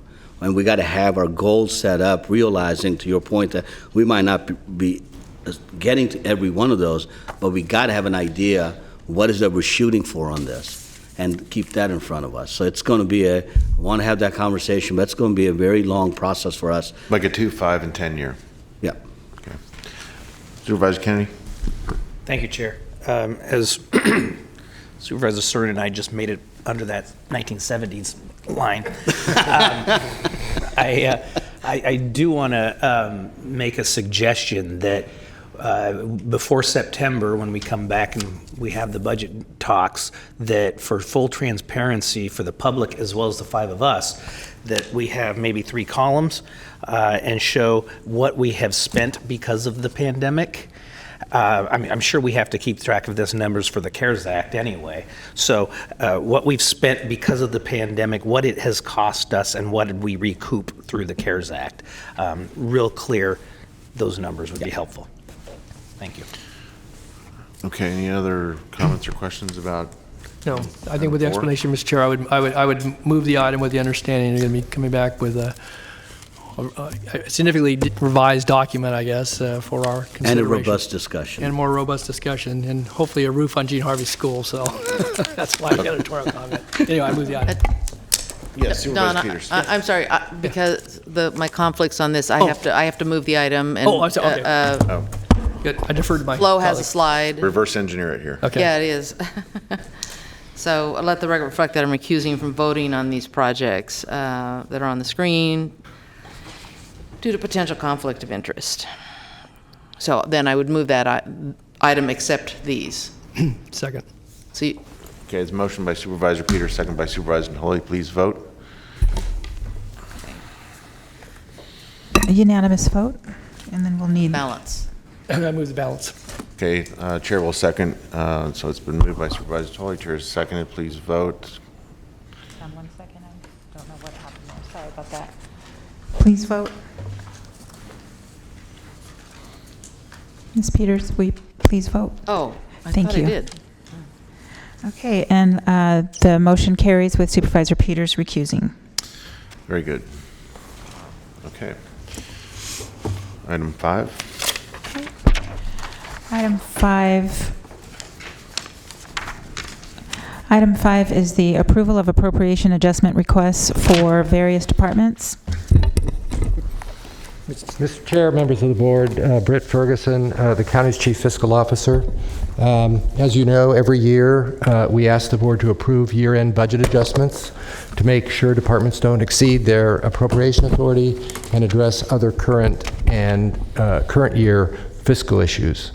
This year we are recommending adjustments to 10 budget units, including canceling $15.2 million in semi-discretionary restricted fund reserves to help mitigate the impact of potential realignment and Proposition 172 revenue reductions, increase in appropriations in the clerk recorder fees restricted fund offset by an equivalent reserve cancellation to correct a budgeting error. We basically got budgeted as revenue when it should have been to the clerk recorder department when it should have been budgeted as revenue to the restricted fund and a reimbursement to the clerk recorder department, and then transferring appropriations between objects in various budget units. Happy to answer any questions. Great. Thank you, Britt. Supervisor Tully. Yeah, thank you, Mr. Chair. Britt, the reason I wanted to at least call attention to this is that understanding what you're proposing here, again, is to free up at least the dollars that have been in semi-discretionary reserves to allow some flexibility as you continue to budget and come back to us in September. But I guess what I wanted to express, and it'll relate to some of the items that I've called out a little later on, is as particularly as relates to realignment. Again, those were state commitments, and again, the state's been going through its budgetary process. We've weighed in. I know NAV and others have had our legislative advocates weighing in on that. But if I'm not mistaken, if realignment is realigned and we get less, either what we anticipate as being less or more than that it's been an approach where we wouldn't backfill behind that. And so what that means, particularly in the 1991 realignment, which is largely social services, but it could be in the area of law enforcement as well with the 2011, that the recommendations that we see and have seen in years past, so I won't prejudge what you're going to bring to us, is that programs get cut significantly because they were tied to realignment. Yeah, and so if you could help me understand, what the thinking is going to be there, and again, you've had some direction by the board relative to, how things line up relative to shortfalls and so forth in some previous board decisions. So I guess I'd like to kind of... Sure. Actually, in recent years, we have not taken the firm position that we do not backfill reductions in realignment revenue, mostly because over the years we have sort of intermixed realignment and Prop 172 with net county cost in such a way that it really wouldn't be fair to do that. And because of the critical nature of those programs, we obviously look at that carefully, but we don't have a flat, not in the way that we do, for example, with categorical revenue, like grant revenue or the various categorical funding revenues we get from the state or federal government for various specific programs. It's the nature of the semi-discretionary revenue that you have flexibility in how you can use that between programs. And so we have not adhered to a strict reduction scenario, but obviously reductions in realignment revenue, once both 91 and 2011 and 172 revenue, which are mostly sales tax, as you know, Right. will have a significant impact on the budget, and that's one of the things we're grappling with as we put together a budget for September. So one of the things we have been advocating to the state is for them to use general fund on the realigned programs, because to Brett's point, a lot of the programs are so critical out in our community that if you just go solely by realignment, you will be making big reductions. Yeah. And that's the point we've been making. The state is in, even though the state assemblies constitutionally met their obligation, but they're still in negotiation with the governor about how the cuts, what looks like, what the triggers are, federal money comes in. So that's our mindset that we're going into this, is that if it's absolutely realigned and we have no other way to do it, we will look at that dollar for dollar reduction. What we did in 2009 and 10, we learned a lot out of that, was that we were taking a lot of things out under that philosophy, and we have softened that a little bit, that if there is a way to leverage, do something different, let's keep the programs, let's keep leveraging it. And the state has been accepting of that with us, so they've been equal partners with us on it too. Well, and I just would echo, what you've both touched on, and that is that those realignment monies, as we'll see in some, items 21 and 24, for example, in our health services and social services, that's go across a vast range of services to, people in our community who are in need. A good portion of that, some of that's dedicated dollars flowing through, mental health and or public health streams, but a good deal is realignment, or helps us to fill in, and those are community contracts where, again, our partners in the community help us provide those services. And again, going back to 8, 9, 10, when we had to cut those contracts first under 71J, before we ever got to discussions about, county workforce and so forth. I mean, obviously, we're not there at this juncture. We don't know exactly where we are, but I guess I was concerned that, what this was saying here, because this had a little more detail than actually item 77, and because this was the appropriations adjustment, which, is well appropriate. But I think the one thing it doesn't bode well either is the ending fund balance, the projections, basically cut by 2/3 from what we budgeted a year ago. If I could just interject, this is, as of right now, that's the nature of the uncertainty. We have to do what we're recommending today because we need to close our books, but there might be, with the state action, other actions, we do believe, at least I do believe, our financial picture could change. I don't think we're going to be exactly at this spot when we come back to you in September. I hope not. Yeah, I hope not too. Okay. And does this appropriation adjustment, does this require the 4/5 vote, or we do this with a 3/5 vote because it's in the budget window?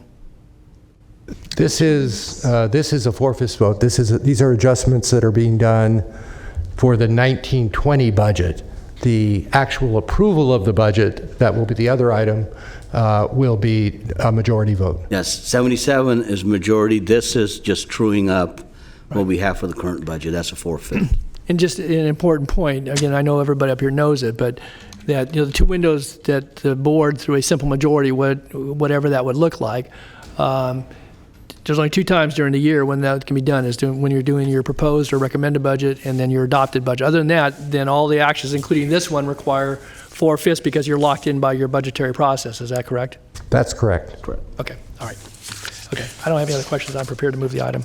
Okay. Second. It's been moved by Supervisor Tully, seconded by Supervisor Peters. Please vote. Unanimous vote. Okay, item 19.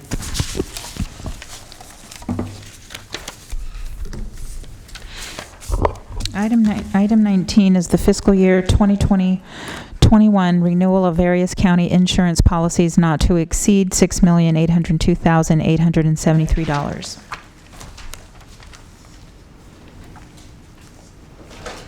Supervisor Tully, you pulled the item. Yeah, I did it. I didn't know if it was going to come to the podium. So my question here is that obviously we've seen our insurance liability rates go up significantly from 5.1 to 6.8 million as provided this item. The question I wanted to ask, though, is that on the item 77, there's a category, and I just got to find my notes here, for insurance, it shows a $25 million, and is the 6.8 included in that? It's on page. So on page 6 of 9 in your 2021 recommended budget appropriations, there's a category for liability/property insurance that shows total appropriations of $25 million. We're being asked today with this item to, approve about a 25% increase because of the, insurance market and a variety of other factors. And so, are those separate amounts, or is that embodied in that? So the short answer is no. The 2021 budget that's being recommended to you is a placeholder rollover of the fiscal year 1920 budget. So it includes exactly the same appropriations that were included in the 1920 budget, and our view on that is what we're really doing is just doing a placeholder for 3 months. It's an annual amount, but the truth is really we just need to get through 3 months. So that we certainly have sufficient appropriation authority to get through the 3 months. When we come back in September, we'll have a revised annual amount that will reflect all of any other adjustments that have occurred related specifically to 2021. Okay, but my question is, though, so the item we're approving today, which is to renew the insurance policies for 2021, yes, includes an increase for the coverages as outlined from yes, 5.1 to 6.8 million dollars. Yes. So, would that 6.8 million be embodied in whatever number in the 25 million last year? So was the 5.1 in the 25 million last year, or do we buy excess? Maybe if I can help. The way to view this is that all we're looking for is a 3-month appropriation to get us going, to get us to September to have a new budget. Whatever increases and changes, that's what we're going to bring to you in September. We don't believe the increase right now in the insurance line that we have a sufficient appropriation to keep the bills going. So when we come to you in September, we will have that $6 million embedded in all our insurance line items. Okay, so this is only a portion of the insurance coverage that we bring forward then?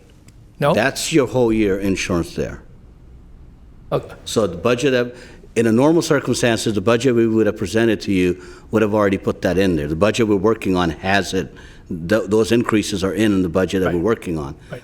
When we come to you in 3 months' time, the full amount will be there. What we're asking you to do under 77 is just give us enough appropriation rolling 3 months that as bills are coming due that we can keep paying them. Okay, I get that. Let me ask the question one more time, though. So, is our annual insurance cost in the neighborhood of $25 million versus just what we're doing with this item? Or how does that number get plugged in? Is it for other coverages for buildings or whatever? I'm trying to get some understanding of. So in 1920, that was the budget for insurance. And the budget for 2021 will be a different number. It may or may not be a full $6 million more. It's going to be a different number. But the rollover appropriation, as Mr. Gill said, is an annual amount, and that's certainly sufficient to cover the 3 months until we come back to you in September. No, I get that. But is our annual insurance bill $30 million or $25 million for everything? That's my question. This is not all of our insurance in item 19. That is. This is a 1 quarter. No. That is your item number 19. Is fiscal year 2021 renewal of various county insurance policies. Right. Yes. And that's what that item is that's what the renewal is. Right. Now that's not all of our liability and There other you go. costs. That's what I'm asking. That's my Because we're question. self-insured in some cases. Yeah. This is what we're going out in the market Yes. and buying, Right. not our self-insurance. That's right. Yeah. Yes. It's got nothing to do with the 77. That's a different thing on that one. Right. But our annual insurance costs, self-insuring otherwise, take us more than that. Yes. Yeah. That's only a part It of exceeds that, yeah. Yes. And you'll see the totality in September when we come back. Yes. Okay. All right. All right. Move the item. Been moved by Supervisor Tolley, second by Supervisor Peters. Please vote. Unanimous vote. Thank you. Item 20, please. Item 20, approve the Children's Coalition's recommendation to award a Children's Trust Fund contract and authority to execute an agreement with Child Abuse Prevention Council of Sacramento, Incorporated, to produce a Sacramento County Children's Report Card. So just briefly, Supervisors, this item brings back the children's report card that we haven't had for a few years, as the board report mentions. It is funded through the Children's Trust Account. It's a contract with Child Action to bring back that children's report card. You will see in here the language that we see in several of the items today, the contingency language that ties back to the fact that we're rolling over the budget and the uncertainty of our whole situation until September. And that was the reason for the call out on this, is that if we're going, that was the reason for the call out on this item, is that we put that contingency in there, but we have a assured funding source, which had, by the staff report, there was $722,000 in that account. Some of it was being expended in other actions the board's being asked to take here. But why would we set them on a course to begin the work and then put the contingency in that somehow we're going to pull back? The money's there. That's my point, is that why wouldn't we, if we're going to do this, just do it? So let me just address the issue of the sort of standard language that now you're seeing in all of the contracts that are being approved for next year, that are being approved now in advance of the September budget. We debated how to deal with that because it is a rollover budget, and one consideration was just roll over the current year contracts for 3 months. But after discussions with all the departments, particularly the major departments that had hundreds of contracts, they said that would be a huge workload for them. And it would be easier to do the new contracts that they were already in the process of doing, such as this one and others. Yeah. But we wanted to be sure that all potential contractors were clearly put on notice. The cancellation language, the termination language that you see in most of these agreements is not that different, or in many cases exactly the same as it's always been in all of our contracts. What's different here is that we call out in the whereases, give them notice of the sort of the fiscal situation that we're facing, and the departments are reaching out to those, as they always have to say that. And we just did that across the board for all contracts. So it may be more appropriate for some contracts than others, clearly. But rather than try and, hundreds and hundreds of contracts, we just did it for all contracts just to make sure that we were covered. And what we didn't want to do was leave any contractors without an understanding of the fragility of the fiscal situation. So that was really more the message, and that's what we were trying to do. Supervisor Natoli, some of this is stemming from observations from 9 and 10, where that kind of language was not there. Contractors thought they had a guaranteed contract, and when we got in these chambers to cut, we were faced with a conversation about, I thought I was assured a contract for 3 years. No one ever told me. So this is out of abundance of caution, say there is a fiscal problem. Doesn't mean that we're going to come yank the contract, but we want to be partners with them and be transparent with them, say what's happening to us. And I think, Britt addressed it too, that the applicability may be different depending upon the company, because this is one of those things where you have actual work product. And again, I support it. I think it's been 10 years since we've actually done, the data, assimilation and, see where we are relative to children's services. And if you had a, pretty much an assured funding source, it comes from, marriage licenses and court fines and fees, that may be down a bit, but you had, from what I saw here, there was sufficient money to do this. And if you're going to start that task, you might as well take it to the end. So that was my point. So unless there's any questions, I'd move the item. Been moved by Supervisor Tolley. Chair will second. Please vote. Unanimous vote. Thank you. Item 21, please. Okay.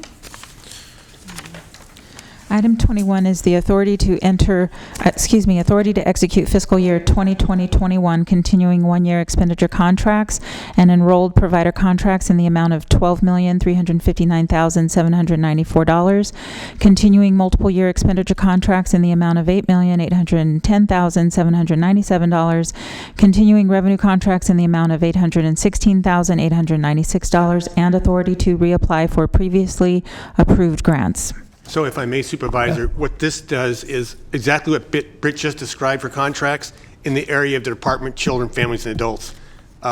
We just want to keep services going. We don't want to cut any services when we have this period between now and September. And I concur with that. The reason for the question, I just thought it was important from the standpoint of some of the testimony that we heard this morning about some of the other items around the consent calendar to really highlight some of the things we do, because if you dig down into this, you see what we're doing with Black Child Legacy Project, you see what we're doing with exploited children, you see what we're doing with seniors, with families that are at risk, with pregnant mothers, and then it goes on, and likewise on 24.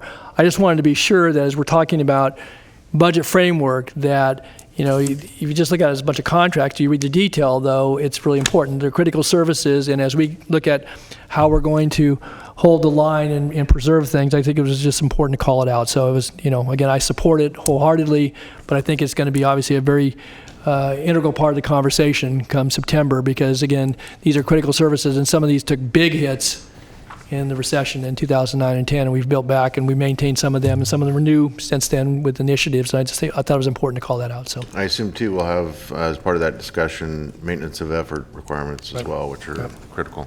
Yeah. So I would move the item unless there was any. Okay, it's been moved by Supervisor Natoli, second by Supervisor Peters. Please vote. Unanimous vote. Very good, thank you. Item 22. Authority to execute an expenditure agreement with California State University, Sacramento, to contribute funding to the First Star Sacramento State Academy. Just ditto the comments in support of. I wanted to highlight this, but I did have one specific question, and maybe it can be for discussion in the months to come. But I thought, and I know we've reduced our caseload somewhat. We're still 5th highest in the state with 2,500 youth enrolled in our foster care child welfare system. And I know we've got a number of initiatives to be supportive of families. We've talked about it in certainly a couple of other items today, at least tangentially. But I think that something like this, where only 14% of your folks who come through that system graduate from college, and the focus is working with our university to do that. And again, these are types of critical services where we're making an investment in the community and in folks who have some challenges. And I would hope that this one, along with many others, because this is tied to the realignment, 1991 realignment, to my questions earlier, looking at maintenance of effort and holding the line on some of these, where it's really, to stop or start some of these things would be tragic. So, anyway. Thank you.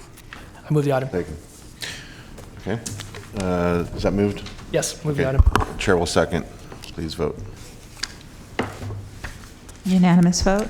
Thank you. Item 24. Item 24 is the authority to execute fiscal year 2020-21 continuing one-year expenditure contracts and enrolled provider contracts in the amount of $143,729,557, continuing multiple year expenditure contracts in the amount of $7,921,201, continuing revenue contracts in the amount of $15,949,098, and authority to reapply for previously approved grants. Thank you. Say the number again, please. Not all the item number. Item 24. 24. Okay. I got mixed up with all the rest of the numbers. The small number amongst all those numbers. So Supervisors, if I may, this is the health services batch of contracts. Same thing that we just did for DCFAS, consistent with what Britt said. If I could, Mr. Chair, the one thing I wanted to call attention to here, because I think it is a contrast even in light of what we're being asked to do here, and that's in the primary health services division, where of a $25 million apportionment, and there are other sections, there are behavioral health, and again, a lot of important services, ones that we've actually expanded and introduced in recent years, and certainly this board's been very supportive of a number of those initiatives. But when I look at correctional health services, the re-upping of the contract for jail psychiatric services is in nearly $19 million. And I guess I wanted to take this opportunity, and I will on an item that we're going to hear in just a moment as well. We deal with the University of California, and we settled litigation with them a couple of years ago. We're still spending millions each year in that settlement. We have a partnership both within the framework of our correctional institutions, but also within the community. And I would hope that some conversations could be entered into once again to see about how we can partner, because the fiscal duress that we're going to be under as a board and as a community is not lost on anybody in these chambers today, or probably anybody watching. But we have an opportunity to, one, provide services. We have to pay for the services that are rendered. But when I see this number, and so out of the $25 million for those healthcare services, including clinic services, women, infant, and children, 4/5 of that budget unit, of that division, is going to correctional services for the psych contract. And I would hope that we could have another conversation with the University of California, Davis, and their physicians over there and whoever represents them about how we can have a partnership, because what I see is a community that's going to be potentially at distress here, and yet we're going to fund $19 million 1 year for services to folks who are certainly in our care and custody in the correctional institutions, and yet at the community side of it, we only got a little more than $5 million available. 6 million, excuse me. So that to me is a real contrast. I wanted to call it out. Again, I'm supportive of what we have to do here and what we're going to do here. There's a lot of good services, but that needs to be addressed, because to me that's a contrast that's been in place for a long time. Nav, you can speak to it. You've been with budgeting with us. That needs to be, brought up again. I mean, I'm not going to be shy away from it, because I think, as a partner, we need to do our fair share, but we're doing our fair share. But the community, in the meantime, will be, I think, less able to access services, and, it just draws. It takes a lot of the lifeblood out of that particular budget unit. So, anyway, that's what I had to say on that. All right. I move the item. All right. There's a motion by Supervisor Natoli. Supervisor Frost, you have a question? I just wanted to know if that was a requirement of the consent decree.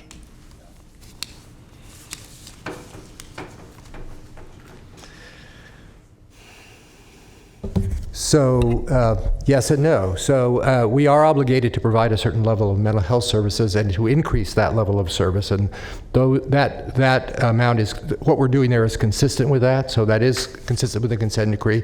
We're not obligated to pay a particular amount or to contract with UC Davis to do that. So those are all issues that are not a requirement of the decree. But the level of service that we're contracting for is a requirement of the consent decree.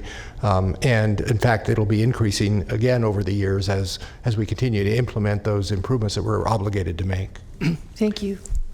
Supervisor Natoli? Yeah, I know we have a motion on the floor, but I wanted to ask Britt while you're there, because it goes to, and we can maybe talk about it on 77, but it goes to comments again we heard this morning, but we've all kind of weighed in on this, is that at least during the pandemic, and again, not without obviously some, some hiccups along the way, and probably some, impacts in the community. But we've seen a reduction in the jail population, and some people paint it as being very temporary. I think others would say we don't know, and maybe others say that's, that's a good trend. We heard some of those comments this morning. But if in fact we're going to see some reduced levels of incarceration, then I would hope that the contracts that have been in place, and to what you just said a moment ago, that we could have some opportunity to talk about, not just the service delivery and those annual contracts, but actually making some adjustments, so that for the things that were being asked today and the comments that we heard for a couple of hours, we could actually redirect, because the realignment money and general fund money that goes into correctional health services could be used in the community for either diversion, for alcohol and drug treatment, for health, mental health, all of those things, if it was available and didn't have to go to hopefully a smaller population that will be more static in the future as it relates to the numbers.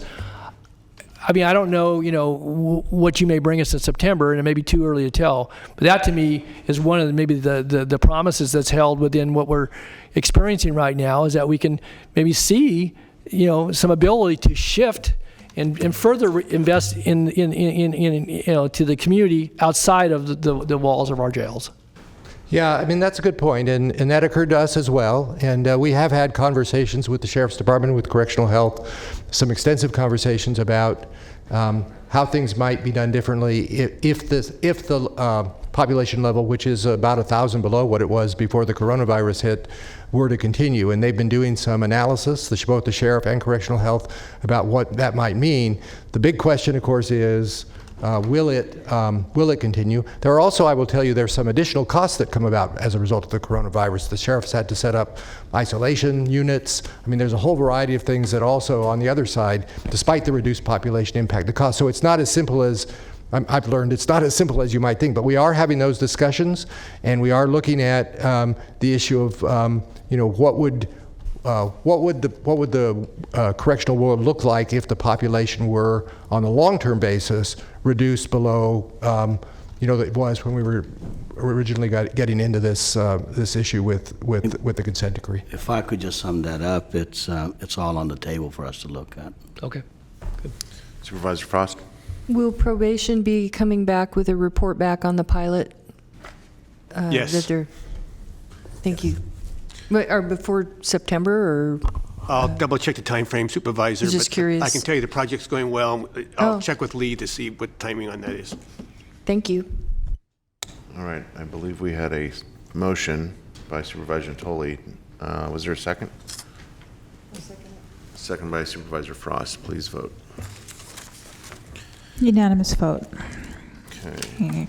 Item 29. 29, authority to execute pooled contracts in the total amount of $38,485,716 with BHC Heritage Oaks Hospital, BHC Sierra Vista Hospital, and Sutter Valley Hospitals doing business as Sutter Center for Psychiatry to provide inpatient psychiatric services to adults for fiscal year 2020-21. Supervisor, I'll just say that Dr. Bielenson and Dr. Quist are here to answer your questions on this one. I think as they're coming up in conversation with Supervisor Natoli, this has been an item that ever since I've been here since 2007 has always garnered some attention. The rates have gone up and this budget unit has seen the cost go up a lot. So Supervisor Natoli had asked a question about where we've been, what kind of utilization we're having, and is there an opportunity for us to curtail any of the expenses. So I have both Dr. Bielenson and Dr. Quist will be able to answer that. We sent you a very lengthy and didn't expect you to be able to look through what we sent to you this morning, but it does give you how we're utilizing this, the kind of beds, what kind of treatment we're getting, so it's a fairly sophisticated service. So with that, if they could just answer a couple of those questions. I don't know, Supervisor Natoli, if you want to add anything to it. No, thank you, Mr. Gill and Mr. Chair. I appreciate the information you sent forward this morning, and I know Dr. Bielenson's been here before us, certainly Mr. Quist as well, probably. When I look at the number of bed days here at 38,000, and the initiatives we put in place, and this board has supported, better access via clinic services, certainly with teams in the community and so forth, and yet we continue to spend, tens of thousands of dollars a day. In fact, it's approaching, if I do my math correctly here, it's almost $100,000 a day for the bed stays, maybe a little more than that. And yet we've talked about it in these chambers many times about doing some smaller facilities that would have licensure. We've done clinic services, I said, we've done mobile teams, we've done more in the realm of children and adult mental health, and yet we're seeing these numbers, and I know the ACA provided some ability for folks to access that maybe couldn't get access to these services, but when I see this number, it just continues to grow and grow and grow, and we're now pushing $40 million. I actually budgeted $41 million, almost $42 million last year. And no one in sight. And the healthcare providers are charging us $1,000 a day for every bed. And maybe that's what it costs. I know that colleagues have tried to negotiate that in the past. But this is all general fund, all realignment. That's what this is. And so other capacity to do other things in our budget for the community, whatever it might be, we're taking $40 million right off the top, and that just concerns me. And it doesn't go down; it just goes up. It went to $16 million in 14-15, and here we are at $40 million, a little less than for this year's projected. So, again, I don't know if anybody has the answers. We've done a lot of good work out there in the mental health arena, and Dr. Bielenson and certainly Mr. Quist both appreciate you being here. But my inclination is not to support this item, not because I know we don't have to do it, but it's just that we just keep pouring money down here for these critical services, but I don't see any daylight. Well, good afternoon, Ryan Quist, Behavioral Health. This is a statewide problem with our inpatient costs, and it's particularly true here in Sacramento County, which I got to learn really quick, was that we have 3 freestanding hospitals that can't bill Medi-Cal. This is something that we need to work on with our health partners, and we have been talking to them about how we could address this. Here in Sacramento County, we have a lot on the front door, how to keep people out of the hospital, and now we're working on ramping up the back door in terms of where to have people placed. So over the last few months, you approved augmented boarding care, and you approved adult residential treatment, and we're hoping that those strategies will be other ways for us to be able to drive the cost down. Like you mentioned, the fact is that we're obligated to pay these bills, so all we can do is work it. And the way we work it, we roll up our sleeves, we work on the front door and we work on the back door. And as soon as we finish one project, we turn around and do the next project to be able to keep working on those two doors. Just a question, Ryan, for you or Dr. B. So there's no Medi-Cal reimbursement. Why? Is because these are freestanding licensed hospitals, and because we discussed, we actually gave the go-ahead to do a couple of licensed facilities that were the 15 beds, whatever they were called, PUFs or whatever. Yep. And I don't know if we ever did those or not, but the idea was that we were going to be able to cut into some of these costs by being able to manage at least some of that population that was in need of those services. So Brian told you before Dr. Quist answers that, let me set the stage a little bit. There are 3 PUFs that we had talked about. We worked with the health systems on it, and what we found at that point was that the demand was far exceeding what we had. So I think a lesson learned was that the way we ended up presenting that to you did leave you, I believe, with a false impression that that would reduce this cost. At one point, the department did think that we could negotiate it down.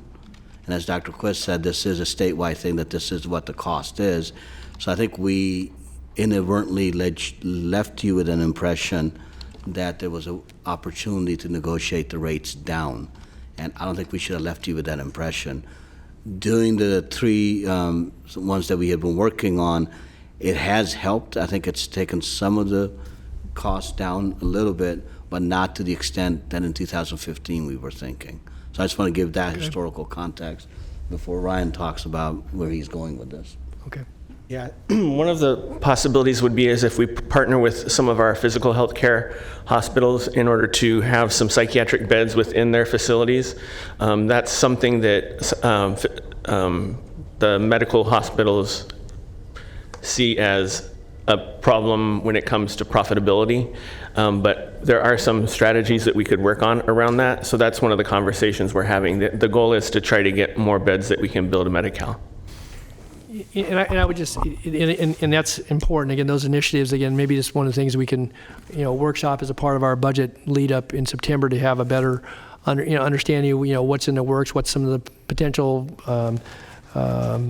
opportunities are to, still provide services, but do it in a way that maybe has some cost containment. Because, again, when I look at, again, the general fund realignment dollars here, they're so key and critical to, contracts we approved in item 24, to, item 21, to a lot of the conversations that, were embedded in what we, have here before us today, but are going to be ongoing. And, and those dollars are really precious, and certainly precious to provide services that are life-saving and, critical for folks who have, crises that are admitted into the hospital. But it's just that, the number is so big. But so Brian, I just want to be very candid about it. I don't want to leave you with the impression, which we've left in the past, that there is a cost reduction out there. I think the stuff that they're talking about, we can do that, but this has been it's been the cost what it is, and it comes in, we have to pay it. Doesn't mean that we're not going to pursue it, but don't want you left with the impression that within 6 months, 9 months, that we're going to have something that will dramatically decrease the cost that you're seeing on this, because the demand is outstripping what we have out there. And we also have virtually no negotiating power. There's these 3 existing places that literally say to us, okay, fine, don't want to, we'll get more from elsewhere, and they have private payers. One thing that is slightly good news is that Ryan was telling me, I don't want to put the blame on him, but that our trajectory is leveling off rather than going up, and that's a good thing, obviously. What Ryan was talking about, as we've talked about in the past, the front end is where the crisis support and all those sort of things come in. The back end, we have not been able to unload this. I think I used constipated thing last year, but we're stuck. Thank you for that. You did. That's right. I think you corrected me in second testing. So we have this pile of people in the system that we haven't been able to get out to a safe place, and that's where the board and cares comes in, and that's where the MHSA money that you put out comes in. But that's just started in the last few months. So that does hold some promise. Again, I know those things are all designed to, have better outcomes for folks and certainly provide proper treatment and hopefully keep them out of the inpatient, and some of these stays that can be And get very them lengthy. out quicker. Right, the longer stays. So, just one other question, if I could, then. So we have denied due to no, I don't know if it's just with capital PN or administrative status. So we do deny some. And are the clients or the consumers denied, or is it that we deny the claims and we don't pay them, or what's that mean in that column? The consumers already received the service. It's that there was not adequate documentation. PN stands for progress note, and then medical necessity is basically how you get to a diagnosis. So there was not sufficient medical documentation to support paying that claim. So if I read this number right, then for 1920, that in the case of Sierra Vista, they were, there was 2,600 folks that they were going to bill us for that we didn't have to pay for. Is that right? Okay. See, you saved a lot of money. Feeling better already, Dr. B. Okay. All right. I'd move the item. All right, there's a motion on the floor from Oh, I'm sorry, Supervisor. Mr. Kennedy. I'm sorry. I got ahead of the. Yeah, I understand. Okay. I understand. Just want to make note that you have a motion, because the motion was made. Supervisor Kennedy. I'll second it, and then I just wanted to back up Dr. Bielenson as somebody who's been involved pretty closely with these conversations over the last 6 years. We have no leverage. We just don't. We have the need. They've got the services, and I mean, I overestimated my negotiating skills when I met with them years ago, and it's where we're at. I mean, if I could just jump in on that one, there was, hindsight's always 20/20, I've been saying that today, that there was a strategy put in place by a previous department head that by bringing this to the board and having this conversation, that we would have some kind of leverage on them. And Dr. Bielenson, Dr. Quist, and Patrick, Paul Lake, and myself, we all have gone through the rigmarole. They have us. So it's frustrating, but they have us. Okay. Right. Opportunity may avail itself someday. All right. Bedside hospital would be very helpful. Sure. It would. Anything else? All right, we have a motion on the floor and a second from Supervisor Kennedy. Please vote. All Unanimous vote. right, thank you. Item 37. Okay. Item 37, authority to enter into an agreement with Next Move Homeless Services in the amount of $720,780 for the operation of the Mather Community Campus Family Transitional Housing Program effective July 1, 2020 through June 30th, 2021, with the option of 2 one-year renewals through June 30th, 2023 at an annual budget of $720,780. Happy to answer your questions. What was my item? I think the issue was Supervisor Peters' potential conflict of interest on this item was the reason why it was pulled. Okay. Yeah, which I don't have. Right. As you mentioned earlier. So there's I no guess need for no discussion? conversation. Okay. Let's just move along. Okay, would, Yeah, no, I shouldn't, because I okay. can't. Supervisor Kennedy is going to move the item. Second. Second by Supervisor Frost, please vote.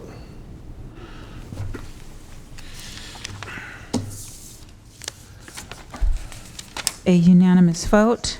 Okay, item 46, please. Item 46 is the authorization to execute an agreement with Man Alive Sacramento for inmate reentry services in the amount of $76,876 for the period of July 1, 2020 through June 30th, 2021. You want to kick it off, Don? Sure. We received correspondence, and hopefully got shared, I think it may have gotten shared with you, from a party that, again, in addition to comments we heard today about what we ought to expend dollars on, that raise issues relative to, I guess, some of the information contained on the website and some of the visuals as it relates to this program. Yes, Ms. Evans did make me aware of that. I did pass along to the sheriff's office. They're aware, and they're going to be looking into it. I don't know if you want them to answer any questions. Yeah, maybe quick, Chris, I think it would be good because, again, the images were sent, I think in light of obviously a lot of other conversations going on in the community are concerning, I guess. So No, great, and I can tell you that those images don't rise to the level of standards that we have for our service providers. To save everybody some time, this isn't the Man Alive that we're looking to enter into a contract with. This is Man Alive Placer County, which is totally separate from Man Alive Sacramento. Man Alive Sacramento has been a service provider to the Sheriff's Department for over 13 years. Okay. They provide batter's treatment programming that's not only court mandated, but they're also probation certified. So this is a different organization than the one that we had that information. Totally separate. So Man Alive Sacramento's website is www.notoviolence.com. The mavcenter.org that's referenced in the correspondence from Jolie Terrazas is not a partner with the Reentry Services Unit or the Sheriff's Department. Very good.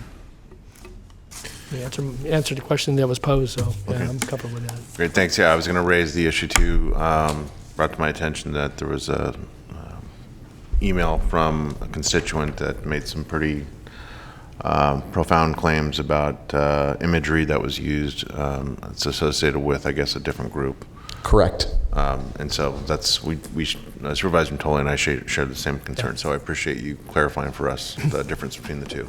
No, and I assure you, if any of our contract providers or community-based organizations did have that content on their website, we would look at other alternatives. Thank you very much. Thank you very much. Thanks for coming over. Thank you. Appreciate it. Okay. Move the item. Okay, it's been moved by Supervisor Matoli, second by Supervisor Peters. Please vote.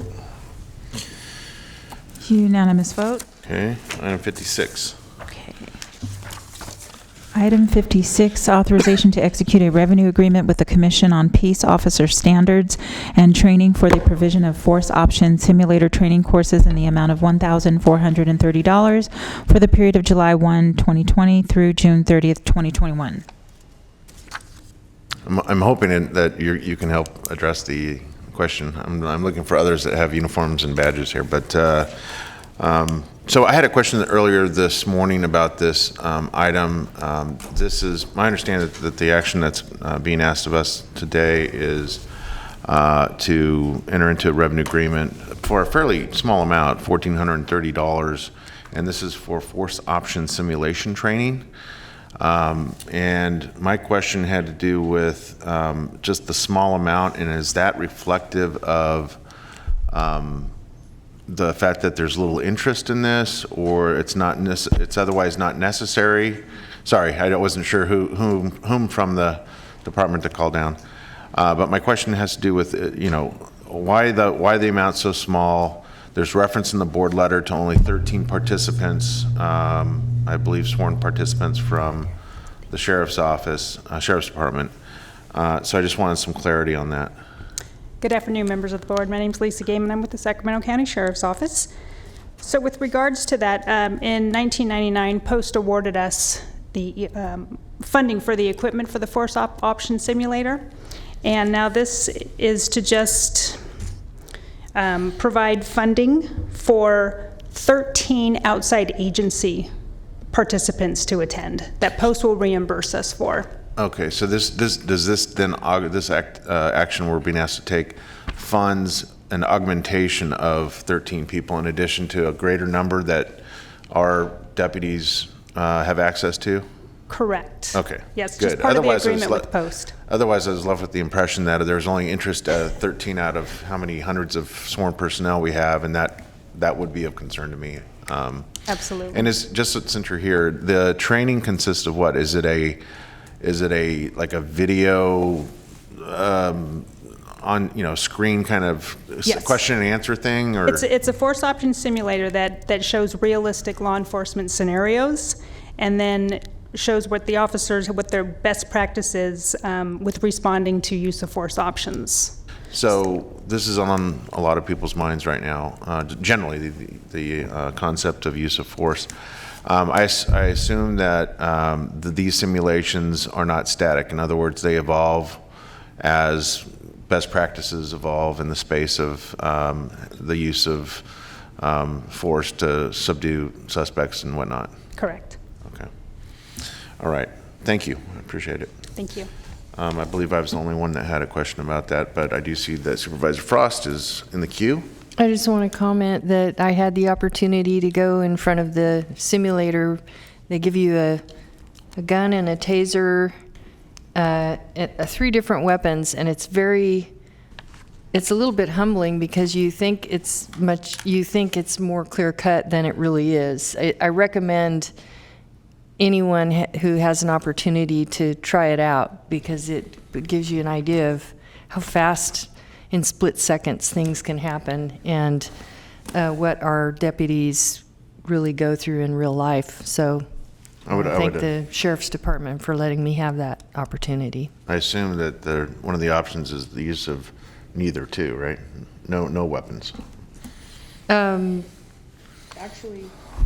Actually, that's what happened to me. I was one of those people that wasn't very good at doing I was still standing there and they said, why didn't you say drop the gun? I didn't,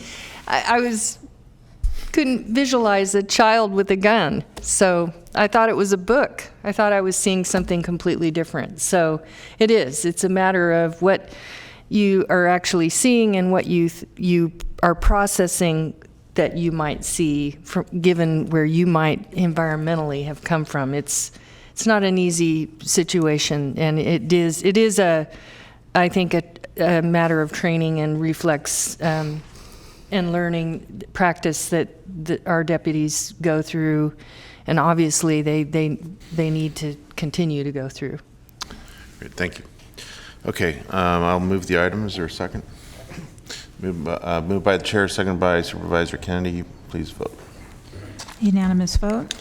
Great, thank you. Item 59. Okay, item 59, authorize Sacramento County Office of Planning and Environmental Review to establish a 5-year plan to be incorporated with the Senate Bill 2 Year 2 Permanent Local Housing Allocation Funds application. Yes, so this is a request to submit for a grant application, which is due in July. We've already received the SB Year 1 funds, and so this is years 2 through 6. You initially heard an item by staff for one of those years, and then the notice of funding availability came out. It had some different parameters where we needed to do a 5-year plan. So this has the 5-year plan. That included needing to pass along some money to the cities of Folsom, Ileton, and Galt, as well as a requirement that 20% of the funds be used on home buyer assistance. So that's proposed. Mr. Chair, yes. Thanks, Leanne, and this may involve Bruce as well on this because, as noted, last year, I think certainly in response to some questions relative to the need for a senior safe house or additional capacity for seniors who either were the verge of homelessness and those who are literally homeless because they're in situations of neglect, abuse, or otherwise. And there was going to be some further exploration, and we had some discussions with Area 4 Agency on Aging relative to a home share pilot and to a safe house. But what I take exception to here now is the new grant would put $300,000 just for general homelessness. It doesn't specify for seniors. We haven't really addressed the issue of senior safe house. And under this current framework, I mean, I believe strongly when we have 1 or 2 people a day who are turned away and have to be housed otherwise in motels or hotels or however we make those accommodations for vulnerable seniors, that cries out to me for having another senior safe house or some other alternative. We talked about this, and just to kind of gloss it over by doing 1 year, $300,000 for seniors, and then saying for the next 4 years, all we're going to do is just put it in the general category. I'm not buying it. I'll just say that right now. Supervisor, on that point, certainly we're committed to addressing the needs of seniors. One reason why we have the wording the way it is now is because of the uncertainty of what's going to happen with state funding and homelessness generally. And we thought we needed to set this up this way to preserve some flexibility. But I can assure you that we are committed, as I've addressed this board before, on the needs of seniors, and we'll certainly be looking for the possibilities of using this funding for that purpose. For the millions of dollars that we put into general homelessness and folks from across the spectrum, children, families, single individuals, and so forth, again, I'm going to make the pitch here again that we ought to focus in on the senior population as a segment of that population. And we can do that with this money if we choose to, and we can choose to do just as being recommended here. And I, for one, feel really strongly about that, for the, mature adults who, again, are at great risk and a growing number in our population, and for us not to call that out and to continue that, and not just for rental assistance, because I do believe having a safe place, and again, the example that's in, District 3, which is a great safe house, and, we fund it, it was in what contracts we did earlier today.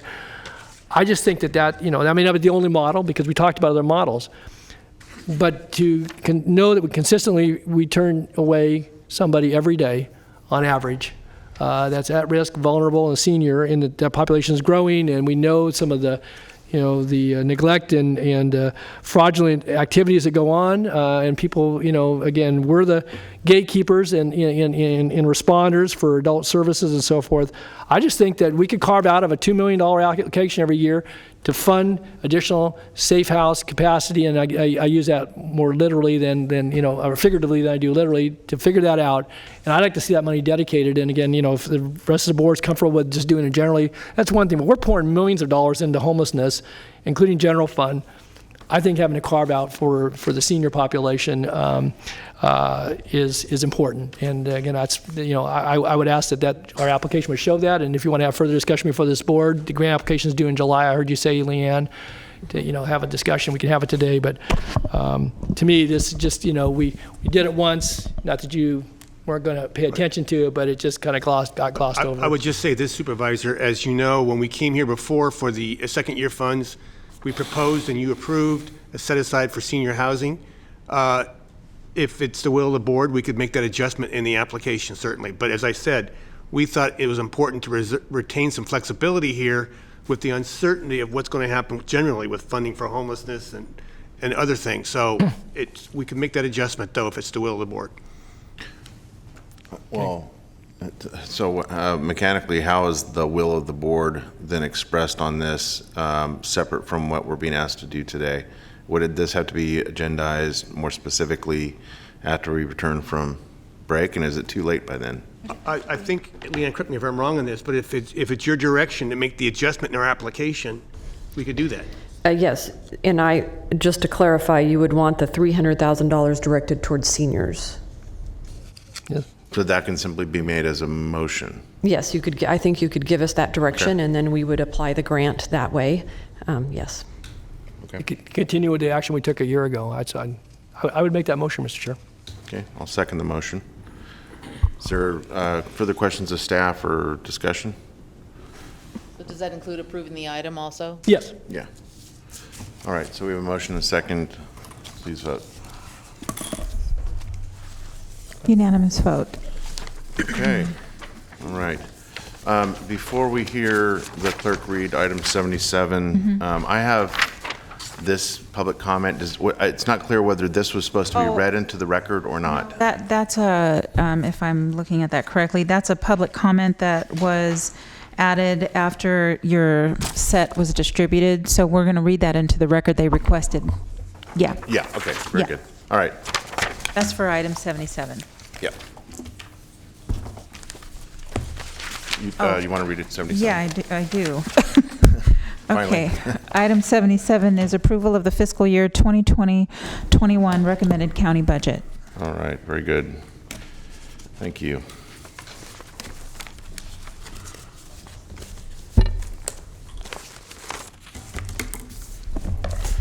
So, Mr. Chair, members of the board, Mr. Gill already gave an overview of this. I'll just, for the record and for those listening, sort of recap what the situation is. As you well know, the county's normal budget process is for the county executive to propose a recommended budget in June, for you to hold hearings on that recommended budget and then approve it. This approved recommended budget then provides appropriation authority for county departments to operate from July 1st through the end of September. During July and August, county staff then typically identify necessary revisions to the approved recommended budget that, among other things, reflect final fund balance carryover numbers after the county's books are closed in mid-July, revised discretionary and semi-discretionary revenue estimates, and the impact of the state budget that is usually adopted in mid-June. Then in late August, the county executive proposes a revised recommended budget, and in September you hold public budget hearings and adopt a budget. This adopted budget provides appropriation authority for the remainder of the fiscal year. And as I said, and as has been noted earlier, that's the normal budget process, but as we all know, this year the situation is anything but normal. As you're well aware, in March, the COVID-19 public health emergency resulted in one of the steepest economic downturns in the nation's history, and it quickly became clear that the county was facing an unknown but clearly significant reduction in discretionary, semi-discretionary, and other revenues in both this fiscal year and fiscal year 2021. Given this, we made a decision to ask your board to approve a placeholder recommended budget in June by rolling over the fiscal year 2019-20 adopted budget with limited exceptions as the fiscal year 2021 approved recommended budget. This will provide additional time to further refine our estimates of the impact of the COVID-19 emergency and resulting recession on the county's discretionary, semi-discretionary, and other revenue as well as expenditures. And Mr. Gill indicated we continue to evaluate that and will continue to be updating those numbers as new information becomes available. Learn whether and to what extent additional federal or state relief may be available to help offset revenue losses or cost increases, and work with departments to develop carefully thought out plans to make whatever reductions in expenditures may be needed as a result of the anticipated revenue reductions. We will be focusing on these issues between now and late August, when we will finalize a revised recommended budget that will be presented to your board. In September, your board will then hold the required notice public hearings, have an opportunity to make any revisions to the revised recommended budget, and then adopt the budget, which you're required to do by no later than October 2nd. You should know that the approach we are proposing here is not unique to us. A number of other counties are either rolling over their FY 2019-20 budgets or approving very limited pre-COVID budgets in June and planning to return in September with new revised budgets. Counties taking this approach include Solano, Stanislaus, Contra Costa, Sonoma, San Mateo, Santa Clara, Ventura, and Orange, to name just a few. Your board adopted the fiscal year 2019-20 budget on September 24th, 2019. That budget totaled $4.54 billion in appropriations for all funds and $1.81 billion for the general fund. As you also know, the county is implementing a new budget system starting with the fiscal year 2021 budget, and as part of that process, we have changed what we define as an appropriation. In fiscal year 2019-20 and prior years, appropriations were net of reimbursements from certain other funds, budgets, or units or programs, which were accounted for as a negative expenditure. Although this ensured that expenditures that appeared in the two funds or budget units were not double counted, it had the weird effect of showing increases in expenditures for a particular budget unit or program that was funded by an increased reimbursement as a decrease in appropriations. It also meant that the specific appropriations by object added up to a number higher than the total appropriations. So starting with the fiscal year 2021 budget, appropriations reflect expenditures before reimbursements, and reimbursements are essentially treated as a resource. Using this new approach, the FY 2019-20 all funds appropriations would have been $6.23 billion, and general fund appropriations would have been $2.88 billion. The fiscal year 2021 recommended budget also includes $2.88 billion in general fund appropriations. In other words, no change. It's entirely a rollover budget. The all funds budget includes $6.25 billion in appropriations, an increase of approximately $20 million, and this increase is due to the exceptions to the rollover in two areas, and we talked a little bit about this earlier. The first is inclusion of appropriations for the new dental insurance fund created during fiscal year 19-20 when we became self-insured for dental insurance. That was about $17 million. And then the second is revisions to debt service fund budgets required by the terms of the bond indentures. So what we're asking you today is approve the resolution or adopt the resolution approving the fiscal year 2021 recommended budget, and it will be returning later or during in late August with a revised budget proposal that will be the actual budget for fiscal year 2021. With that, I'd be happy to answer any questions. Thank you, Britt. Mr. CEO, do you have anything to add? No, I think just what Brett mentioned and I mentioned earlier, it is we are going to be working with some of the uncertainty, and there's a couple of things that since not the coronavirus related, but with civil unrest we've seen, I've heard from from almost every board member about an inquiry about body cameras. So Mr. Ferguson and I are discussing that with the Sheriff's Office. We're getting a proposal in on what it will look like, what would the plan look like. So it is our intent to present that with the budget in September with that financing package that we will have for body-worn cameras. So I wanted the board to know that that is a priority, that I heard from you loud and clear, the sheriff too. So we will be working collaboratively with the sheriff and his team to bring something forward to you. Okay, great, thank you. Before I go to my colleagues for any comments or questions, I just want to make sure for the record it's understood clearly that last September for final budget, I issued a lone protest no vote against the entirety of the sheriff's budget. And for continuity, I'm going to maintain that dissent for the balance of time between now and the time that the board reconvenes to consider the final budget for 2021.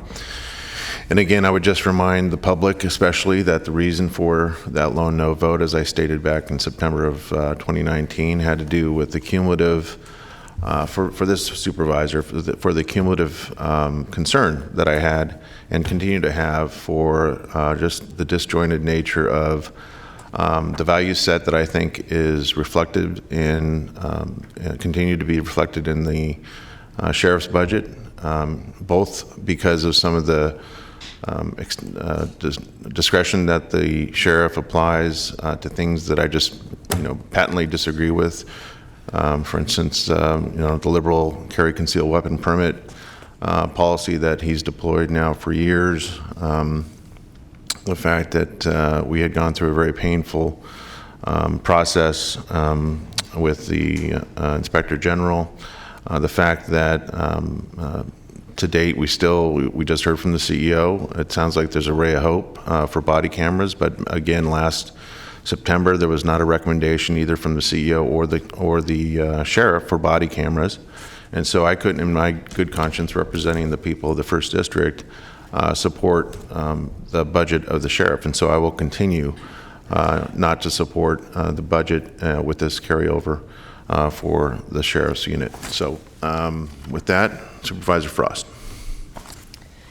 I remember when we had the conversation around the body cameras a couple years ago, and there was some conversation regarding my impression was that the sheriff was not opposed to the cameras, but there were challenges regarding records keeping and IT and record responses. And so I want to make sure that we're looking at the big picture of what is it going to cost, so that we're planning on the big picture, because it's not just a matter of buying a bunch of cameras. It's taking on a whole nother function, several other functions really, and cost. So I just wanted to make sure that we're looking at all of it. That's a very good point, Supervisor Frost. That's a point. We understand that it's a comprehensive look at everything. Great, thank you. Supervisor Kennedy.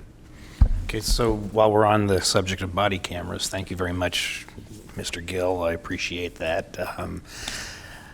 It's long overdue in my mind, but I would recommend that we not just, in all due respect to the sheriff and the sheriff's department, we not just rely on their information, because a few years ago I was given 2 sets of numbers, and they were very different from what came from the sheriff's department to what came from vendors.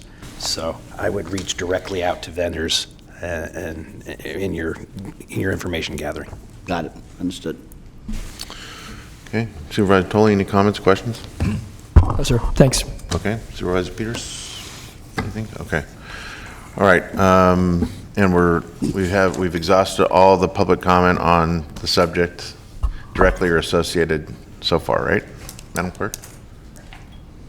For item 77, we do have public comments. We have about 20. Oh, we do? Yes. Okay. All right. Thank you, Britt. So Lydia Frazier is a deputy clerk in our office, and she'll be reading those comments into the record.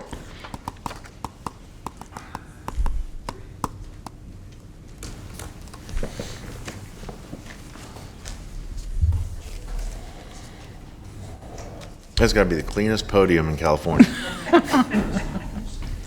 Following the rules.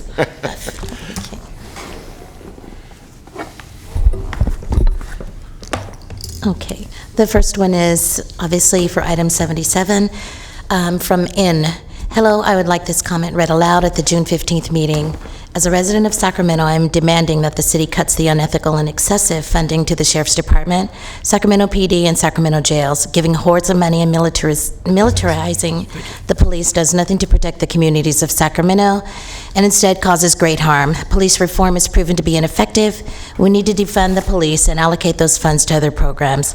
I demand a cut to the $372 million budget given to the Sacramento Sheriff's Department, defunding of Sacramento jails, and the allocation of those funds to support Black and people of color communities, affordable and permanent housing, mental health care, education, and community-led safety programs. Sacramento's law enforcement needs to be defunded, demilitarized, and removed from schools immediately.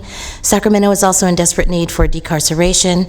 Our criminal system disproportionately targets Black and people of color individuals, and we need to repeal laws that criminalize poverty and survival, release low-level offenders, and cut funding to incarceration. We should be focusing our funding on programs that help our communities instead. Thank you. And the next letter is item 77 from Michelle Petro. It says, Dear Supervisors, insert name. Michelle Petro, and I am a resident of Sacramento County and have been since December 2011. I moved here with family from Orange County, a county that I believed was more conservative and militant than my new home.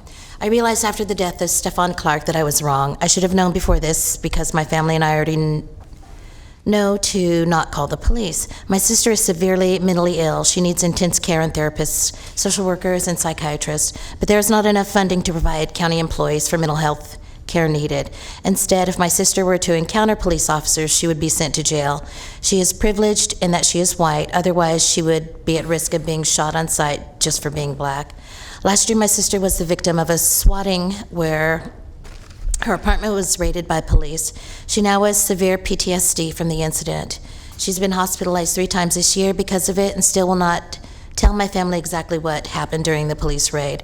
Please listen when we, the people who pay for your paychecks through our taxes, there's funding our community services and it is within the sheriff's budget. I'm writing to you today to express my concern for the county's fiscal year 21 budget, specifically the budget for the Sacramento County Sheriff's Department.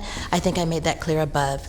The city invests too much money in law enforcement. Because of this, we have lost too many Black lives to police, sheriff, violence. I'm requesting you to create a budget amendment which defunds the Sheriff Department and invest in the needs of our communities. The budget needs to invest in our communities, not sheriffs. It needs to invest in rehabilitation programming, not prisons and jails. It needs to invest in their most vulnerable members and not in the violence of oppression. Sincerely, Michelle Petro. Next letter on item 77 is from Trina Allen. 616, public comments to be read aloud at the meeting. Hello, I'm Trina Allen. I reside in Supervisor Cerna's district, and I would like to ask this board to defund the Sacramento Sheriff's Department and reinvest our money back into the communities that it comes from. Historically, Black and brown communities were hit hardest by the recession when people lost their homes and then were priced out of the housing market in the ensuing gentrification of those same communities. Effectively, this created an anti-Black public health crisis and left marginalized people unhoused, housing insecure, and at greater risk for physical and mental health issues. Now SARS, COVID-19 hits, a virus that is disproportionately killing Black Sacramentans. Sheriff Scott Jones, the department at large, and the county jail all have clear track records of extreme human rights abuses, again, disproportionately against Black Sacramentans, and they continue to receive the greatest proportion of our money. This is outrageous. As an ethical and effective board, you need to decrease funding to the entire department, end all expansion projects, reinvest that money back into community programs that address the current crisis and systemic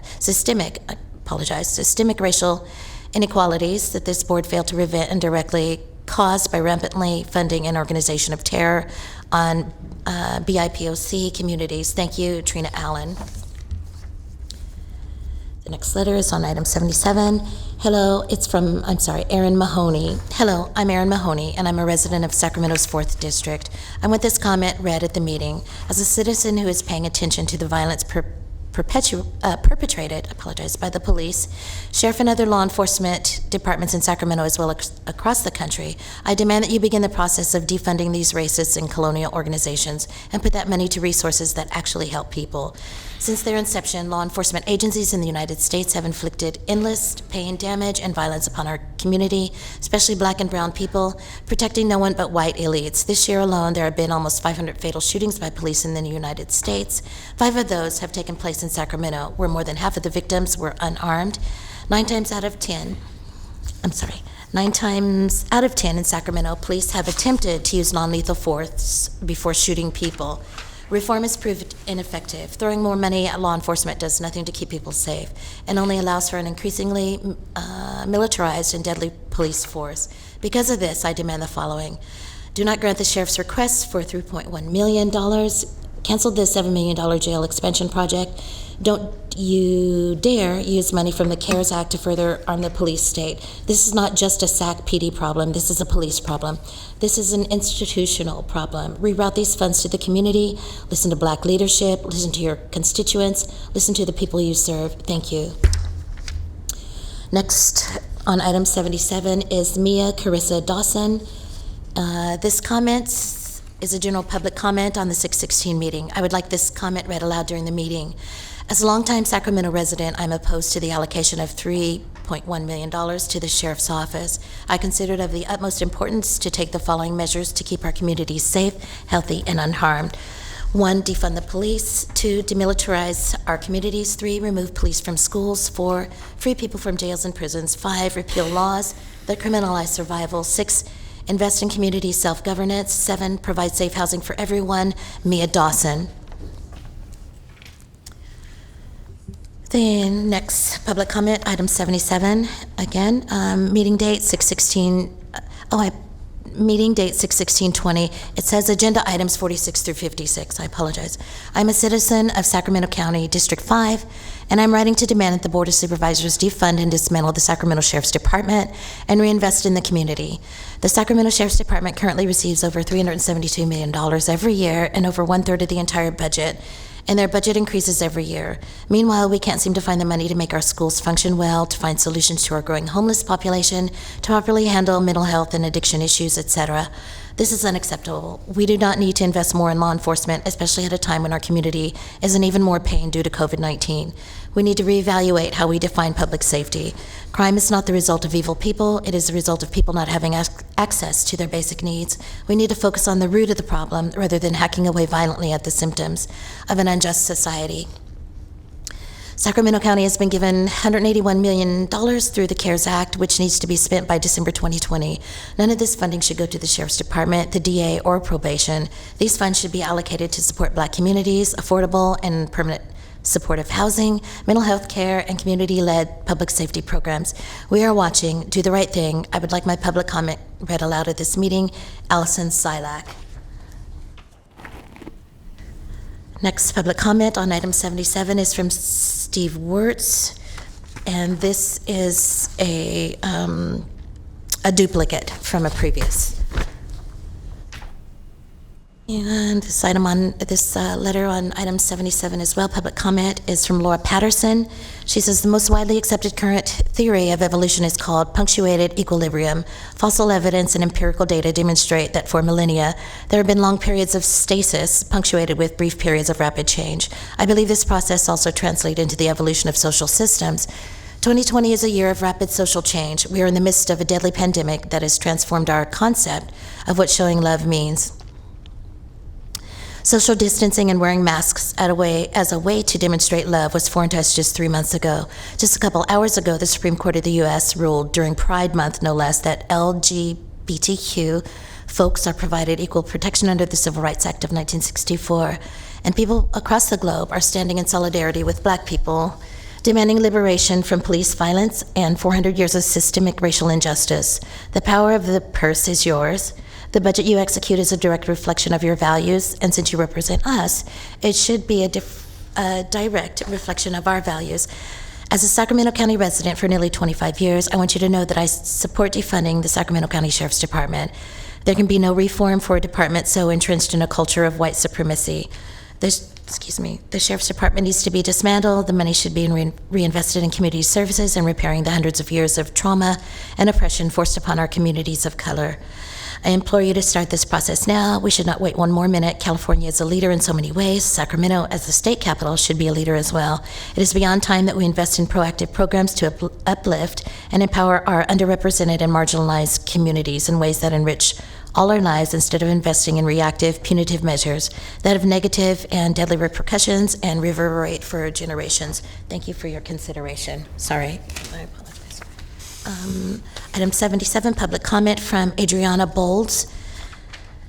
Let's see what she says. Meeting date, June 16th, 2020. This is a request to have the following statement read aloud during public comment of the Board of Supervisors meeting on June 16th. My name is Adriana, and I am a Black resident of Sacramento County. I'm writing this comment today to advocate for changes that our county deserves. I hope that the Board of Supervisors is a body of representatives that has the courage to make the changes that many of those they represent have stood up for, defunding law enforcement. As the Sacramento Sheriff's Department receives over 1/3 of the county's general fund budget, it's not hard to imagine how deep the ties can be between a governing body allocating money and a department receiving the money. I assume it wouldn't be hard to imagine this even if said department and its employees wrongfully incarcerate and murder the same Black citizens those representatives are elected to represent. It is your responsibility to see the wrong being done and do something about it. We do not need a jail tower downtown if you plan to just put the same formerly incarcerated people in it when it is done. We need institutional racism to be addressed meaningfully and all cases be reviewed. We need reentry efforts that have budgets that will actually make a difference. In the age of global pandemic and with more demand ever on health and mental health services, the money plan for the Sheriff's Department can be better used for your citizens in programs that keep our community safe. This is not only a call to reallocate and defund the Sheriff's Department, but also a call to make the right choices with the $181 million provided through the CARES Act. The funding from the CARES Act should be allocated to support our community, to fund education, housing, and health services, and not added to the Sheriff's Department, Defense Attorney, or Probation Services allocations. With the pandemic and unrest in the community, you must know that these demands are serious. It seems incredibly reckless to neglect an opportunity to shift funding to these efforts, and hope that you have heard from the people and come to represent them. Thank you, Adriana Bowles. Next public comment on item 77 is from Veronica Rhodes. I would like my public comment read aloud during the meeting. Dear Supervisors, my name is Veronica Rhodes, and I'm a resident of Sacramento County. I've lived and worked in Sacramento County for 20 years. I'm writing to you today to express my concern for the county's fiscal year 21 budget, specifically the budget for the Sacramento County Sheriff's Department. I am the mother of Black children, the wife of a Black man, and the daughter of a retired parole agent of 25 years. We're in the midst of widespread upheaval over the systemic violence of policing. I was sick to my stomach watching my fellow Sacramento residents tear gassed and shot with rubber bullets. The waste of resources and money having the National Guard guarding Walmart in Natomas. Completely outrageous and shameful. Real change needs to be made to the way the country allocates resources. Too much money is invested in law enforcement. I'm sending school supplies to school for my children's classrooms, but there are officers and deputies making upwards of $200,000 a year. That is shameful. I'm requesting a budget amendment which reallocates funds from the Sheriff's Department and invest in our communities. We do not need more law enforcement. We do not need more sheriffs. Sacramento County needs to reinvest in rehabilitation, not prisons and jails. The Sheriff's Department is the largest item that the board has discretionary powers over. Sacramento County has been given $181 million through the CARES Act. It is almost July, and these funds must be spent by December 2020. Why have the funds not been allocated? These funds should be allocated to support Black communities, affordable and permanent supportive housing, mental health care, and community-led public safety programs. Empty gestures and suggestions of reform are no longer acceptable. Sincerely, Veronica Rhodes. Next public comment on item 77 is from Maulana Namaste. And it reads, I would like for my questions to be read out loud during the meeting. Do you understand that in other countries, the police do not use deadly weapons? They have steps in place to de-escalate the situation by using conflict resolution tactics. Once you are defunded, what is the first thing you'll do in order to repair the damage? Barely their relationship with the Black community, and are you willing to humble yourself to serve our needs immediately, consistently, and patiently? Better housing and small business grants should be in the first stage of your plan so that Black families can start building and leaving a legacy for their children just like you. Just like you, we want the best for our families and communities too. Thank you, Maulana. Next public comment to be read into the record on item 77 is from a Lauren Morelli. And she says, Board of Supervisors, my name is Lauren Morelli, and I currently work as a mental health provider in schools in Sacramento County. I am writing to you today to express my concern regarding the county's fiscal year 21 budget, specifically the budget for the Sacramento County Sheriff's Department. The county invests too much money in law enforcement. Sacramento Sheriff Department currently receives over 1/3 of the entire county general fund budget. Meanwhile, Child and Family Services continue severe budget cuts. Just last year, 60 positions were cut from Children and Family Services, while 58 county sheriff's positions were added. I fear that these disparities may only increase in the wake of this global pandemic. We have lost too many Black lives to police-sheriff violence, and we need to dismantle the school-to-prison pipeline now. I'm requesting you all to create a budget amendment which defunds the Sheriff Department and instead invest in the needs of our communities, including preventative and early intervention services. We as a community are demanding that the board cancel the $7 million contract to begin designing a new jail tower downtown. The budget needs to invest in our communities through more funding for health and social services. It needs to invest in rehabilitation programming, not prisons and jails. None of the funding from the CARES Act should go to the Sheriff's Department. Rather, the funding should be allocated to support Black communities, affordable and permanent supportive housing, mental health care, including early intervention, mental health services, health screenings, after-school programs, child care, and community-led public safety programs. I ask that you read my public comment aloud during the meeting. Sincerely, Lauren Morelli. The next public comment on item 77 is from Marcy Murtha. Meeting date 6/16. I would like my comment read aloud during the meeting. Dear Supervisor Phil Cerna, I am writing to express concern over fiscal year 21 budget. We need the budget reevaluated to prioritize community health and safety. CARES Act funding should not go to sheriff or police. Plans for new jail towers should be canceled, and funds must be reallocated to programs to help Black people who disproportionately suffer violence from Sacramento Sheriff and Police. Measure U funds should not go to sheriff or police. Instead, funding should be invested in safe housing and mental health services. No additional funding should be given to the Sacramento County Sheriff or Police. They have broken their trust with the people and operate in a manner that is not transparent or compliant with the law. We deserve better and want funds allocated to help those in most need. Please listen to your constituents. Marcy Murtha, member of District 1. Next public comment on item 77 is from Nicole Deutsch, and she says, since the board recently approved $7 million for building a new jail tower here in Sac County, and as the board considers current motions that would allocate hundreds of millions of additional dollars for use by the Sac County Sheriff's Department, I thought it would be important to talk about incarceration and what it actually accomplishes or doesn't. America has 5% of the world's population, but 25% of the world's incarcerated population. In California, 581 people for every 100,000 people are locked away. Our state's rate of incarceration is higher than that of the UK, Italy, France, and Canada. The majority of those jailed or in prison in California are Black, according to the Prison Policy Initiative. The Bureau of Justice Statistics estimates that the United States spends more than $80 billion each year to keep roughly 2.3 million people behind bars. In California, it costs an average of $81,000 per year to incarcerate an inmate in prison. Since 2010 to 2011, the average annual cost has increased by about $32,000, or about 58%. In contrast, California spent just over $12,000 per student for the most recent budget year. In short, our state spends nearly 7 times as much on locking people away as it does on educating our youth.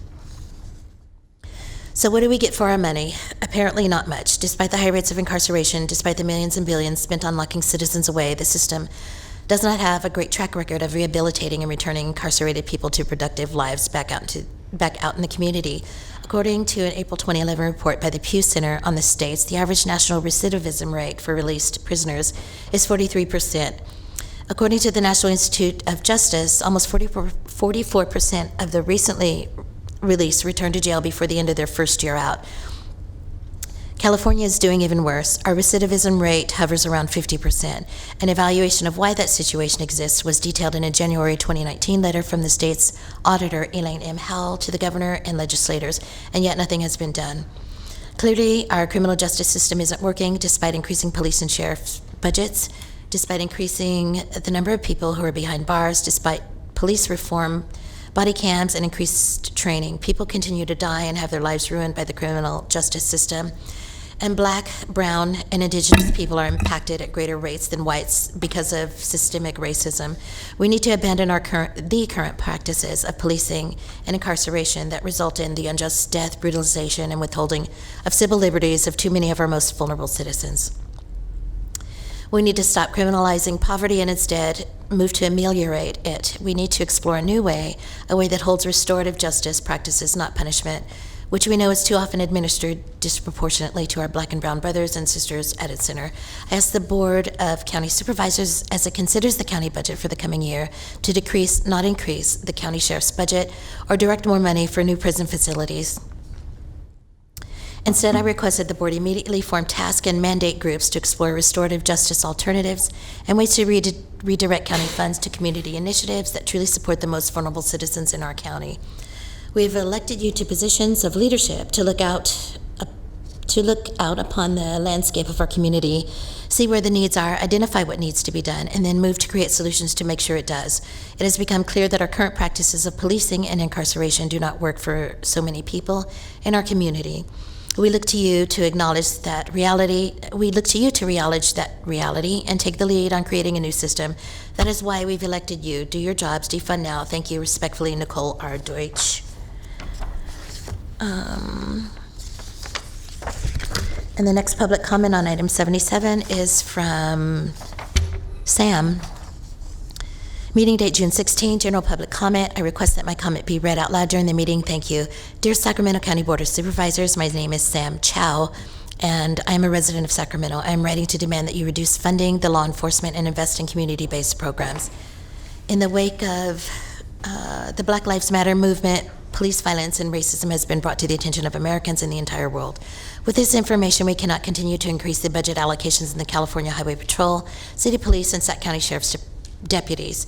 We cannot enable more jails and prisons to be built, such as the new jail tower downtown the board recently approved. Incarceration is problematic, racism, and inhumane.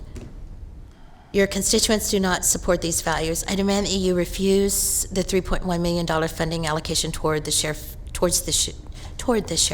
Instead, I urge you to use these funds to support Black communities, affordable and supportive housing, mental health care, and community-led public safety programs. In sum, the following are demands you are urged to implement. Defund law enforcement, demilitarize our communities, remove police from schools, free people from jails, repeal laws that criminalize survival, invest in community self-governance, provide safe housing for everyone, invest in care, not cops in cages. I also urge that you take the pledge to refuse monetary contributions from law enforcement. Thank you for your time.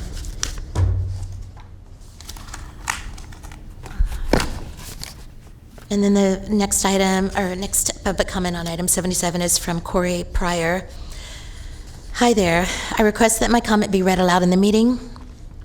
I'd like to comment about the proportion of funds in the budget going to the criminal justice arm of our county, specifically the sheriff. It begins on the next line. I do not approve of the amount of money in the general fund going to the sheriff's office or the new jail tower. We need to reallocate a lot of those funds to invest in our communities, specifically our youth, mental and physical health services, and housing. The amount of money going to the sheriff compared to our communities is grotesque and wrong. We are always told there is no money for quality education or mental health services or housing for the homeless, but this looks like a line item we can take from. So some may wonder, well, what about crime? If you want to remove a tree, do you cut it at its branches? No, you dig it out by the root. I'm a graduate student studying criminology, and I've read hundreds of research articles about correlates to and consequences of committing crime. Decades of this research show that the roots of crime lie in social inequality, lack of resources, quality education, health services, income, youth programs, and trauma. Doesn't it then make sense to address crime by addressing these issues? Here's the kicker. Contact with the criminal justice system at any level of the system is related to every negative outcome you can imagine, specifically the ones I listed above that are the roots of crime. So this research shows that our criminal justice system is not only racist, but it actually perpetuates crime. Further, there is a lot of evidence that the safest neighborhoods are not the ones with more police, but more resources. Not only do the lived experiences of Black people and people of color more generally tell us that our system needs to change, but decades of scientific research does too. Listen to your constituents, specifically those vulnerable populations that need you to do something, and defund the police. Invest in Sacramento County, not the sheriff. Thank you for your time, Corey Pryor. Next public comment for item 77 is from Tressa Fessenden McKenzie. Hello, as a member of this community, I'd like to comment that it is absolutely an inappropriate use of funds to begin a $7 million jail expansion project right now or to increase funding for the sheriff. We're in the middle of an important moment in history in which we're being called to re-examine our justice system and its many shortcomings, not to expand its reach. Rather than increasing funds for jails and police, the Board of Supervisors should be defunding the Sheriff's Department and jails. Too much of our budget is already being consumed by these departments. We have continuously harmed our fellow citizens, resulting in the deaths and traumas of our Black community members instead of serving them. We need to be investing in education and assisting the unhoused, providing medical and mental health services. Both financially and perhaps more arguably morally, the taxpayers' money would be better spent on proactive measures that meet the needs of the people. History tells us we cannot in good faith continue investing in punishment if the aim of the government and those who work in it is to truly protect and serve its citizens. Furthermore, none of the CARES Act funding should be directed to the sheriff, DA, or probation. Those funds should be allocated to providing health care and economic relief to those affected by the ongoing pandemic. Please read this comment aloud during the meeting. Thank you, Tressa Fessenden McKenzie. Next comment, public comment on item 77 is from Melissa Kumnun Sate. Melissa Kumnun Sate, and she says, hello. My name is Melissa, and I am a current nursing student in the Sacramento area who is concerned about the allocation of the CARES Act funds and the general funding for the Sacramento Sheriff, DA, and Probation Departments. Items 46 through 56 currently ask for over $3.1 million, which could better be used as funding for the reinvestment into our communities, specifically our Black communities in Sacramento. The CARES Act funds should be reserved for community programs, affordable housing, schools, and mental health services. Additionally, we have already seen many cities across the country, for example, San Francisco, Los Angeles, Minneapolis, Seattle, Portland, New York City, and Albuquerque, pledge their support to reallocate police enforcement and incarceration funding towards public services, such as schools, social workers, and mental health professionals. Holder 2020, June 9. Ramsey 2020, June 15. And I think Sacramento needs to pledge the same. As the capital of California, we have a duty to be an example for other cities within California and across the nation to make progressive and positive change related to defunding the police and reinvesting those funds into the community. In this time of social justice and focus on social equity, we need to be more critical of the funds that we provide our law enforcement departments, and I hope that the board feels the same way. Thank you.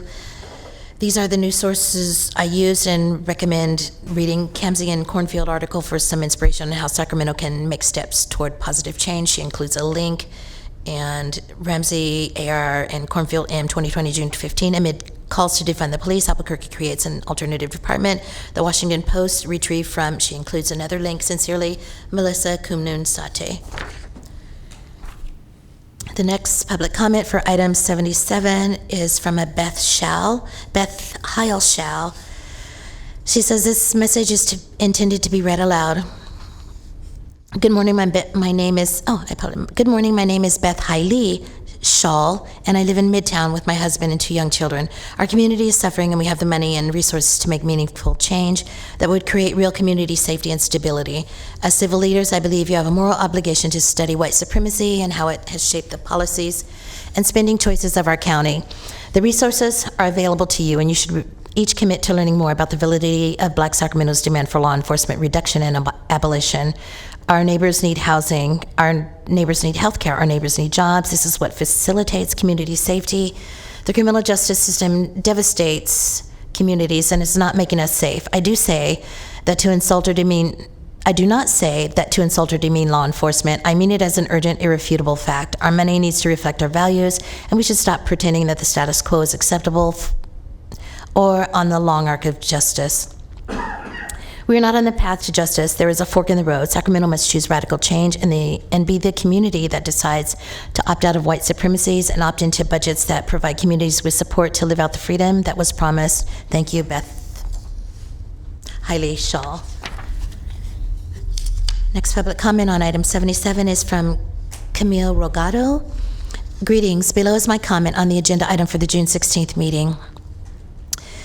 I would like my comment to be read aloud during the meeting at the appropriate time. I am in District 2. General comment. The turmoil-stricken communities in Sacramento County are in desperate need of drastic and immediate changes. We are demanding that the seeds of the future be for the success of our community members as high school and college graduates, trade persons, entrepreneurs, homeowners, and otherwise free citizens to live their lives in stability and peace. We have been sowing seeds of hatred, segregation, racism, oppression, and fear, and justly reaping the fruits of crime, joblessness, homelessness, and incarceration. Our citizens are kept from their jobs, families, and in the worst cases, their lives are taken from them. We never should have allowed any of it, but we can fix it now. I call on the board, each of you, and as a whole, to take the required and bold action needed to heal our communities and give them the future they deserve. Please invest in our communities in social programs for education, jobs, entrepreneurship, sports, mental health care, addiction treatment, domestic education, jobs, entrepreneurship. I apologize. Let me go back. In our communities, social programs for education, jobs, entrepreneurship, sports, mental health care, addiction treatment, domestic violence prevention, desegregation, and affordable housing. Public safety needs to be safe for everybody, and it's not because black and brown people are arrested, jailed, and killed by police at higher rates than other races when they are not committing more crime. To fund health and social service programs, use funding allocated for law and justice because that money is not being used effectively. We need equality, but the criminal justice system as is steeped in centuries of racism, oppression, and profiteering. We're obligated morally and constitutionally to make our country safe for everyone. We can do better. We can live up to the ideals of our country. In the words of FDR, the test of our progress is not whether we add more to the abundance of those who have much, it is whether we provide enough for those with too little. The time for action is now and in your hands. Incremental change has been ineffective. We need a full overhaul. Invest in our community's success, not in arresting and caging and killing them in a perverse interpretation of justice. Thank you. And that's it. Okay. I have a couple of more comments that came in. This is from Madeline Britt. I wish to have this comment read aloud during the City Council meeting. My name is Madeline, and I am a resident of District 2 of Sacramento County. I am writing to ask that we defund the Sacramento Sheriff's Department and all related law enforcement agencies and redistribute the funds into community-driven programs. It is clear to those in the streets protesting that our law enforcement agencies serve only to protect capital, property, and a racist status quo, a common theme found in our city's response to COVID-19, too, a virus that disproportionately affects black people and people of color, I might add. For real change to happen, we need to start providing substantial funding to our communities. We need sufficient funding for housing, mental health care, education, and community-led safety programs, more funding for the Sacramento Sheriff's Department and related law enforcement agencies, California Highway Patrol, City Police, Sheriff deputies, means more funding towards unethical prison labor, more funding towards militarized weapons that will undoubtedly be used to implement fear and unnecessary force, and ultimately more funding towards a rotten system that needs to be dismantled entirely. What kind of systems are you trying to protect when you prioritize funding for a militarized police force over community enrichment programs? And what kind of systems are the police trying to protect when they become militarized in response to the call for the respect, value, and betterment of black lives? Our city's response to the recent protests speaks volumes to the functionality of law enforcement. Again, it is clear that the people at the top only serve to protect capital and property, not people. Now is the time to implement real change that starts in the community. It starts with citizens. Provide substantial funding to our black communities, to education, to youth community services, to healthcare and permanent housing. When our communities thrive, our city thrives. Okay. This is from Geneva Katura Hutchison. Good morning, Supervisor Cerna, Chief Nava, and Board Clerk.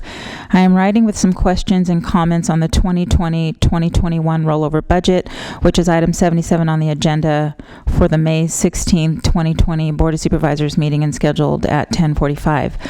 1, will there be a public announcement before the board begins discussing the official budget in September? 2, what does COP stand for? I noticed it on the document discussing changes from 2019-20 budget and also as a line item. 3, where do reimbursements come from? Where does the revenue for individual departments come from, specifically planning and environmental review? I am a little confused as to how that department is making money. To a layman, it seems like department would need funding but not create funding. 2, what is LAFCO? 5, are there any plans to increase funding to the Fair Housing Act? 6, what does the Criminal Justice Cabinet do? 7, who is the clerk of the board? 9, where does the revenue from voter registration and elections come from? Who oversees that department? 10, have you considered presenting a bill to have graduated fees on things that turn revenue for the county, i.e. having people pay bail or tickets at different rates depending on their income so that the burden does not weigh disproportionately on residents with lower incomes? 11, why do regional parks have revenue? Are all regional parks not free to visitors? If so, have you considered presenting a measure to make them free? It seems really cruel that those who are least likely to have access to private green spaces should be priced out of public ones. 12, are you currently discussing divesting money from the district attorney and sheriff to invest in community enrichment and the public defender? I noticed that the DA and sheriff account for 60% of the net county budget. That is really concerning to me. Please read the following aloud during the aforementioned meeting. Please divest funding from the DA and sheriff, who currently account for 60% of net county costs, and invest in community enrichment, environmental protection, affordable housing, libraries, health services, social services, and public spaces in low-income neighborhoods. 13, can I please have a breakdown of how the funds from 1991 and 2011 realignments are distributed? 14, what does the community investment program currently do? Who is in charge of it? 15, what is currently being done in the Department of Transportation? Could I please have a copy of its internal budget? 16, what is being done with the funds that go to golf? Why does golf get 7 times the funding that unemployment insurance gets? Thank you for taking the time to read and respond to my questions. I look forward to watching the meeting next Tuesday and hearing my comments read and considered. I hope that you will take my budgetary concerns into account. I voted for Phil in the last election and want to see my views represented in the council. Sincerely, Geneva Hutchison. This is from Stephen Sander. Please read my comment into the record during the meeting. My name is Stephen Sander, and I'm a resident of Sacramento County District 2. I wanted to bring up consent item 56. Just so you know, this came in for item 77, and it came in around 4 o'clock. I wanted to bring up consent item 56 from the June 16 board meeting where Supervisor Peters had an exchange with the Sheriff's Department spokesperson, and they were discussing the use of force simulator. First, Supervisor Peters indicated that the use of force simulator would be open to members of the public to try out to see how these decisions are not clear cut vis-a-vis use of force. Great. Please get in touch with me. I would like to try it out with a few folks. Then there was also some indication by Sheriff's spokeswoman that the simulator was extremely realistic and portrayed real-life situations. Then Supervisor Peters remarked that she was presented with a situation in which a child was pointing a gun at her and she thought it was a book. My question to she's saying Supervisor Peters, but it's Supervisor Frost, was, did you blow away that child in the simulator? Do you expect a sheriff's deputy to blow away a child? Let's say they really are armed with a gun. Are you shooting a child for crying out loud? What kind of realistic scenario is it that a child would be holding a gun? I don't know about you, but I'm not shooting a child under any circumstances whatsoever. Even if they were pointing a gun at me, I would resign from the force and find another line of work, because if we have gotten to that point in our society where a child pointing a gun at a sheriff's deputy is now considered a realistic training exercise, then we are well past the point for the police. That is, simply put, a completely intolerable situation that transcends the need for law enforcement and calls into question the very foundations of our society. Also, I think it is very tone deaf to request members of the public come into the Sac Sheriff's Office and try out this machine as though it were some kind of toy. This isn't a game. This is people's lives at risk. Gunning down someone is a matter of last resort. These simulators must take into account AB 392, which states that the only 2 instances in which use of deadly force is justified are to defend against an imminent threat of death or serious bodily injury to the officer or another person, or to apprehend a fleeing felon if the officer reasonably believes that the person will cause death or seriously bodily injury to another unless immediately apprehended. Abolish the Sheriff's Department. Stop killing us. Stop institutional racism, stop upholding the carceral state, stop shooting nonviolent protesters, let people express their collective fury at the system. These thugs are the biggest gangs out there. We are all living under a racist police state. You are doing evil by protecting these modern day slave patrollers. Get on the right side of history now. John Terry, I would like my public comment read aloud at the meeting. My name is John. I'm a resident of Sacramento County and currently work as a teacher. I would like to make a general comment about the approval of the budget for 2020-2021. Why is there no reference or discussion to funding the lizard people of Sacramento County? I'm not referring to some broad way to police officers or some random reference to a group of people. I literally mean lizard people. Why are we not talking about them? Why is there no funding to even research the problem that is growing in our community? John Terry. And then I wanted to just make a comment for Dr. Wirtz and also Liz Blum. They made comments for items 46 through 56, and their comments were repeated. They were the same exact comments, and so their comments are included in the record, but we're not rereading them into the record. Understood. Okay. And that concludes all of the comments through 4:27 p.m. Okay, and I'm going to exercise Chair's privilege and say we are cutting off public comment at this point for the day. Okay. Supervisor Frost. Well, I just wanted to apologize. Or is it Supervisor Peters? I'm Sue, Sue Frost. But I wanted to apologize because I might have left the wrong impression. When I did visit the simulator, it was by invitation from the Sheriff Department. I felt like it was an important activity for me, given I'm a person who's making decisions around policy that relates to the Sheriff Department.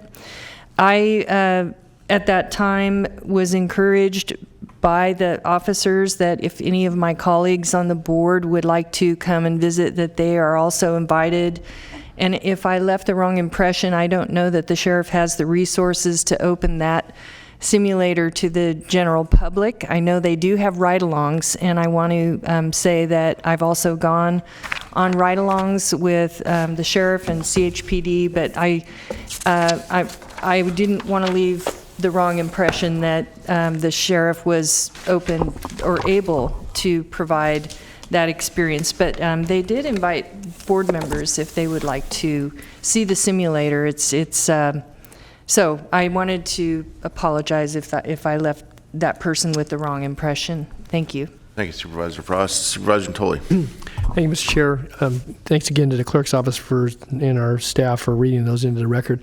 I would just say that one thing certainly was apparent today, that folks have followed our agenda, have looked at a number of the items. I think some of the questions were posed and some of the correspondence read more recently here this afternoon, are very good questions. They're ones I think that have answers to them in many cases. Whether folks are entirely satisfied with the answer, but I think what we do here in these chambers, as we all know, is very, very important. We do the people's business. This is the budget that belongs to the people of Sacramento County, and we're given the privilege and responsibility to, not only weigh in, but obviously to make the decisions that we're called upon to make. But I would just say that I think that's important, and if there's important to not only acknowledge those comments, but if there's a point of reference, and maybe it's on the clerk's website and or at some other location, maybe with the county executive, that the budget, but there were questions posed about, what's going to happen in September,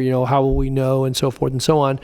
And I think just as they've tuned into today's agenda, obviously there's been, good communication amongst a network of folks. But I think people having a better understanding, and certainly an understanding of what it is that we're called upon to do. And I think the diversity, the breadth and the depth of what's in a several billion-dollar budget, and I think some of the constraints, but also some of the choices that we are given the opportunity to make in any given year, any given sitting of this board. So I guess I would just encourage us, it's probably not possible to respond to each and every one of those questions, and some was more commentary than questions. But I think if there's some acknowledgement that could be put forth that would give people the ability certainly to steer to, information that would help answer some of those questions. And if not, I would just say I know our staff has been very responsive in the past, and certainly through our respective offices in the inquiries that relate to, budgetary matters and so forth. But there were some good questions amidst many of those comments, and I think ones that help, shed a light on, I think, some of the things that we're faced with in any given budget year, but certainly this year and in forthcoming months. So again, thanks to all who participated, and hopefully by the time we next come in, we'll have a setting where folks can present them themselves. But again, thanks, Flo, to you and all your staff for taking the time to log, but also to read those into the record. Good job. Thank you. Thank you for those comments. I just want to point out, too, that, first, again, I want to thank our clerk of the board staff for, again, handling the distant written public comment the way you have. I think it was done very well and always very professional. So thanks to our clerk of the board and all our staff for that. While we did have, as was mentioned earlier, an excess of 100 comments on items 46 through 58, or whatever it was, 56, that were associated with the budget. And then, of course, we had some more pointed written comments that certainly had a theme to them that were just read aloud now because the commenter requested it to be read in the record. That's a bit of a tip of the iceberg. I don't know about the other board offices, but I have to imagine at least District 1 has received thousands, probably a couple thousand emails in the last, 3 weeks, 2.5, 3 weeks. Very thematic, and a lot of it form, meaning you fill in your name, but also I would be remiss too if I didn't mention that some of those same emails that were common in theme were also very passionately written on occasion to explain why it is they hold the position they do when it comes to this year's consideration of resource allocation for law enforcement. And some of those stories that were told in those emails were very poignant, some of them very sad, some of them would probably anger anyone. But I just want to be clear that as I mentioned earlier, my protest no vote is going to run with this continuation of the rollover budget, and that was months before I received those thousands of emails that we all did. And again, I look forward to the day, quite frankly, and perhaps it happens in September. I don't know, that I can wholeheartedly support a budget that does reflect what I believe to be congruent values with, at least with me and with the people I represent in District 1. But I want to make clear that I'm not supporting the sheriff's budget because I have anything inherently against law and order, or that I don't greatly support our deputies and our staff in the field or in the jail. That's not what this is about. This is about just the fact that we have a healthy disagreement about priority setting. And so for me, that will continue until I see that the priorities become a little bit more aligned. So with that, Ms. Frost? I'll move approval of the... I'm sorry, so Oh. I have to do that. Okay, no 'cause of problem. my- That's right. Only a couple more times, guys. Okay, before we do that, Mr. Kennedy, any last comments on the budget? Okay. I do have comments on number 8, though. Gotcha. Go ahead. Okay, I wanted to move approval of the budget of the FY 2021 with the exceptions that are being shown on the screen due to a potential conflict of interest. Second. And then please just let the record show my protest no vote on the sheriff's budget. Yes, I have that noted.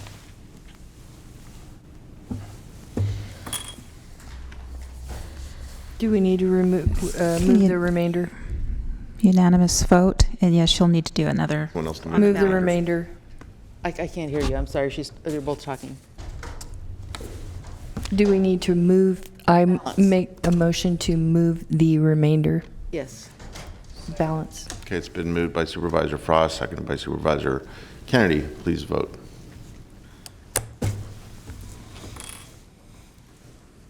And the motion carries with Supervisor Peters recusing.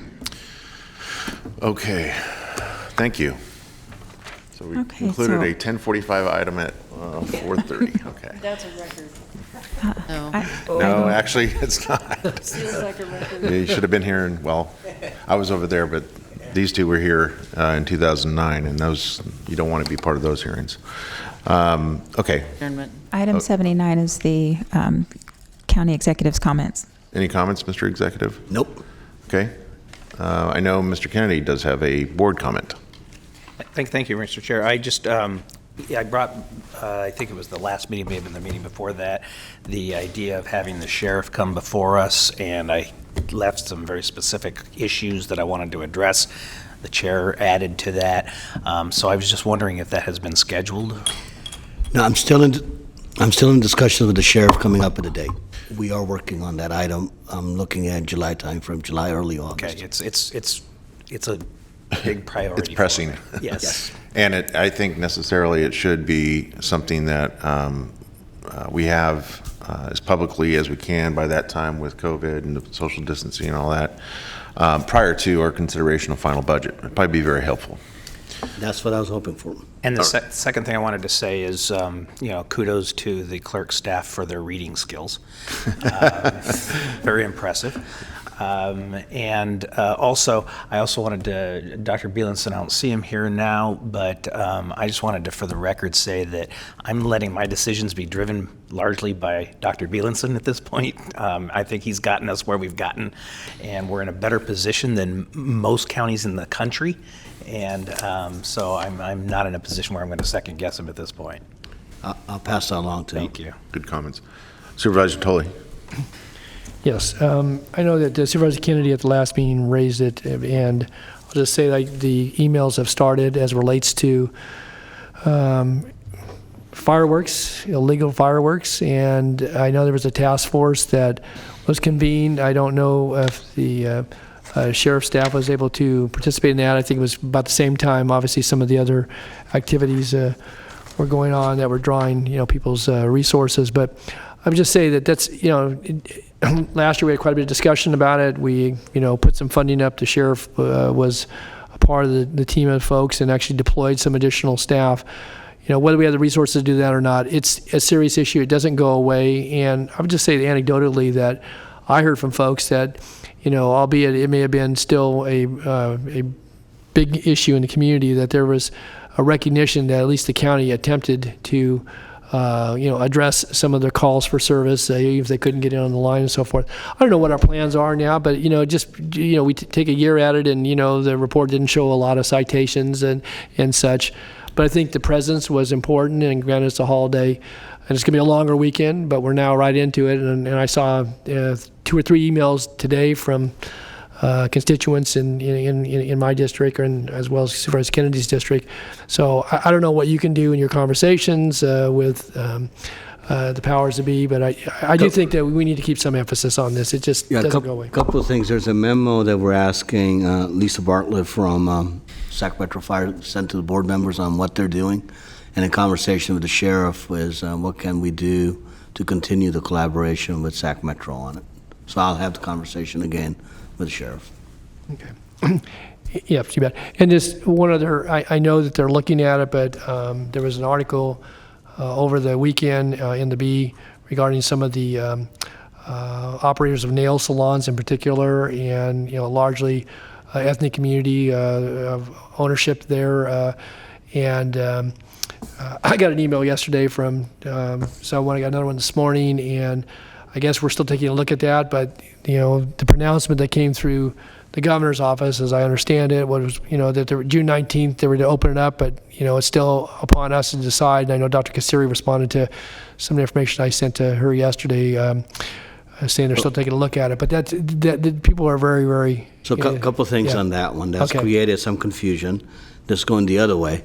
The governor has given that date that nail salons can open internally, Dr. Bielenson and his staff have some concerns that they're looking at it before they're going to give the green light. So that is actively being considered on what guidelines are going to be put in place before nail salons are allowed to open. Can I just say, it was reported that they were opening on the 19th in the newspaper, on KCRA, in the Business Journal. June 19th, nail salons are opening, and people are totally confused, and there are a lot of illegal salons that are opening, have opened, I know it's probably not the most important thing to maybe if you're in public health, but it provides a lot of jobs for a lot of people who don't make a lot of money. And if we, whatever it is our public health office decides this week, they have to make it clear. And I was going to talk to you about our website, which also I can see why they're confused for those who have been on our website, because it takes you directly to the state, which is saying June 19th they can open. Okay, we will look into that. And I would just echo that. Small businesses, largely women-owned. A lot of Asian ownership, Asian Pacific Islanders that own those businesses. And I had outreach. I'm sure maybe Supervisor Kennedy has as well, or other members of the board from the Chamber of Commerce that represents a lot of folks along the Stockton Boulevard corridor, but elsewhere as well in Elk Grove. And so again, there's health concerns here. I get it, but to Ms. Peters' point, there's a lot of confusion and frustration. There's some language, I think, challenges maybe too, or at least communication challenges now. So I wanted to just bring it to attention here today. I appreciate that. We'll look into that. Okay. Supervisor Kennedy? Thank you. One more.